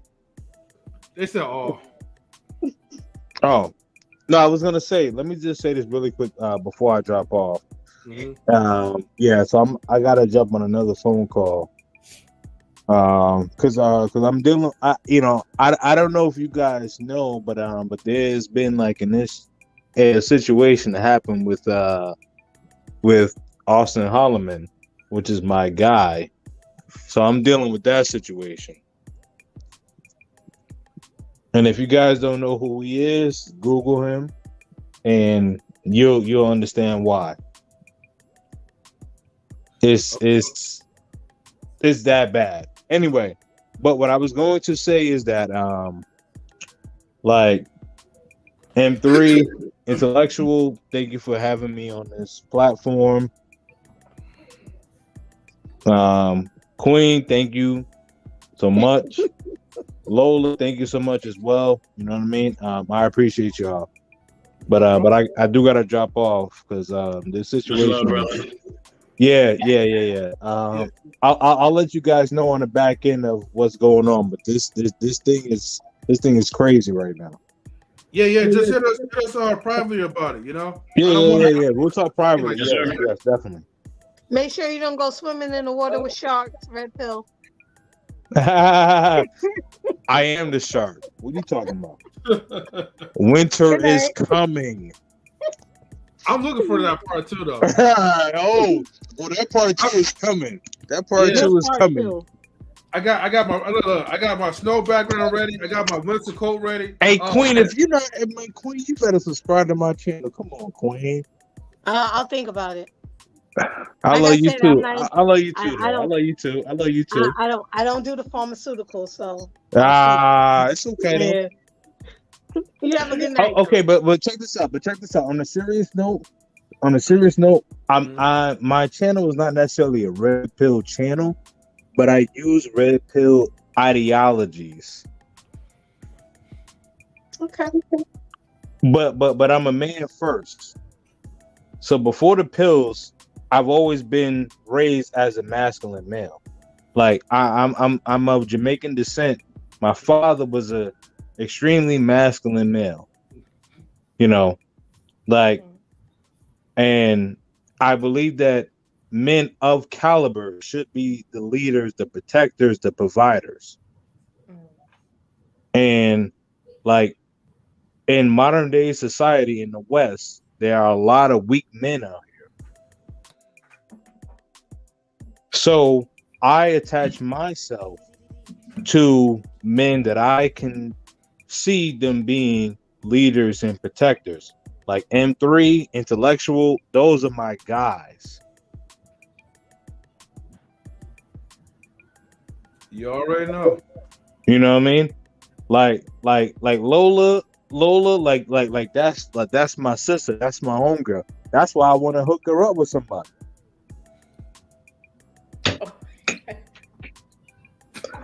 No, I'm saying, like, you know, I mean that's just what it is. Like, cause Lola's my sister. You know, like we gotta look out for our own. But that's just the truth. Yeah. Oh. If you want to take on the challenge of that search, go ahead. That's a challenge. I wasn't trying to be rude. Yes, I know. Lola's,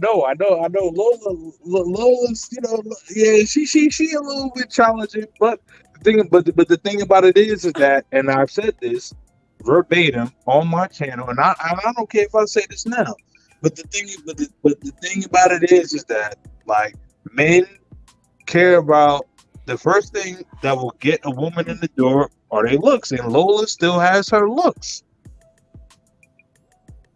It's just the truth. Don't cry, Lola. It's okay. Don't cry. Don't cry. Hey, Lola know how beautiful she is, though. Yes, you do. Yes, you do. Yes, you do. Yes, you do. Whatever. Anybody in the comments saying I'm being chauvinistic or an asshole? Nah. And F that's that. why you have F. toxic relationships. I'm sorry. Say what? I don't know. Nothing. It's all good. Yeah, cam up though. Cam up though. Cam up though. Winter is coming. You know, That's why there's pills, colors, because of what you value. So I'm gonna open up the door because you look But good. that's what. And then when you this get is in what the house, men value. you It tear my doesn't house even up matter about and the blah, blah, pills blah. though. It's all good. It's all good. Do you, baby? What you mean? luck. What you mean? Good Do me? luck. I'm always Good gonna luck. do Good me. luck. What are you Good luck. talking about? It's more What, than what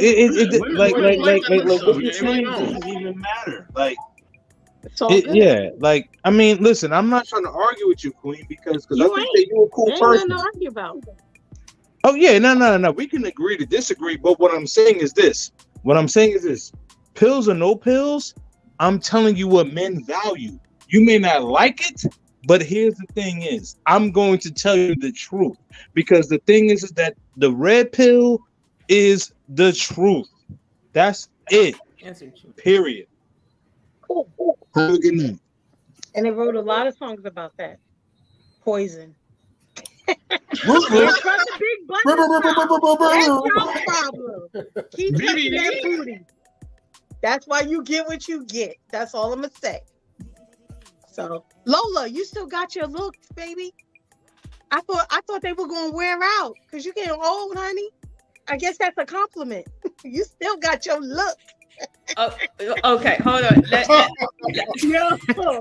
Let me say this. Hold on, I got a good one. But wait, Hold on, let you finish. I got a good one. This will be a knowledge and relationships and intellectual soapbox special. Truth meets Lola next week. Oh, That's not. Hold on. Right? For real? Wait. Go ahead, Lola. I'll tell you in a minute. Look at her face. Catchy though. Go ahead, Lola. But Go ahead, Lola. Face off all body. Wait a minute. Everything clicked a minute. Everything. Y'all know I'm struggle streaming. What happened? I missed it.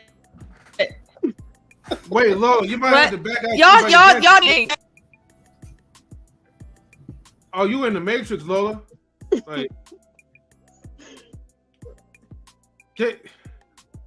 Lola. Because I'm struggle streaming. Hopefully, even come back. Lola, if you could hear me, I could barely hear you though.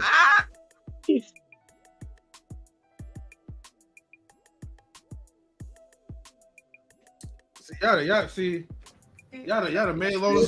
It's windy as I don't know what out here. It's doing that thing again. Oh my! The wind tearing everything up. All right, Rush.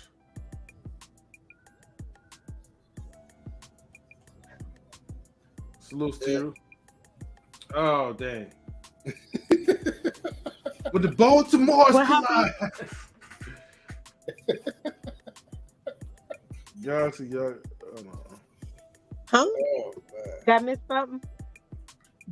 Nah. Okay. Let's see. A&R and intellectual soapbox special. Baltimore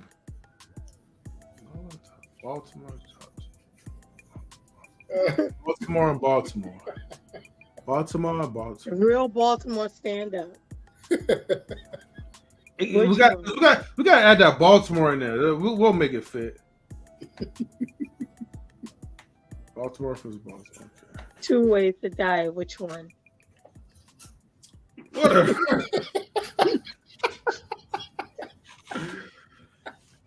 I hope Lola will be able to come back, but oh man, not. You getting tired, M3? Then you ain't gonna be able to do that 12-hour stream. You gonna rock out M3? You gonna bump with it? No, you ain't gonna bump. Yeah, you gonna bump out. I'm gonna make a cameo. You know what I mean? You know. All right, that's dope. That's what's up. What's up, Queen? M3 gonna bop out. What's up, Queen? You down? No. Yeah, I'll If pop. you You know, I'll scared, pop say you in and scared. out. Say you I scared. ain't scared of none of y'all. Ew. I don't even know who King's a Dream is. He talking about I don't like him. Man, please. Get up out of here. Nobody worry about you.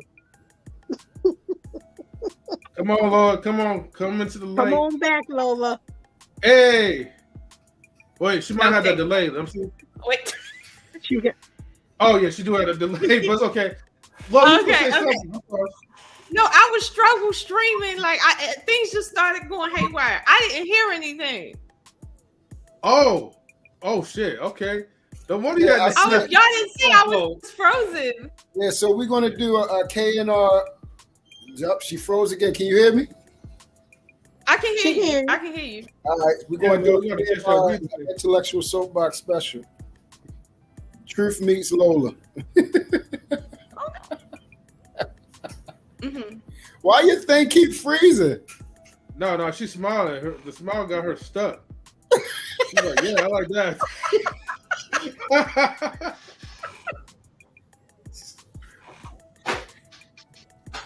Look like the computer's crashing out before So Lola wait, crashed. so you saying on the?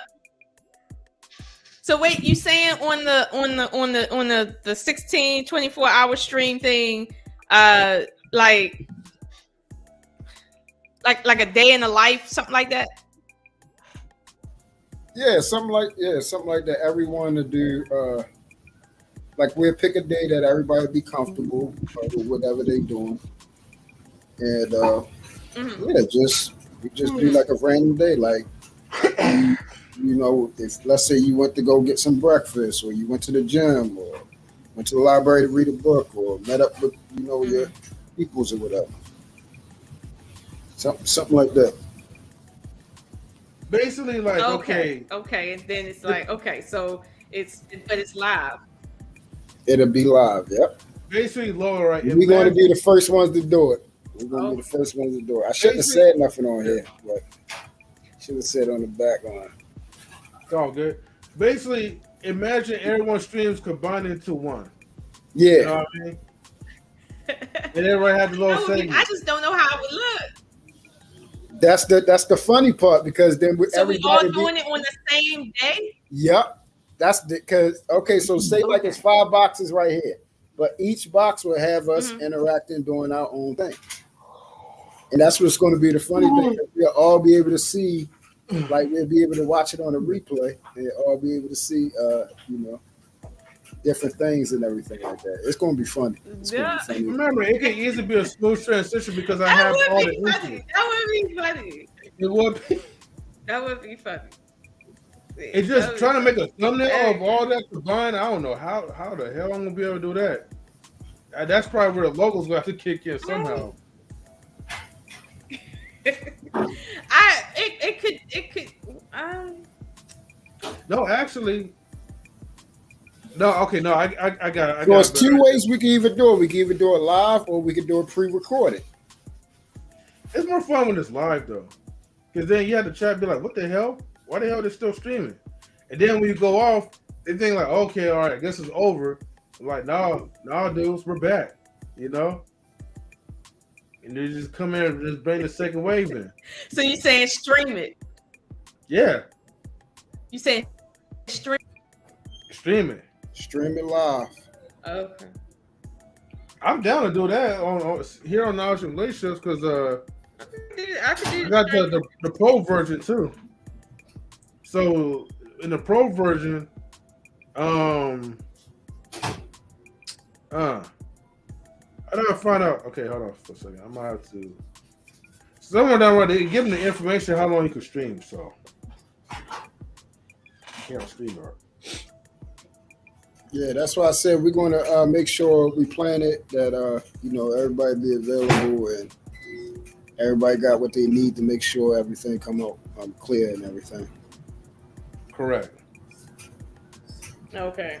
And then if everything goes well, then this is something that it'll be a new format. It'll be something that we can provide to YouTube. I think it'll be actually big.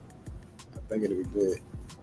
That's why I shouldn't have said it on here, because people be stealing things quick. So Yeah. They can try it, but they can't emulate. yeah, that's true. That's true. That's true. Yep. So what's your goals for this year? Anybody got something like Nope. same thing as last year? The plan is to I'll continue be to honest stay with alive. you. I don't like this year. Well, okay, let me stop. All right. So my goal period, okay, is to get to a point of investment that makes sense to me. I do want to do I do want to open a consulting business, right? But I'm still working the kinks out in my mind about how it will work. But I want to open a consulting business for. And you'll be able to get that done this year? You know, I don't know. Wait, for what? And you'll be able to get that done for this year? Could theoretically, yeah. I could. But Look, the thing is, it's a conflict of interest. Why you say that? The reason why it's a conflict of interest is because, right, everybody that I meet at my work, right, tells me that I need to open up my own consulting business and deal with, government grants from a consulting position, right? However, because I am the liaison for the federal grant, like one of the most important grants in the state, it's a conflict of interest that I'm basically your consultant and I'm the one judging your application too. Oh, okay. So, I see what you're saying. yeah. So it's like if I wasn't in my position, my consultant business would make sense. But because I'm it's like there's nobody above me when it comes to this grant. Yeah, it's like I'm gonna school you on what I want you to have. That it's like it's a conflict of interest, even though I could, but I would say this. I'm thinking that's why I'm saying it's kinks, meaning that I could stand to be a general consultant when it comes to funding for certain things like within the state. But for what I actually couldn't be a consultant because my regular day job creates a conflict of interest. I see. Yeah. All right. Yeah. So I gotta. It's like if you're trying to be something, right? I got a couple things that I done wrote down that I'm gonna be doing. Like for 84, I just got to figure out what slot, my time slot in the day that I'm gonna be over there on Intellectual. So this was one. We already said what day, man. You don't remember? Oh yeah. Yeah. I remember now. Y'all gotta keep on the raps, man. Y'all, No, we never said it live on air. We talked about it. Yeah. Say again? Yeah, we talked. Yeah, we talked about it. We talked about it. We never said it live on air. Oh, okay. Yeah. So because this was just one of the things I was gonna do, and then I got something else that a whole bunch of people talked about, but they just didn't ever do it, and I'm gonna do it because everyone's talking about helping each other out. Well, I got a perfect way that everyone can actually add value to everyone. Mm-hmm. And again, I don't want to say it, but y'all see. And I'll just be looking forward to it. Yeah, as soon as we can get the work. Actually, I think that'll probably be the first episode. So I'm trying to make sure I hit certain people up and see what they have, and then see what they can bring to the table. And then we'll go from there. So, yeah. But as far as me, this year, I want to be completely debt-free. Like, I want my thing cleared completely. I could do that this year, but honestly, right, I don't give a fuck about the debt that much. Like, That's messed up. Definitely. I owe somebody $5,000, right? I could get that shit paid off, but I'm gonna be honest with you. I'd rather take trips than pay off that debt. Be honest. You one of them. Oh, you're not disrespectful. Yeah, she one of them. Mm-hmm. How you laugh? What? She wanted him. You can't hold on your trips, man. Pay what you They're owe. going to be beating on your door. See, that's why you can't borrow like money, man, from anybody, man. You know, you can't loan out or anything. Because it's like, I get it. Not having debt feels good, but honestly, right, $5,000, like, it's like if I had granted, I cleared my school debt, which was $80,000. So I think I'm doing good to have only $5. But I'm be honest with you, not paying it means that my credit is a little like less. But at the same time, I mean, I could pay you on it. It's just, I don't know. You said you done with your school debt? Yeah, my school debt done. So it's like, that's I'm all right. All right. That's what's up. All right. I'm all right. Because honestly, when it comes to, for instance, like loans and stuff like that, that's where credit come in. But if your life ain't set up where you need loans, now it's like, well, what do you have credit for? So I could do it, but honestly, I just been lazy. And I probably should. So you're right. I probably should. Yeah, just get it out the way. Just get it out the way and be completely debt free. Even, what about your? Do you have a car loan? No. Okay, that's good. I paid my car off last year. Oh, that's perfect then. That's perfect. I paid off. You don't really need to be mobile too much since you work from home. You said I ain't driving. I said no. I didn't say you ain't driving. I said you don't really need to drive as much since you work from home. Yeah, true. Like I do work from home almost half of the time, but when does she work from home? I work from home half the time.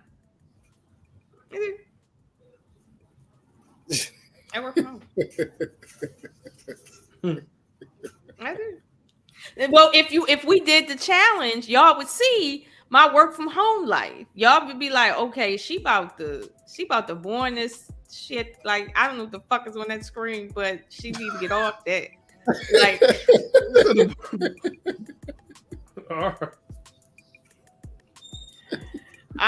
if I showed y'all really like what I be dealing with, y'all be like, I ain't never going to college. Yeah, like that. Okay, well, I showed you the people that I have to deal with every day. Like, well, no, I can't ask those type of questions on the live stream. No, that has to be like on a private. But I could just imagine anybody that works for a GOV, like, you gotta be digging into like a whole lot of personnels, right? Well, no, well, to a degree, yeah, to a degree, to a degree, you do like some of the meetings I'm in, for instance, with DHS and the FBI, like those are meetings. Obviously, like it involves a lot. However, generally speaking, on a regular level, when I have dodo brains calling me, saying crazy stuff, and I'm sitting here like, sir, I work for the government, not a hospital. But I be dealing with a lot because technically I'm customer service, but I'm not. Like, I just deal with the public a lot, and I realized. Huh? Do Rio at 84 know what you do? I think so. Y'all know what I do, right? Not to a certain degree. She deal with people's bottom lines. I say it like that. It's money, large sums of money, and like about money. I mean, I'm like sometimes making me wonder, like, was college worth it? Just sometimes.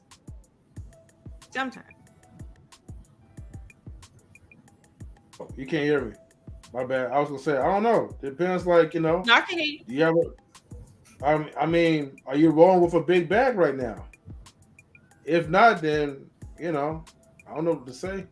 I don't know what to tell you. To me, no. I mean, to me, I'm not rolling with anything. I'm not rolling with shit as far as I'm concerned. Listen to the terminology. she used to her. So that should tell you to something. me. Here's the thing to me. Give it to me. My The bag not big enough. versus how much Give I it get to paid. me. I'll take I it. can eat it, but I mean, yeah, that's not true. To That'll me, put me in a whole nother okay. level then. Give me that one. Yeah. Well, no, because I'm purposely not working for the federal government. Like I work with the federal government, I just don't work for them. I work with them. But don't get me wrong, it's nice money over there, but it comes at a cost, and I'm not willing to pay that cost. So Yeah, she don't want to be the boss. that ain't it. First of all, you got to take a COVID shot, and I'm not doing that. I'm not taking the COVID shot. I'm not doing that. I'm not taking the COVID shot. Don't repeat that word too many times. I forgot because YouTube's policies is even more stricter. Remember, like the times like where you could just use like "oh goddamn" or you can say like "oh shit" or now even like the lightest words they made it equal as if you're saying like the hardcore type of words, and then and then if you start doing pranks or whatever, they'll strike you down. Saying the C word too many times, they'll strike you down. Whatever. They're trying to go all super carefree though. We might have to give Queen like the pink slip too though, because we can't afford to get strike down, and we might have to cut back. Queen, if you can hear us. Yeah. Queen. Okay, she. Oh man, I don't know why you keep bothering her, man. Man, it doesn't even matter. She missed the joke anyway though, so I have to say it for another time. What you mean you cutting back? What's wrong with you? You can't take a queen off her throne. You tripping. I keep telling you, M3, you can't even cross the moat. Hey, I'm just saying. I'm Lola. I'm trying to be respectful for you, so I'm trying to follow the policies. On the 15th, to give me my check. That's all that matters. And then you go on your way. Hey, okay?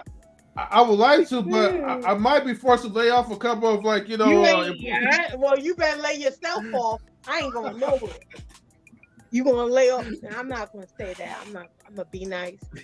Look, man, I can't even afford to there's a lot of people on Instagram. You can lay some of them off. All right. I don't know what that means. Okay. Oh wow.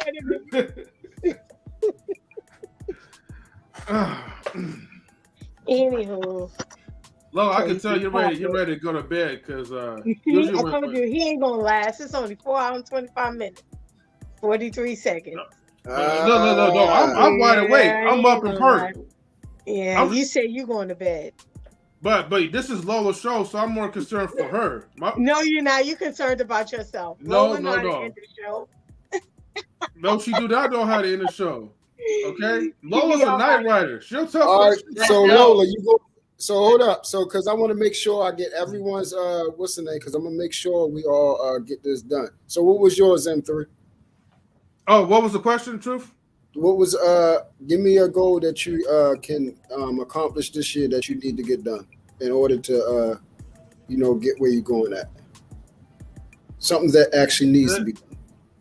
I gotta get to that monetization program so I can give Queen her reparations back. That's right. I'm coming. I'm coming. Look. Y'all don't know, man. I had like a lot of serious like threats, by this lady though. So like, I'm reading like pages and more pages, So hurry up and get this lady the money, YouTube. They've been holding out. All right. So me and Oshun, we're gonna make sure we debt free. You gotta pay Queen her reparations. What about you, Queen? What you got going on? What? I got a lot going on. Well, give me one thing that's feasible for you to get done this year. I'm doing a lot. It's feasible. But the one thing I will share is that I think I'm gonna move a lot nicer on these YouTube streams. I'm talking about something that's going to be life changing. Well, no, I'm already. Oh, that will be. That is life changing. It is. You're right. It is. So I'm working on being nicer. I don't know what that I'm getting looks so like. much so many phone calls about this woman. Oh God. You do? Because they punk. they wanna go at you, and then when you say something, oh, I'm not feeling. They want to say, be a man, you're simp. Well, stop simping in the background. Oh my gosh. Come to the throne and be beheaded. Oh my God. Look, you gotta understand, simps are here for a reason. All right, it's like they're part of the ecosystem. All right, we gotta get rid of them. I believe all these males who call other males simps, they're really the ones simping. No. We Wait. gotta get rid of them. Wait. Like, hear me out. Okay, right. Let's say, for instance, okay. I mean, because either way, right? You know, nature's going to take its course, but it starts off right with renewing polygamy again. Okay, and the reason why I'm saying this is because see, polygamy was designed right to pretty much leave these beta males empty, right? So, you know, as they all say, the alpha. You know how people be saying on YouTube, yeah, get in a polygamous relationship and collect all the girls for yourself, because all the girls gonna want the top 5, 10, or something like that. No, the top one. The top. Okay, everybody's gonna want to get the top one, so let the top one just get all the women, right? And then let them just have the leftovers and stop tripping. So check this out. So if that actually, crazy. if we actually embrace that, bro, I'm sleepy. All right, so we would be listen, we would be SOL. Mrs. M3, please bring him some water. But seriously, Rio, would you participate in polygamy? Will I participate in polygamy? Yeah, would you? Nah, I don't need to. I'm cool with my wife. No, I'm saying, would you? No, I gave you the answer. I said, nah, I'm cool because I'm good with my wife. What if she was what if she gave you the green light? That ain't happening. Nah, I'm still cool though. Look, women already, and they're not even mine. They already give me a headache, so I'm good. Yeah, man. M3 kind of capping on this one, but he knows the answer would be yes if his wife gave him the green light. He'll be a fool to say no. If that was legal, no man's gonna say no to having somebody else in the house that's gonna be submissive to them and do whatever another woman in the house, and you can have an extra woman. That means no. But see, this is. Let me finish. Right? If that's green light for all couples, because remember, if they green light it, that means all couples are involved. So you have to involve the LGBTQ community as well, right? Mm-hmm. I guess the Amish community, I guess they have their own set of rules, right? The Jewish community, whoever, right? Islamic community, everybody has their own set of rules as far as marriage. So if this is green light for all of those, for every lifestyle, then you have just a common man who just is doing whatever they want, or the common woman as well. So if you green light this, right, you know, of course, nobody's going to turn down having more pleasure or being pleasured more if they have that option, especially if they find somebody that's agreeable. In fact, there are couples, right, who look for basically male or female spouses, or AKA pets, right? Like they basically interview these people, right? And these people have to both greenlight this person, right? And then they join the family. It's called an extended family. So, you know, that person has to be validated. Let's say the family wanted Lola. I'm sorry, Lola, I'm using an example, but here we go. A couple wanted you, right? They say, hey, we want you, right? Whatever, don't look at me like that. They say, hey, we want you. You would go, you would interview with them. They want to know your credit history. They want to know your preferences. They want to know if you can cook. They want to know everything about you. They want to know what you want to do inside, outside the bedroom. They want to know everything. They want to know about your kids, everything. You have to tell them everything, right? And then they tell you everything about them, right? And then from there, you agree to either be with them and they let you in the family, or you don't. You know what I mean? It's kind of like what August Alsina had with the Smiths, but I'm not going to go too far in that. But it's similar. It's basically that. So, yeah. So let me give y'all the rundown. So so I can put everything in proper perspective. It has to be how polygamy actually is. So if you got 2 wives, you have to actually take care of them in totality. So whatever the wife getting, you have to take care of that one equal value. You have to provide her with like you said, pleasure, but you have to treat her just as good. Now, for people, because this is why a lot of guys are trying to fulfill a fantasy. Now, for those of us who has actually done this, actually had multiple women before, it is tiring as hell. So imagine trying to do that daily. That is not fun. It is not fun. It's something that, see, what happens is we're kind of perverted because we be watching these TV shows, these porn, and it looks like, oh my goodness, you get all these type of women, and it's going to be the greatest. I don't understand the porn bars. Yeah, it messes you up to think like that can be a lifestyle I can have. 2 women, the greatest pleasure. You try to do that every single day. Bro, I slept for a day and a half when I did that, man. A day and a half. Well, truth. Imagine if you had seven wives, and you had to please all 7 wives. Okay, I can't do it. I ain't gonna lie to you. But other cultures, remember, there are other cultures where the men and the women are groomed to live these type of lifestyles. It's foreign to us, right? It's kind of like if we had to go to China, right? And we went to China and all they had was dog, right? That's all they had, right? You're like, yo, on this block we serve dog. Now, the 5 of us gonna struggle on this block. I know I am. I'm like, yo, y'all gonna have to give me some rice and some water. And maybe an egg roll or something. Don't put no dog in my egg roll, all right? You know what I mean? I'm only eating the vegetables and the rice. That's all I'm doing. You know what I'm saying? But we gonna struggle because we gonna want we may want some protein, and the only protein they got is dog. But for them, that's common. They got a dog hanging outside the window. You feel what I'm saying? But that's common for them. So if that's the same thing with food, it's the same thing in relationships. Our palate is different from other people who live somewhere else. You know what I mean? We not gonna be, for us to have multiple women like you said, it may be difficult. Some people may just be out of control. They may not know what to do with it. It's gonna be different because we're not groomed to do this. We're not groomed to be in a type of environment. We're just not. So it's gonna be foreign territory. So of course it's gonna be chaos. Yeah, I agree. So that's why I was saying, if this was actually implemented, believe it or not, majority of us will fail. And what I mean by implement it into a law where if you do not do your job, it's actual consequences. And I think a lot of people would think twice about it, bro. That's what I'm saying. I think a lot of people would think twice about it. Like how you said, if we're groomed into it, that's something different. But we're talking about implementing it into today's society with these type of people out here that we got to deal with. Oh, just like American. Some people who are groomed into it don't like it. Huh? There's a lot of people who are groomed into that who choose not to be in that lifestyle too. Yeah, that's true. So it seems fun because it's not something you do.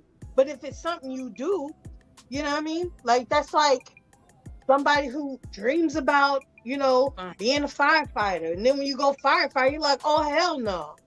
You know what I mean? It all looks good. The grass ain't always greener on the other side. Keep telling y'all that. Or sometimes it is. Huh? Sometimes it is. Until you snap. Because guess what? If the rules apply for you, that's a nice screen leaf. The rules apply for her too. So are you okay with her being smashed by 3 other dudes while you being smashed by 3 other women? Hold on. That's the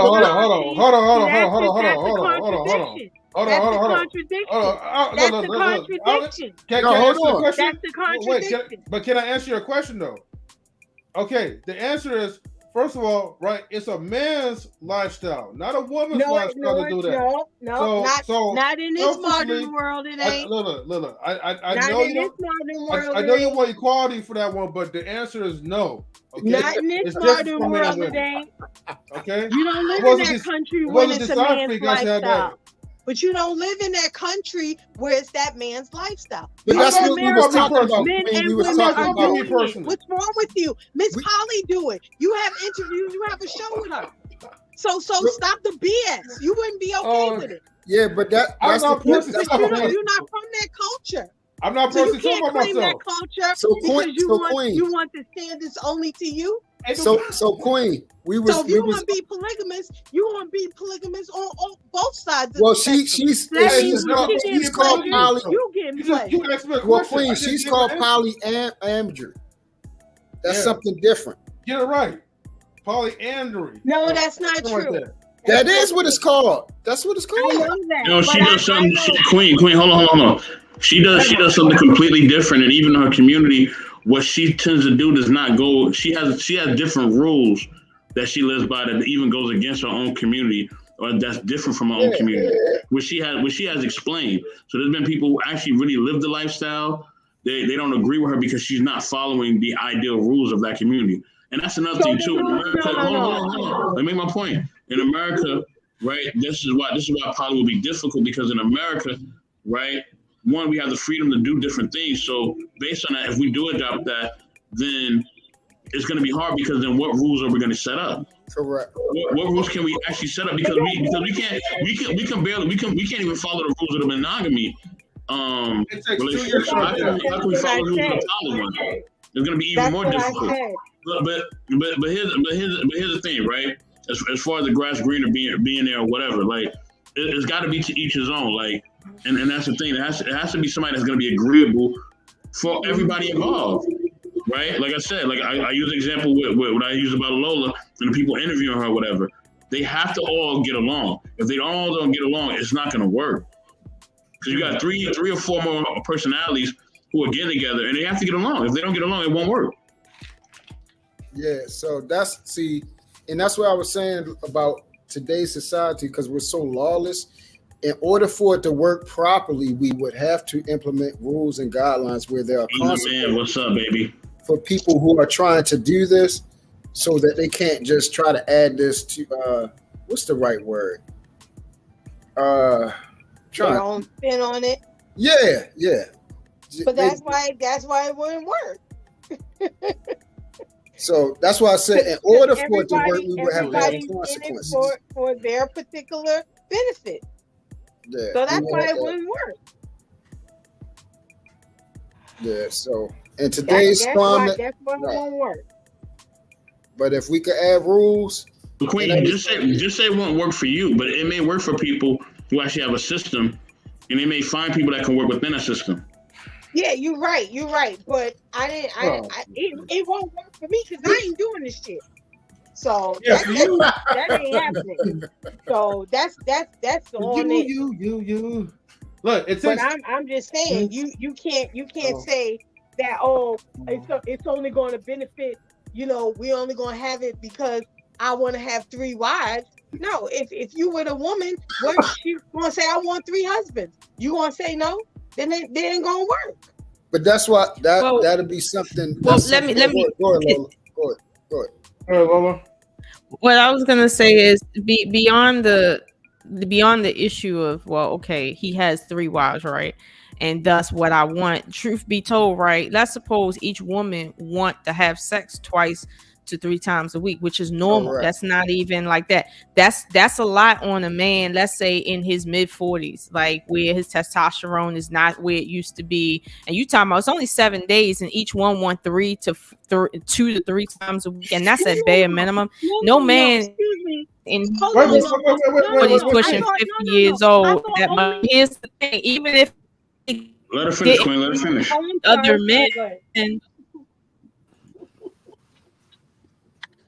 the thing is, even if the women didn't want other men, even if they just wanted him, that's hard. As Truth said, that's extremely hard on the man, because when men think about polygyny, they think about it in terms of, I get to have sex with multiple women. They're not thinking, no, you have to have sex with multiple women. That's a different lifestyle.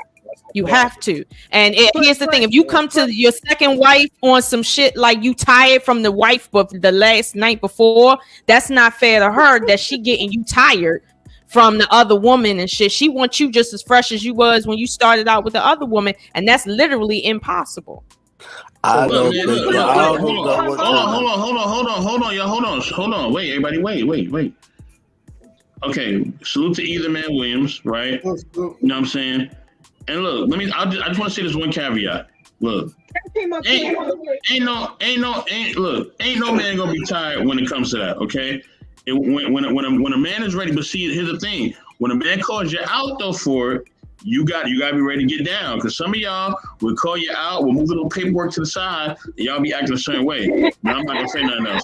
Either man Williams, go ahead, salute to this party line, and that's all I'm saying. Anyway, I just want to say that, you know, I think it's funny how y'all keep saying, you know, truth. I'm gonna throw you in this because you're the only man that said this, that, you know, oh, you're gonna be tired, but y'all supposed to be always at your sexual high value marketplace. So y'all niggas ain't never supposed to be tired, lying. Right? Because us women, we hit a wall and we lose our sexual value. We no longer able to do. Queen. I gotta get to Either Man Williams. You gotta chill for a second. I'm gonna let you truth do your thing, but Either Man, go ahead, bro. Whatever. See, the problem with this whole thing is, in society, they were so shadow-minded. Like, having a second wife was never about sex. It was about being able to accomplish and do more things. Like, sex was just a benefit. It wasn't supposed to have been the only thing that men wanted second wives for.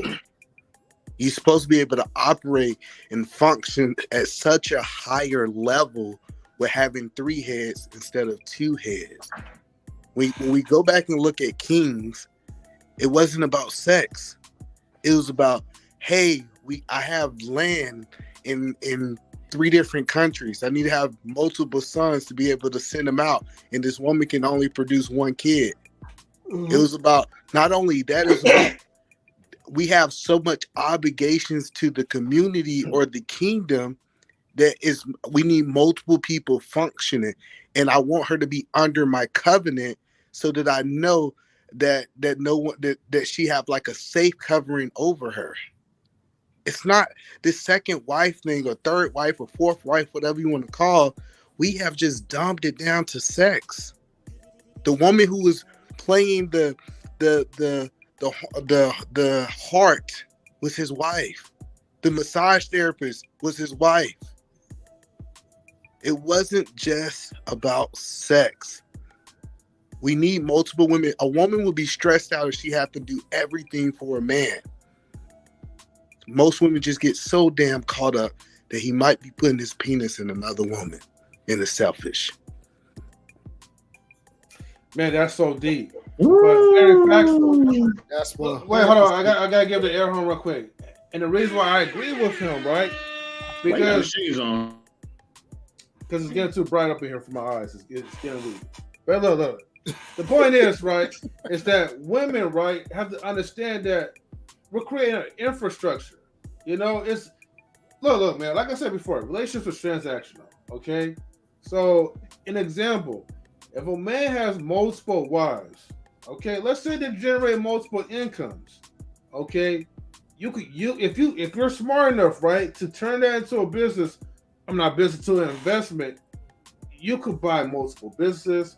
You could buy multiple properties, land, all that. I mean, look, in the older times, like it was always about land. Buy your land back with polygamy. That's all I gotta say. Yeah, that's on the level of when we talk about being an empire. When you talk about empire building, absolutely. You know, that's on that type of level. But again, we would. But you know how y'all conflate that? But too, you know how society conflate that? You conflate that to pimping though. Conflate that to pimping. Y'all not kings. Be a damn king, and then you can talk about polygamy, multiple wives, and conquering empires. And we do have kings. They're called We do have kings. They're called pimps. They're called pimps. Talking about? We do. Look, I'll say this again, right? Because you wasn't listening. We do have kings, but society calls them pimps. No, it ain't. No.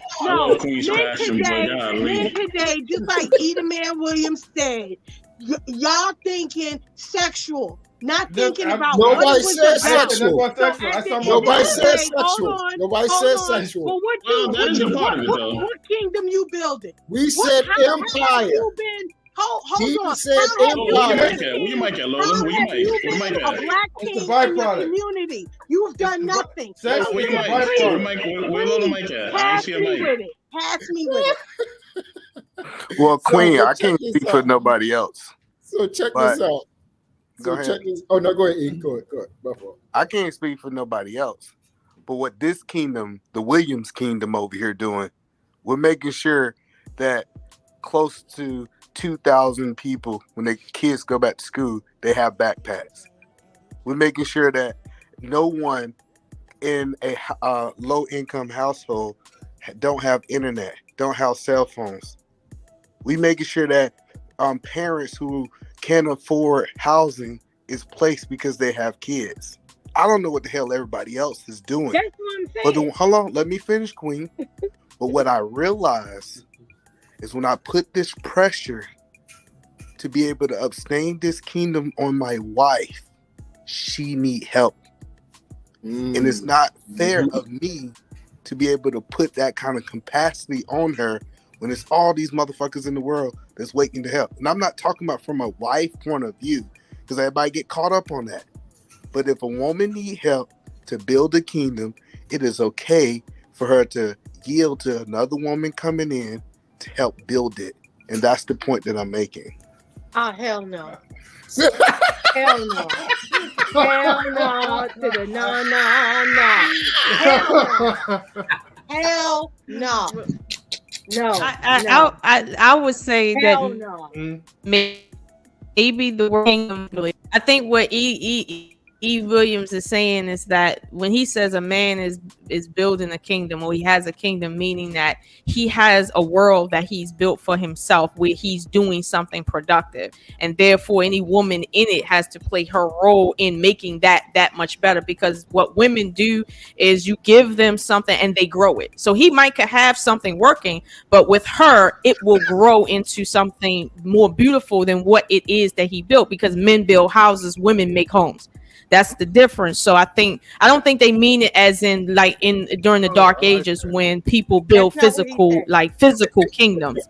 I don't think that's what that's referring to anymore. But I would agree with in that nowadays there's very few men that are thinking on the level of, okay, what do I have going on in terms of, let's say, a business or any type of industry that I am running myself that I need a woman to support me for. Most people are just going through which their woman does not serve no purpose in.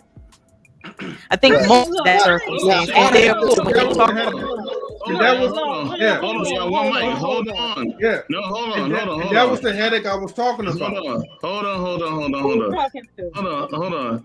I mean, hey, Lola thinks she a rap artist or something. You see how she got the little hoop earrings on? She got the mic control in her hand. She thinks she a hip hop. She thinks she MC Light out here. That's what she thinks.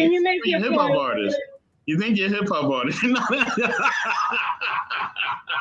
Now I'm just looking for like the headphones. Is that what you wanted to say, Mr. Hold on for a second. Hold on. But this is what I was talking about, right? On the other side, like you're dealing with the headache if you're only dealing with women based off the sex and they add no value at all. That's where it becomes a headache. And that was my point from the beginning. Okay? Wait. Y'all niggas give us headaches too. I ain't no nigga though. Don't get me started. We always got a bottle of Tylenol near our bed. So don't play yourself. I didn't hear what you said. Let me give you. Hold up, E. And then just you let her want go a off real woman quick. to do everything, but then you don't bring shit to the table. Man, please pass me with the bullshit. Hey, my blonde is nice and green on the other side. Look at that. Well, check this out. No side near you. The way I look at you got a garden in there too? So Man, the way I look at E-Man, the way I look at E-Man's situation is he have his own kingdom over there. First of all, he's established himself. Then he have his queen, and then now him and his queen. So now you need princess. Hold on, queen. He have his queen, and now him and his queen contribute to their kingdom. Like you said, he produces housing. He produces electronics, and then also dealing with the school. Backpacks, pencils, and everything provides for school. So that's how it's supposed to be.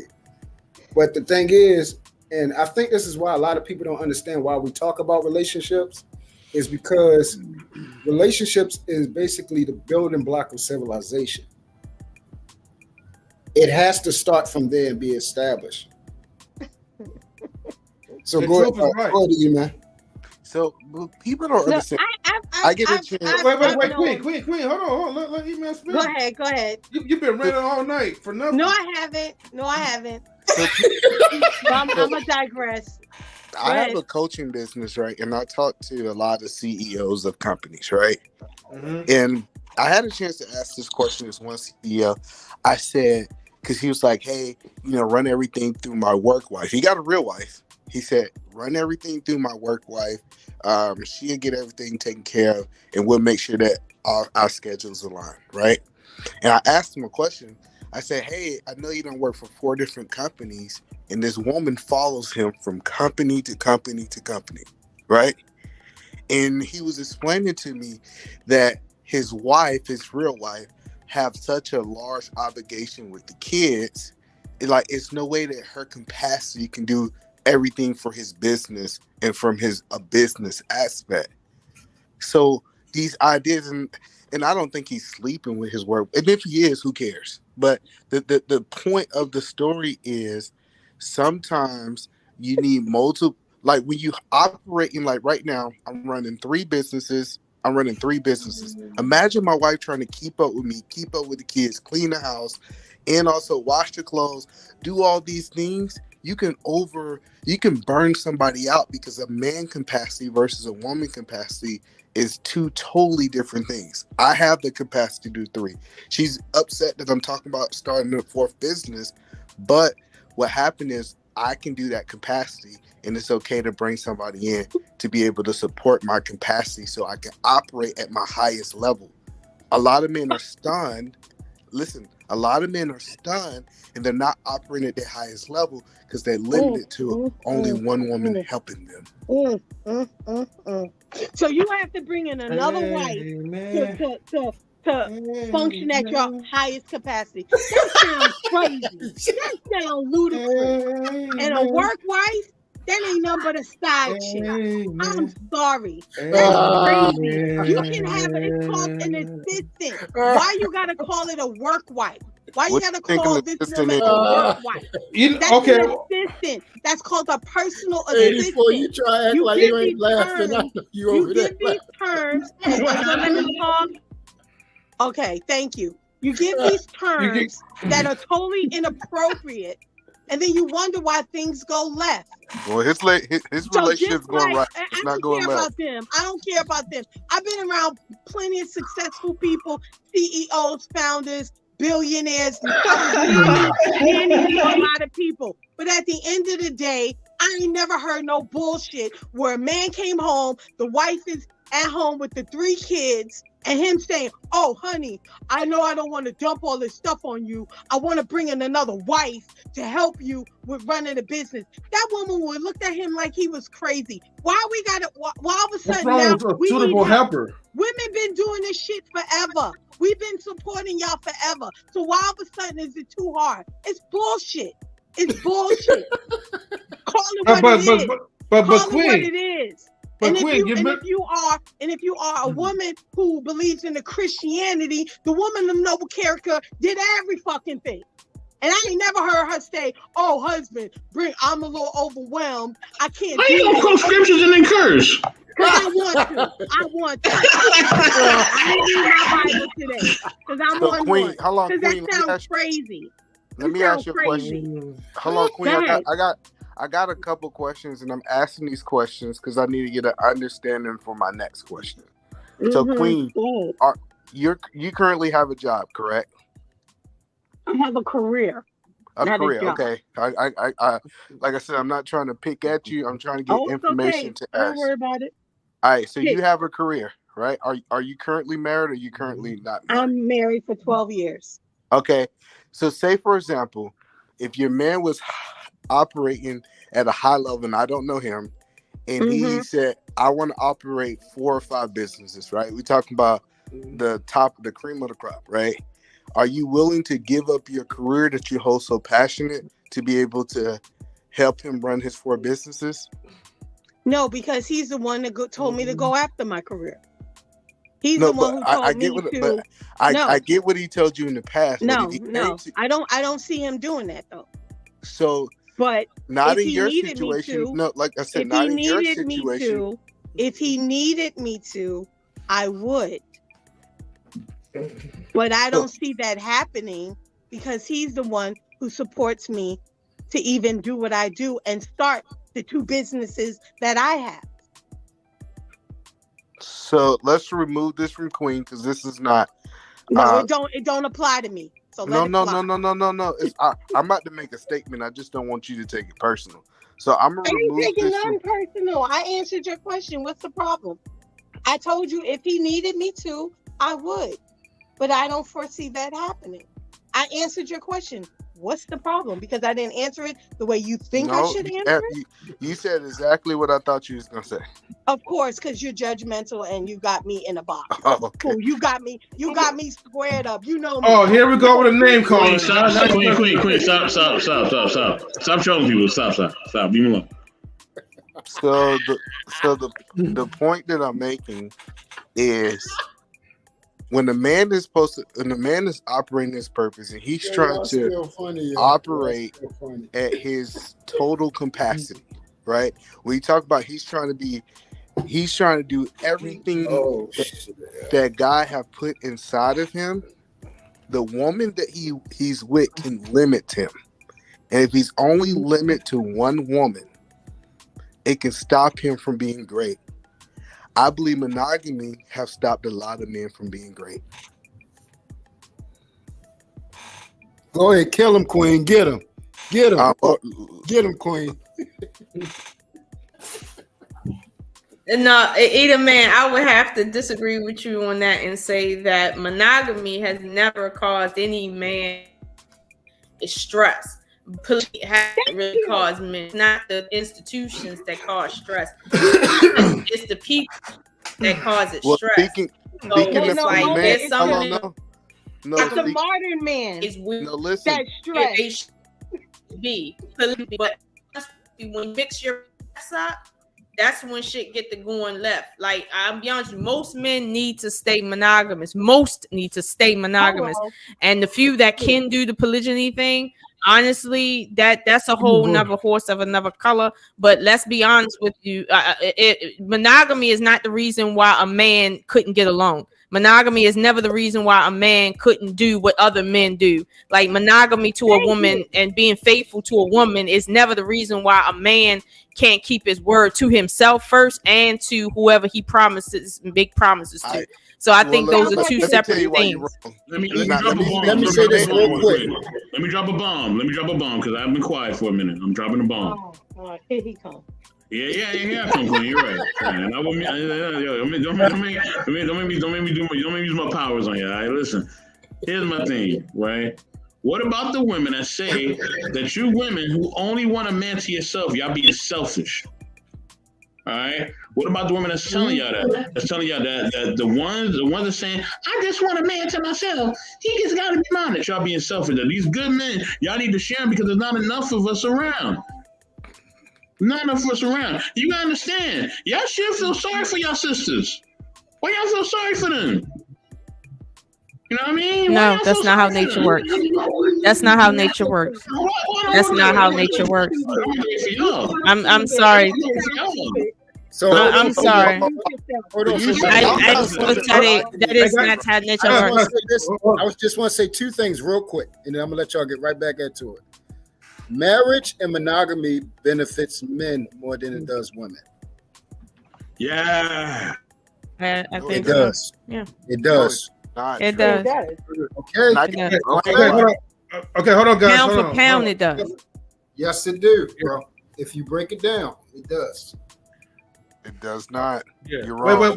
wait, guys, hold on, because Lola does have a slight delay. So hold on, give her a chance to talk real quick. Go ahead, ahead, Lola. Lola. She Everybody rolling her disconnect. eyes right now. No, I was just gonna say I was agreeing with that pound for pound, the benefit is raised more on the man's side than on the pound. It's not to say don't benefit, but pound for pound, it is on the male side. And honestly, when it comes to monogamy and polygyny, right? That right there was always in for the woman's benefit, not for the man's benefit. Like, so it's like it's really it's miscued in a way, because that's the ultimate way to practice hypergamy is for all the women to get with 20% of the men that are in the top 10%. That's the quickest way to hypergamy right there. But most of the population of men don't want hypergamy, let alone polygyny, because that means all of the women are being soaked up. That means all of the women are being soaked up by a small percentage of the men that just so happen to have money. So honestly, polygyny does not help men. It helps women mostly, as strange as that may sound. And like Truth said, on the opposite end, it does benefit men. It counts out. But go ahead. But y'all know I gotta run because I got work in the morning. Don't leave me I'm up here, listening else, Lola. but y'all my eyes getting heavy as hell right there. Yeah, even her Just computer. hang in there a What? little bit longer, Lola. So I don't know what truth. Internet better go to sleep. But no. Lola, give us 2 minutes, Lola. Give us 2 minutes, Lola. Give us 2 minutes. We'll be out of here. So listen, monogamy literally benefit women 10 times more than it benefits men, right? The reason women like monogamy is because she get to keep all the resources to herself, and she don't have to share those resources with anybody else. Like, that's the only reason women like monogamy.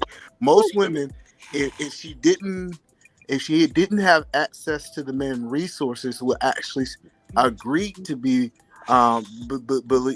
with multiple women, because it'll take the burden off of them. See, it's a resource, and this idea that it hurts the man, it only hurts the man if he don't know how to get the full potential of women. Like, women is like the best asset on the earth, and if you got more of them, I'm sorry to tell you, you typically do better if you know how to use. And you got to understand, most of the companies that I run, most of them are women. So when I talk about getting the best potential out of women, I think people just are not educated on how a woman can aid you. I have women who have walked into a room that if I would have walked in, I wouldn't have got the business, but they walked in and got the business just because they was cute. They was educated and cute. So what I'm saying is that something else. So that's what we said. It benefits you more, right? No, I'm telling you. You said monogamy benefit me more. No, I said in marriage.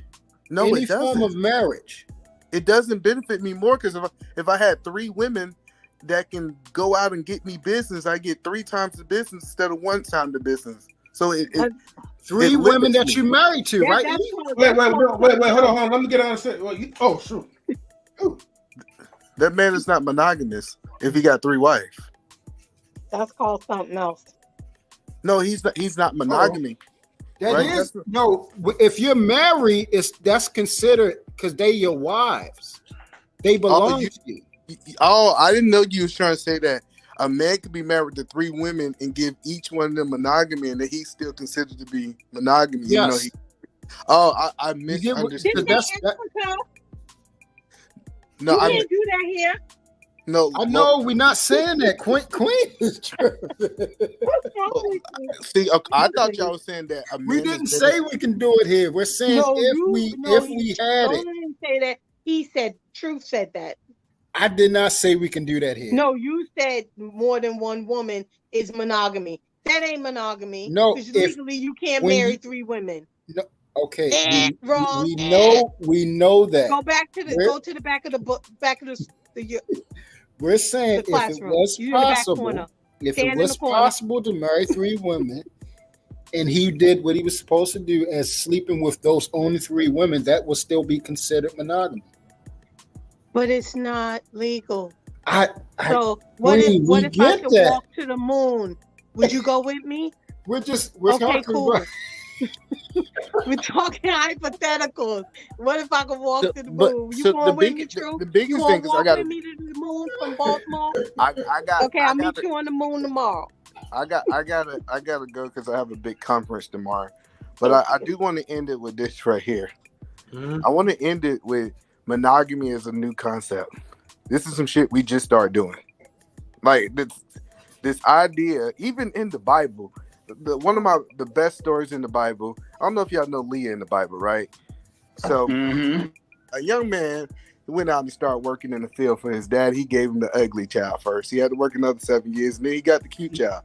And these was Christians. This idea that in the Bible we see that people after people have multiple wives. So it was good enough for the Bible. It was good enough for the world. Yeah. About 40 years ago, I say 60 years ago, we thought, now let's be selfish. This is a new concept that we're trying to force on. Society. Now, listen, I told my wife this right here. My monogamy costs something. The problem is men need to start telling women what their monogamy costs. My monogamy costs a couple of different things. If you're not willing to pay the price, I'm going to bring in some help. It's just that simple. And women need to do the same. To eat If y'all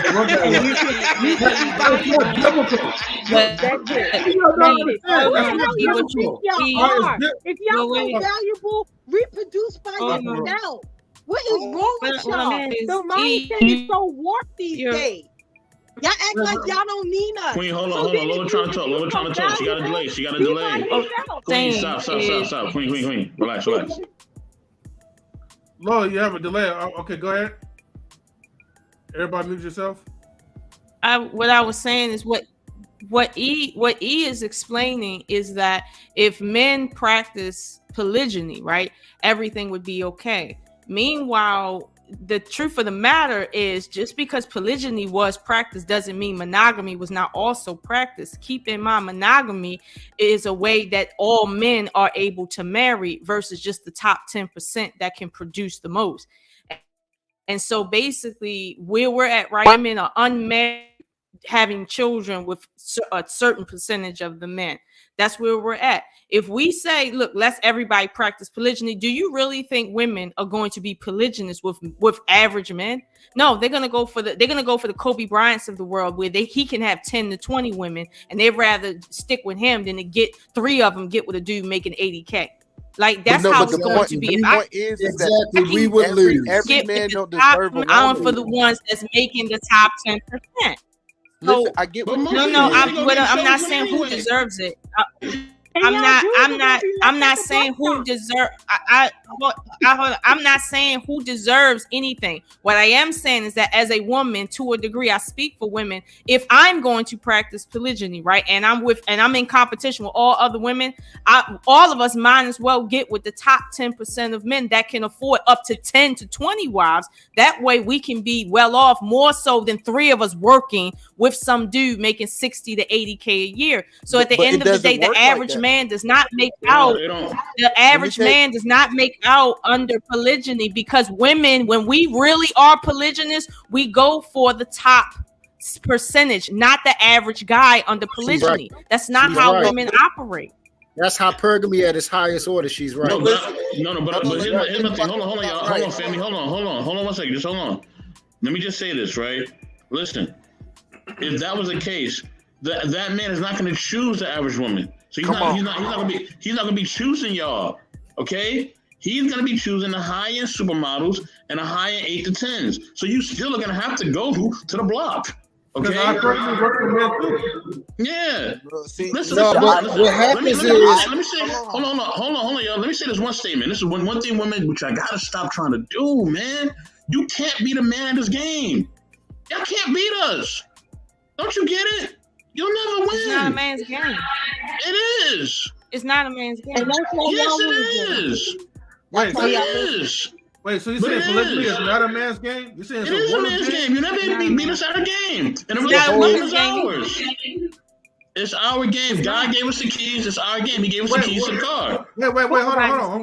Wait, but Lola. Okay, just because I know you have a delay, I want to hear you out real quick, right? Because I know you have to go. But tell me, why is it a woman's game as opposed to a man's game? No, my statement was it's nobody's game. At the end of the day, you're dealing with human nature and you're dealing with the way a culture is set up for a specific side to be well off based on resources. So it's a mixture of the two. At the end of the day, like he said, the men in the top 10 are going to try to pick the top percentage of women. But I'm going to be honest with you. The nature of men is not like that. Look at Solomon.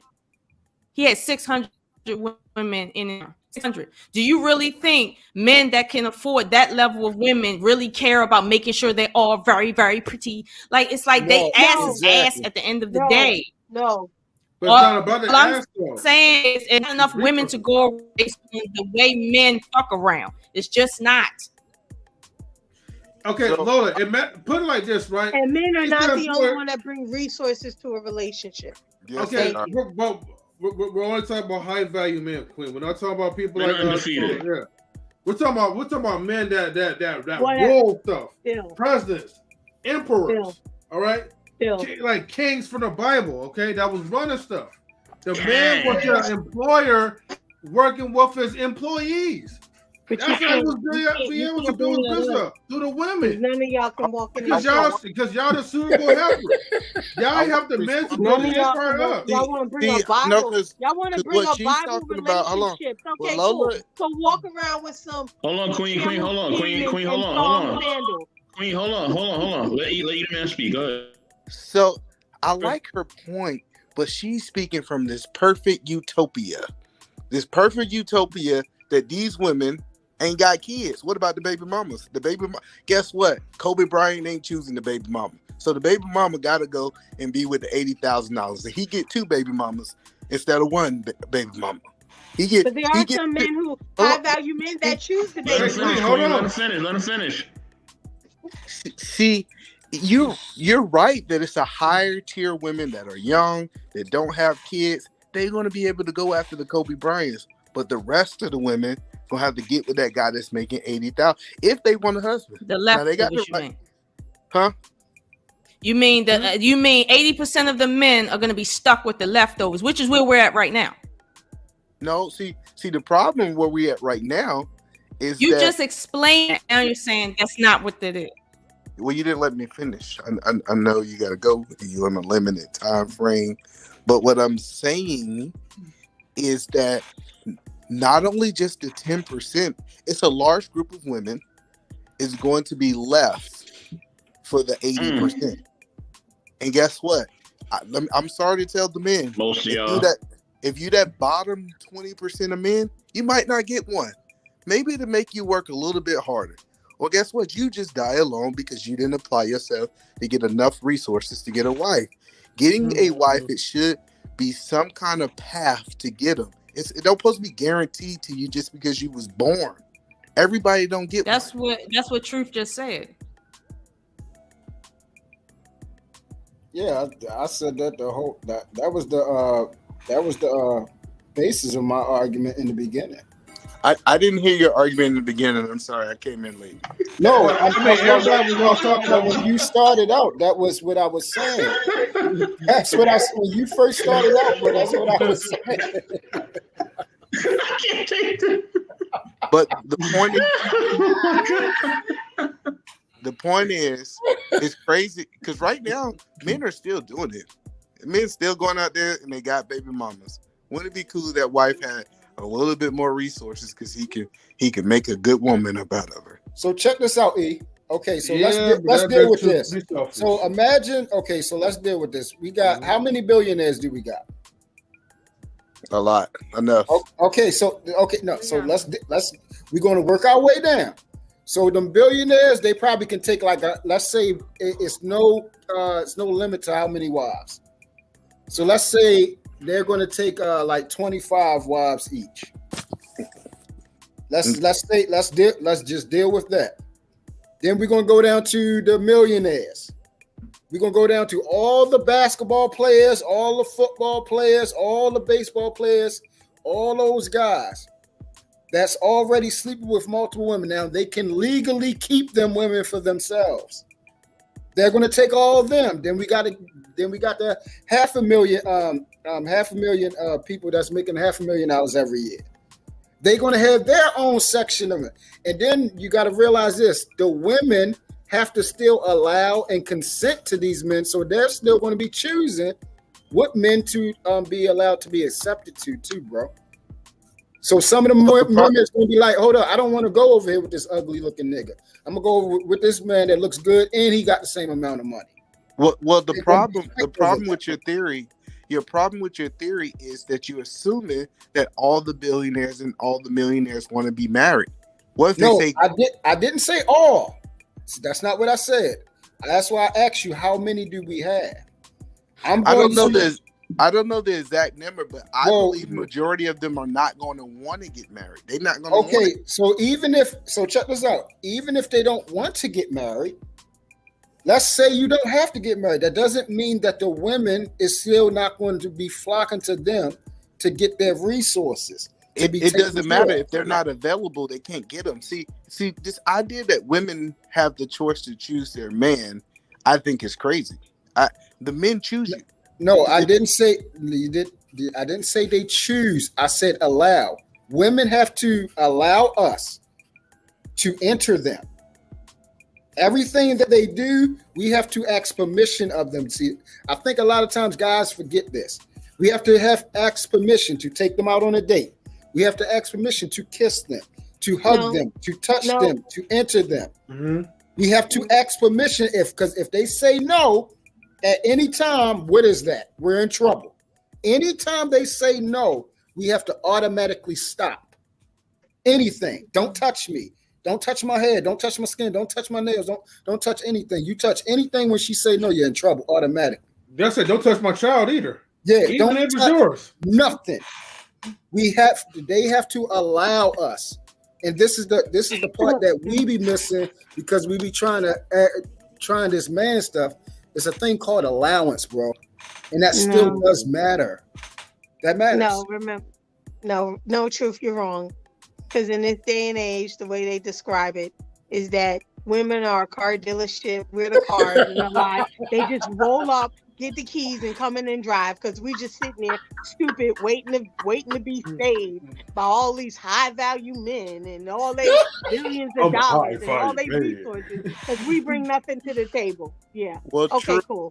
So go to your local dealership and pick up your wife. She waiting for you. Lot 6. Red Corvette. Wait, E-Man, before you give a rebuttal to Queen, remember, you got to make sure you ask her for her permission. Yeah.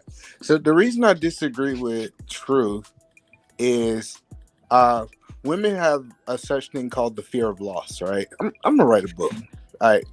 So this thing of fear of loss, if I have 7 women in front of me and I ask one of those women to do something, she have the fear if she say no, I'm gonna go down to the next one to get what I want. And so this idea of fear of loss, a lot of women will agree to, especially when you talk about the high profile men that you was talking about, the billionaires and the millionaires. They're going to agree to do things for the simple fact that they don't want to be replaced, because now the government says that they can legally be replaced by another wife. So now you're going back into what I said earlier, E-Man. I don't know what you said earlier, Truth. I keep telling you. I joined this thing late. I keep telling you. As soon as I put the message, I came up. I only said. So what do you truly I only disagree said these on? things when you came around. That's when we started this conversation. No. So the point that I'm making is that for the cream of the crop of men, I don't think that the women have control. The men have the control because they have the ability to take away their resources. Now, if you don't have any resources, the women might have the control. But and that's the majority of men. I'm not. But see, But what about the ones that always say about like it's now it's about the money, and you men always be talking about money this and money that. It's about money. Money make your life. See, a lot of people like to say this thing that money don't make you happy. It make me so close to happy I can't tell the difference between the two. Yeah, people is lying. Rio. That's what I learned too. A lot of people try to give you that PC answer, but they love money. They love it. But hey, no, I ain't gonna lie. My mood saying changed, man. Like we get that nice like fat paycheck, because money and then we have, but M3. But imagine this. Imagine you taking a girl. Y'all fly out to, let's say, Australia, and y'all on the balcony. It's a nice thing, and you say, you start kissing her. She say, no, I don't want to have sex with you. You know what? You leave her ass in Australia and you go find you another one. Like the idea that she's gonna tell me no with the type of resources that I'm gonna provide, I think it's just crazy. And I think she's crazy. Supposed to spread in and give it. Okay, so I got this perfect thing for you. That's called something. What? I got this perfect thing for you, E-Man. No, prostitute. Let me ask you a question. That's called.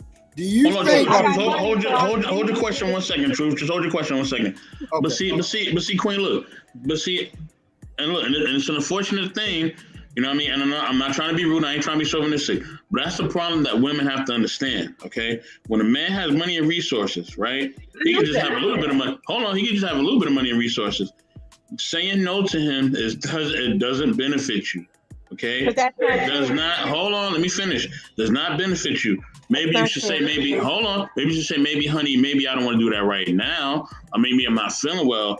But completely shutting him down, like, oh, I ain't doing that. Like, we ain't doing that right now. You think you're gonna do that with me? Like, that ain't happening right now.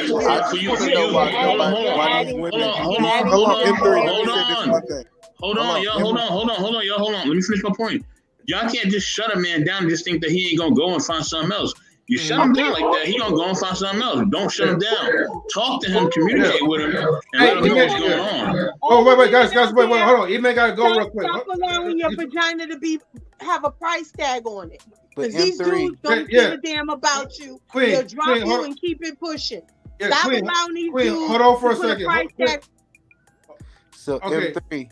Yeah. You know the funny part about it when people say money don't control women? It's funny how they typically don't say no to their boss.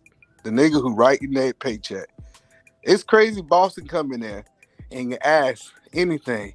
I need you to do this. I need you to do that. I need you to do this. And you know what they say? I use that analogy too on them, you know? Yes, sir. They'll say, go ahead. I'm sorry. Go ahead. They say, yes, sir. Yes, sir. Yes, sir. This is why I'm a big advocate that men should employ their wives. Because it gives you a level of power if you can be able to actually pay her in dollars, like literally cash value. And you can call it, some people say, well, that's prostitution if you're paying her for doing her job.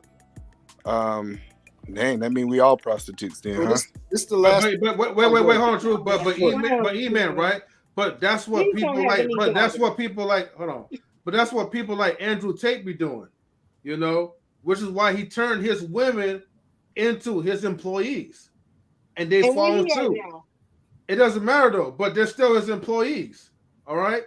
For a long time. She got you on there, M3.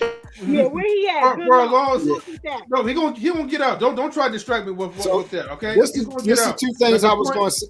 Oh, go ahead. Wait, hold on, Truth, right? But the point is, right, I do agree, right, with that analogy, right? And that's why people say, like, how do you have the audacity, right, to have so much fear and respect for your boss, right, that don't even sleep with you, but then you have the husband that takes care of all the things for you, but then yet you treat him like second fiddle. You treat him like below, and you'll treat the boss that's giving you your paycheck, but your man is actually providing all those things for you for free out of his own pocket, okay? Maybe I need to start talking.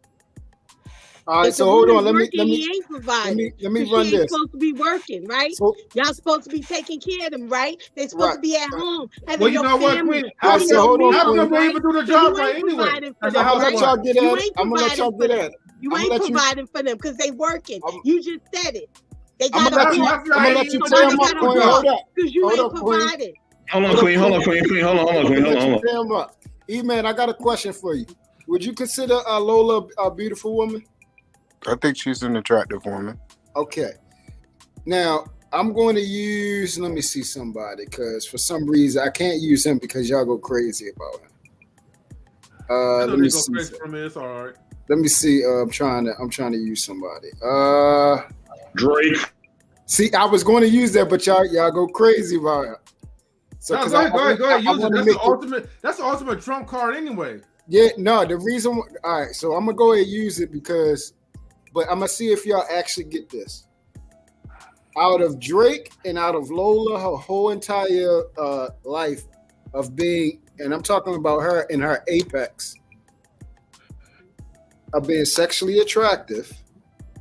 Who do you think had more options to get screwed?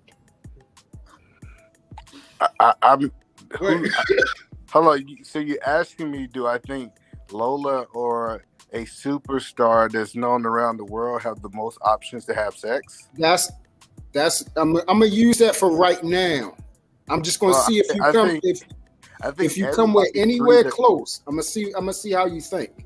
Go ahead. I think everybody would agree that a superstar that's known worldwide by face and by music have more opportunities to have sex than a person that is a normal person. Okay, that's common sense. Now, it would be true if you're talking about a normal man versus him.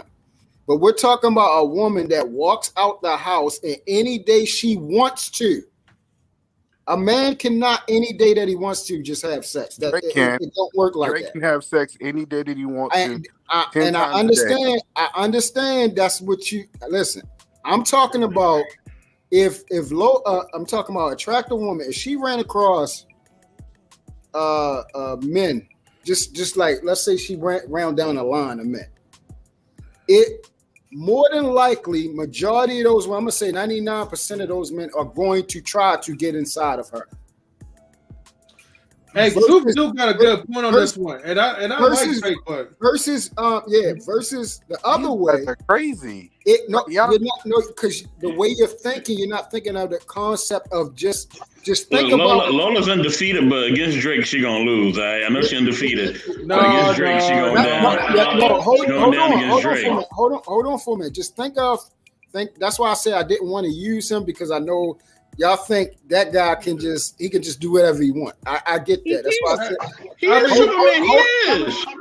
is. Just hold on for just hold on. That's why I said let's take him out. I gotta take him out because no. He's here. He's here. No, we gotta do the challenge. I don't want to use him since it's no woman that's going to ever turn him down.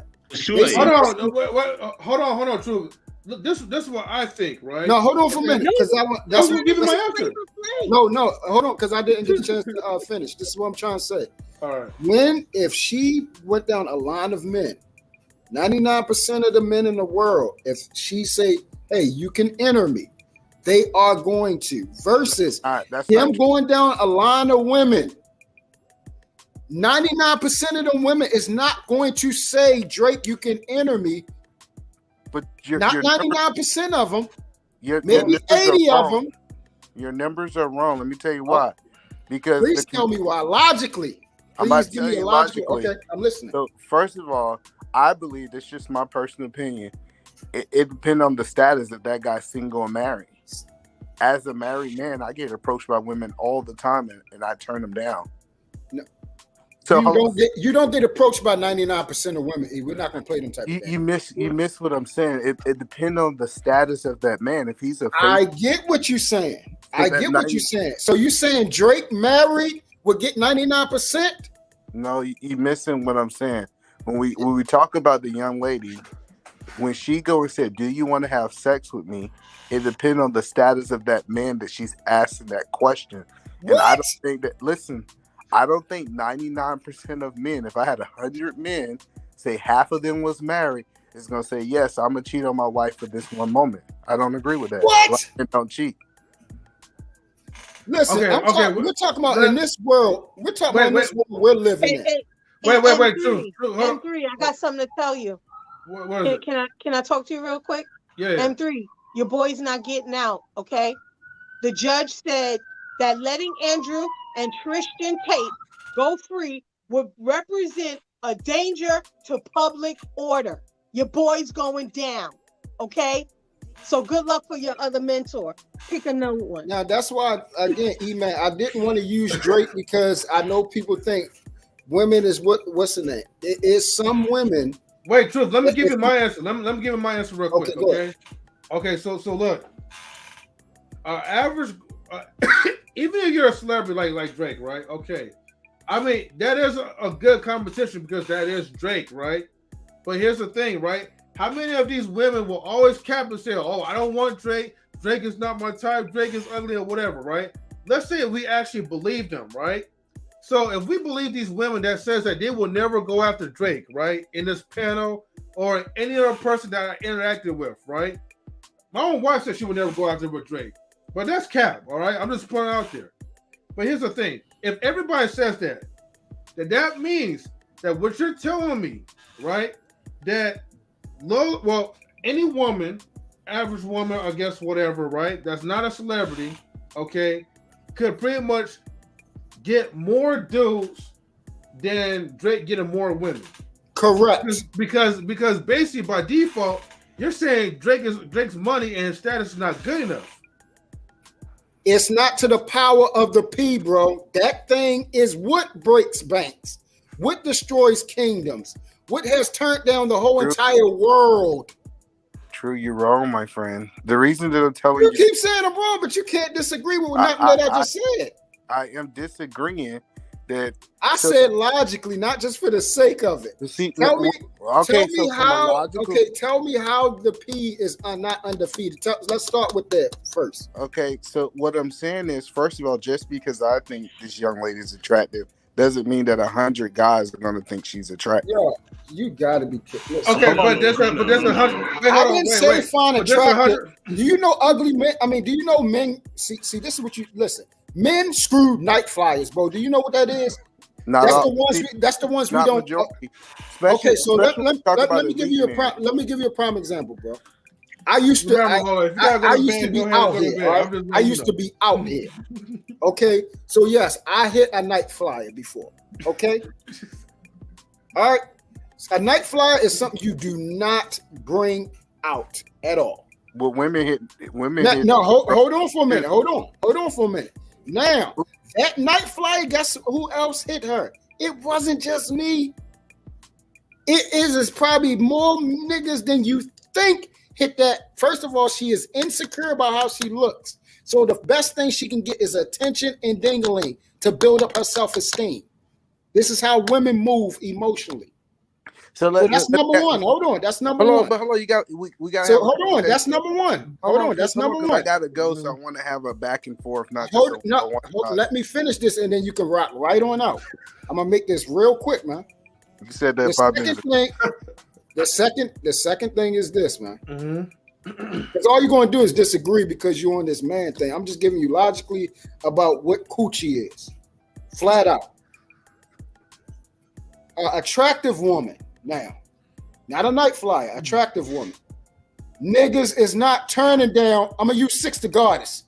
You're gonna tell me 99% of the men is gonna turn down that daggone woman, nigga? You must be out your daggone mind. Well, I'm telling you. Look what you say. I'm telling you. It's 99%. Wait. Truth, you gotta let him talk. I'm trying to give you a perspective. Because he's lying. No, you gotta listen. I'm telling you, it depends on the 100 of men that you're using. Say if I took 100 high value men, I don't think she would bat 99%. I get now. Don't get me wrong. If you go get 100 dudes from McDonald's, listen. If you go get 100 dudes from McDonald's, she might have a higher percentage. But the dudes who have a lot of options are not going to take it just because it's on the Listen table. to what I'm saying. Yeah, I'm talking about free pussy. I'm not saying that they got work for it, take it out or anything. I'm talking about free. They don't got to do nothing. It's just there. True. It's just there. What I'm telling you is I turn down free pussy all the time. That's Man, there. you ain't listen, bro. Like, listen, you talking to me here, bro. You ain't turning down no ass like hers. Yes, I am. Listen, you could put that on. You can put that bullshit on here, bro. You talking to me? Man, you can talk. Hello. That don't work with me. Lola, you okay, Lola? That don't work with me. That don't work with me, shorty. Maybe that's how it Lola's works. That don't work with me out here, shorty, because I actually did this shit. All right, so you ain't talking to none of these daggone incels and these niggas that out here ain't getting no ass. I'm not. See, I think. All right, so that's you're not listening. I'm on a whole different type of level when it comes to that. It's true because I let you go in this long time. 60 guarded. You keep saying you let me go for a long time, bro. Go ahead, you go. All right, E, hold on. Let him finish. Let him finish. Let him finish. Truth, let him finish. Truth, let him finish. Go ahead, E. So the point that I'm telling you, if I have 5 options of people to sleep with, I'm going to choose the people I want to sleep with. I believe high value men, they don't have one cute girl. They got multiple cute girls. So it's like, who do I actually want to sleep with? And all 5 of those women are offering them the free pussy, the nothing you got to do for a pussy. So the point that I'm telling you, it depends on the value of those men. Because I know a lot of men say, if it's that easy, I don't want it. Okay, got you on that. I got you on that. All right, so once again, we're talking about the reality of this world. We're not talking about them doing something for it. If that woman, and you're going to talk about you turned down a woman, I don't remember what your wife looked like, bro. But 6 is a bad motherfucker. Okay, she's a bad one, and everybody knows that's undescribable. If you bring 100 niggas that is lawless and not God-fearing and all that, and their wife is not there, and they're just like, here, nigga, and she wear one of them damn things she be dressing and talking about, come get it, they're going to go get that shit. They're going to go get it. You see what you did? You put a disclaimer that they didn't believe in God. They was lawless. It was the bottom of the bottom. None of y'all believe in God. What are you talking about? Y'all don't believe in no damn God. Listen to what I'm saying. It's true. It's like when I talk, it like you got to respond right then, but just kind of digest what I'm saying just a little bit.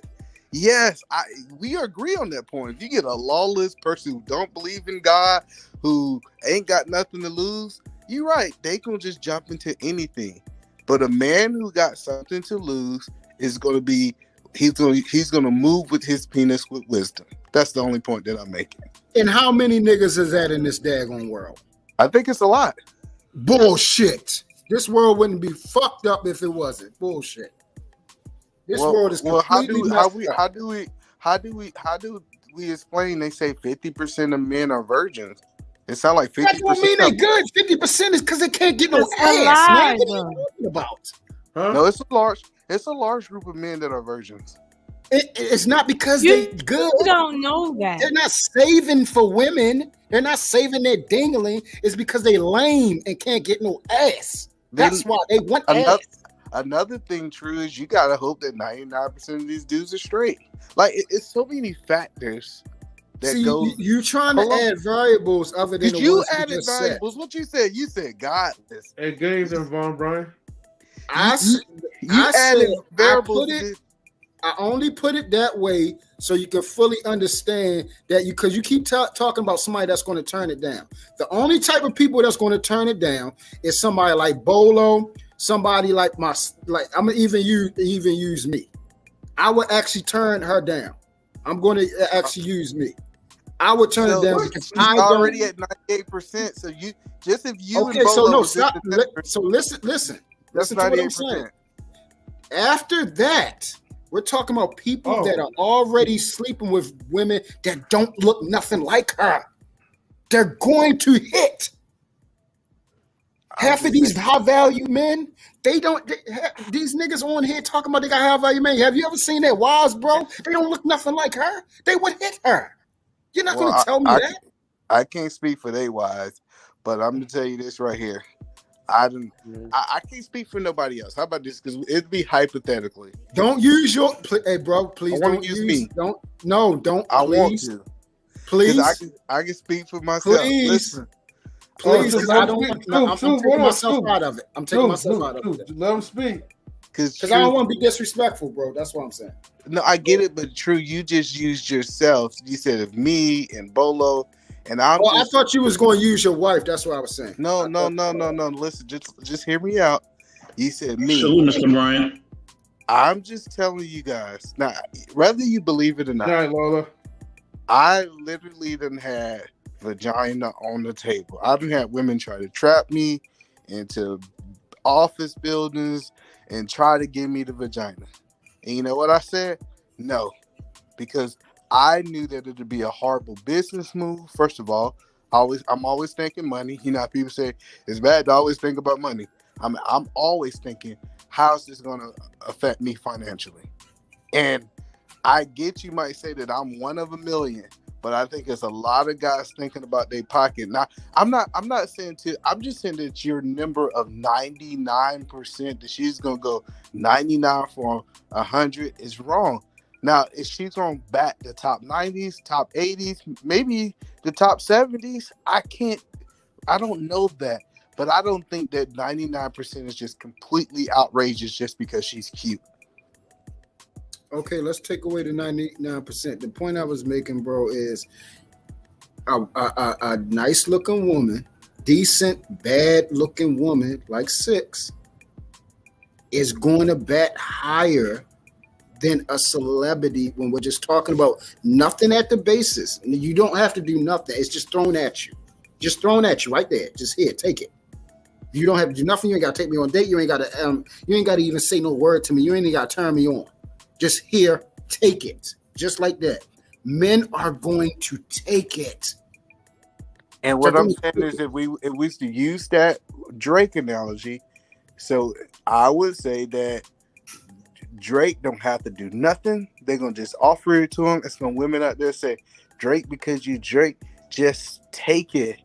I think Drake will bat a higher average than most women. That's just my opinion. Listen. See, this is what's crazy, man. See, I understand because of what he has done, and the thing is, y'all not even counting a number of women that the man has knownly been with. The fact that this man works all the time. The fact that this man is partying all the time and everything like that, that takes a lot of time consuming away in order to hit. Men that's hitting a lot of women, they're off their purpose. They're bullshitting in life. Men that's on their purpose, they don't hit a lot of women. So, audience, I want to speak to the crowd. The people. Is that true or not, E? Let me see what you say about that. That is a true statement of what you said. But this is what you call a professional goal mover. He just moved the goal and he moved it off the field. I mean, he sent that goal so far over there. That is a true statement, but we didn't put no disclaimers about he's busy, so he's not gonna have time to hit him. We put just the simple fact: if he had 100 women, if Drake was sitting in the room and it was 100 women, I think he would bat a lot higher. Y'all win. He's the greatest. Y'all win. I give up. He's the greatest. That's why I didn't want to use him, because I knew y'all was now. But true, I do want to say that it is some truth in what you're saying. If I were to take an average good-looking man and an average good-looking woman, and those two people had to do 100 random people, I believe it depends on the woman's age. If a woman's like 20, 25 versus a woman 50, 55, yes, a 25-year-old is going to bat a lot higher than a man. But as they get older, especially as they get older, I think men start batting a lot higher than the women. It's like they depend on the time of life that they're at. Bro, okay, so I'm gonna put it like this. I'm gonna just put it like this. I was batting like Barry Bonds. I put it like that. And if Lizzo jumped out here, she would do way more numbers than me. Hold on. So you think if 100 dudes was in front of Lizzo, they would hit her? They might not. They might not tell you. They're going to go inside of that, bro. Let me state the whole point. I want to make sure I understand your stance. You saying if you put 100 random guys in front of Lizzo, 99% of them just gonna say yeah. I'm gonna say at least 90 of them is not going to let you know they're going inside of that woman. They're going inside of that woman, bro. I'm telling you. Hell no, not Lizzo. Well, okay. I disagree. Okay, you don't understand. Hey, true. You don't understand how these dudes is not getting no power here, man. That they're desperate and they're going to go inside of that. But truth. Come on, let's be realistic. Like, not Lizzo compared to another celebrity though. Like, ain't no fucking way, bro. You can compare Lizzo to like an average woman. A lot of these dudes will be like all in the average woman's DMs. Lizzo's below average. The only thing that makes Lizzo is because she got money. They're going inside of there. No, they're not, bro. I'm telling listen. They're going to tear that big whale up. Let me tell you this right here. I do believe that Lizzo will bat about 45-50%. I do think if you put Lizzo in front of 100 dudes, 50% of them gonna take it. But to say she gonna bat 90%, I think true. Whatever you smoking, send something to my address. Drop it in the PO box. True, you know you had to laugh at that one. Come on now. But they're going to tear that thing up. Hey, leave Lizzo alone. She can get who she get. No, you see, and the reason I know this because I'm glad she said that because Lizzo tried to go after Captain America. She said, "I'm gonna go after the cream of the crop," and it was an ultimate fail. So what? I mean, that just is like Tiffany Haddish was on the stage talking about she wanted what's the name's ex. I mean, people say stuff. Well, so what? So what? She got knocked. No, the other guy who dated Lori Harvey. She said Tiffany Haddish was on stage saying, "Oh, I want to have your baby" or something. Oh, Michael B. Jordan. Yeah. So I mean, it is what it is. Yeah, she was attracted. She said she had a crush on him. So what? Like, act like she really wanted him. I mean, Queen, come on. We not doing this out. We doing this in the context of the argument that we're currently having. I just don't believe. Whatever. So let me ask you a question, Queen. Who she can get. So Queen, it's only one man. Just like 600-pound life. All those women most of those women are married. Somebody likes it. It ain't got nothing to do with you. You don't like it, then Queen, pass it up. But you say that she can't get, no, just to say she can't get no man, that's cat. Hold on, Queen. You can bust them up. Right, you can bust them up right after this, Queen. You can bust them up right after this, Queen. I promise. You can bust them up. If Flavor Flav can get all the women Queen, you can bust them up. Very attractive, kissing on him and doing stuff. We're about to close out anyway. Right, man. I got one name that this is the only man that I believe that would get more women than I'm gonna use a woman like Sister Goddess if they just said come and take it. Michael Jordan. That's the only man that I believe that probably would get anything he would ever want. Another person. Michael Jordan. I think Michael Jordan. That's the only person. Michael Jordan now. I think even him right now. I don't think so. He is the only person that I know that majority of this world actually compared one man to, and I hate to say this, God, please forgive me. They actually was walking around calling this man God. I think Elon Musk. They wanted sneakers. Elon Musk has more money, but the status of who Michael Jordan is, plus his money, is beyond anything Elon Musk can ever do. I get what you're saying. I'm just telling you. I think Elon Musk, if you put 100 women in there, and they would take it. Just the idea that they might can have a billion. No, they're not. Put it like this: they're not getting none of his money. No. I'm just saying. No, that's what I'm saying. So tell them women that you're not getting Michael Jordan's money. You're not getting Elon Musk's money. I guarantee they go to Michael Jordan. I tell people. Wait, I'm sorry, guys. Wait. Hold on for a second, guys. Final thoughts. Yeah. Matter of fact, forget the final thoughts though. Like, look, I'm trying to hurry up and go to sleep. So I'm about to end the stream right now. But look, E-Man, I appreciate you coming up. Truth, Top G, my guy. I appreciate you for coming up. Hey, E-Man, we got to talk later, shorty. Yeah. Business stuff. Look, we can have a part 2 about this like later, man. No. When I'm fully awake. Hey, True. But thank you for drop your name in. I tried to find you on Instagram. your Instagram name in the back chat? Yeah. Mm-hmm. All right, everybody. Thank you for. Back chat. All right, peace out, y'all. All right. Stay out of trouble, Queen. You know. Always. All right. Let me go ahead and play the outro.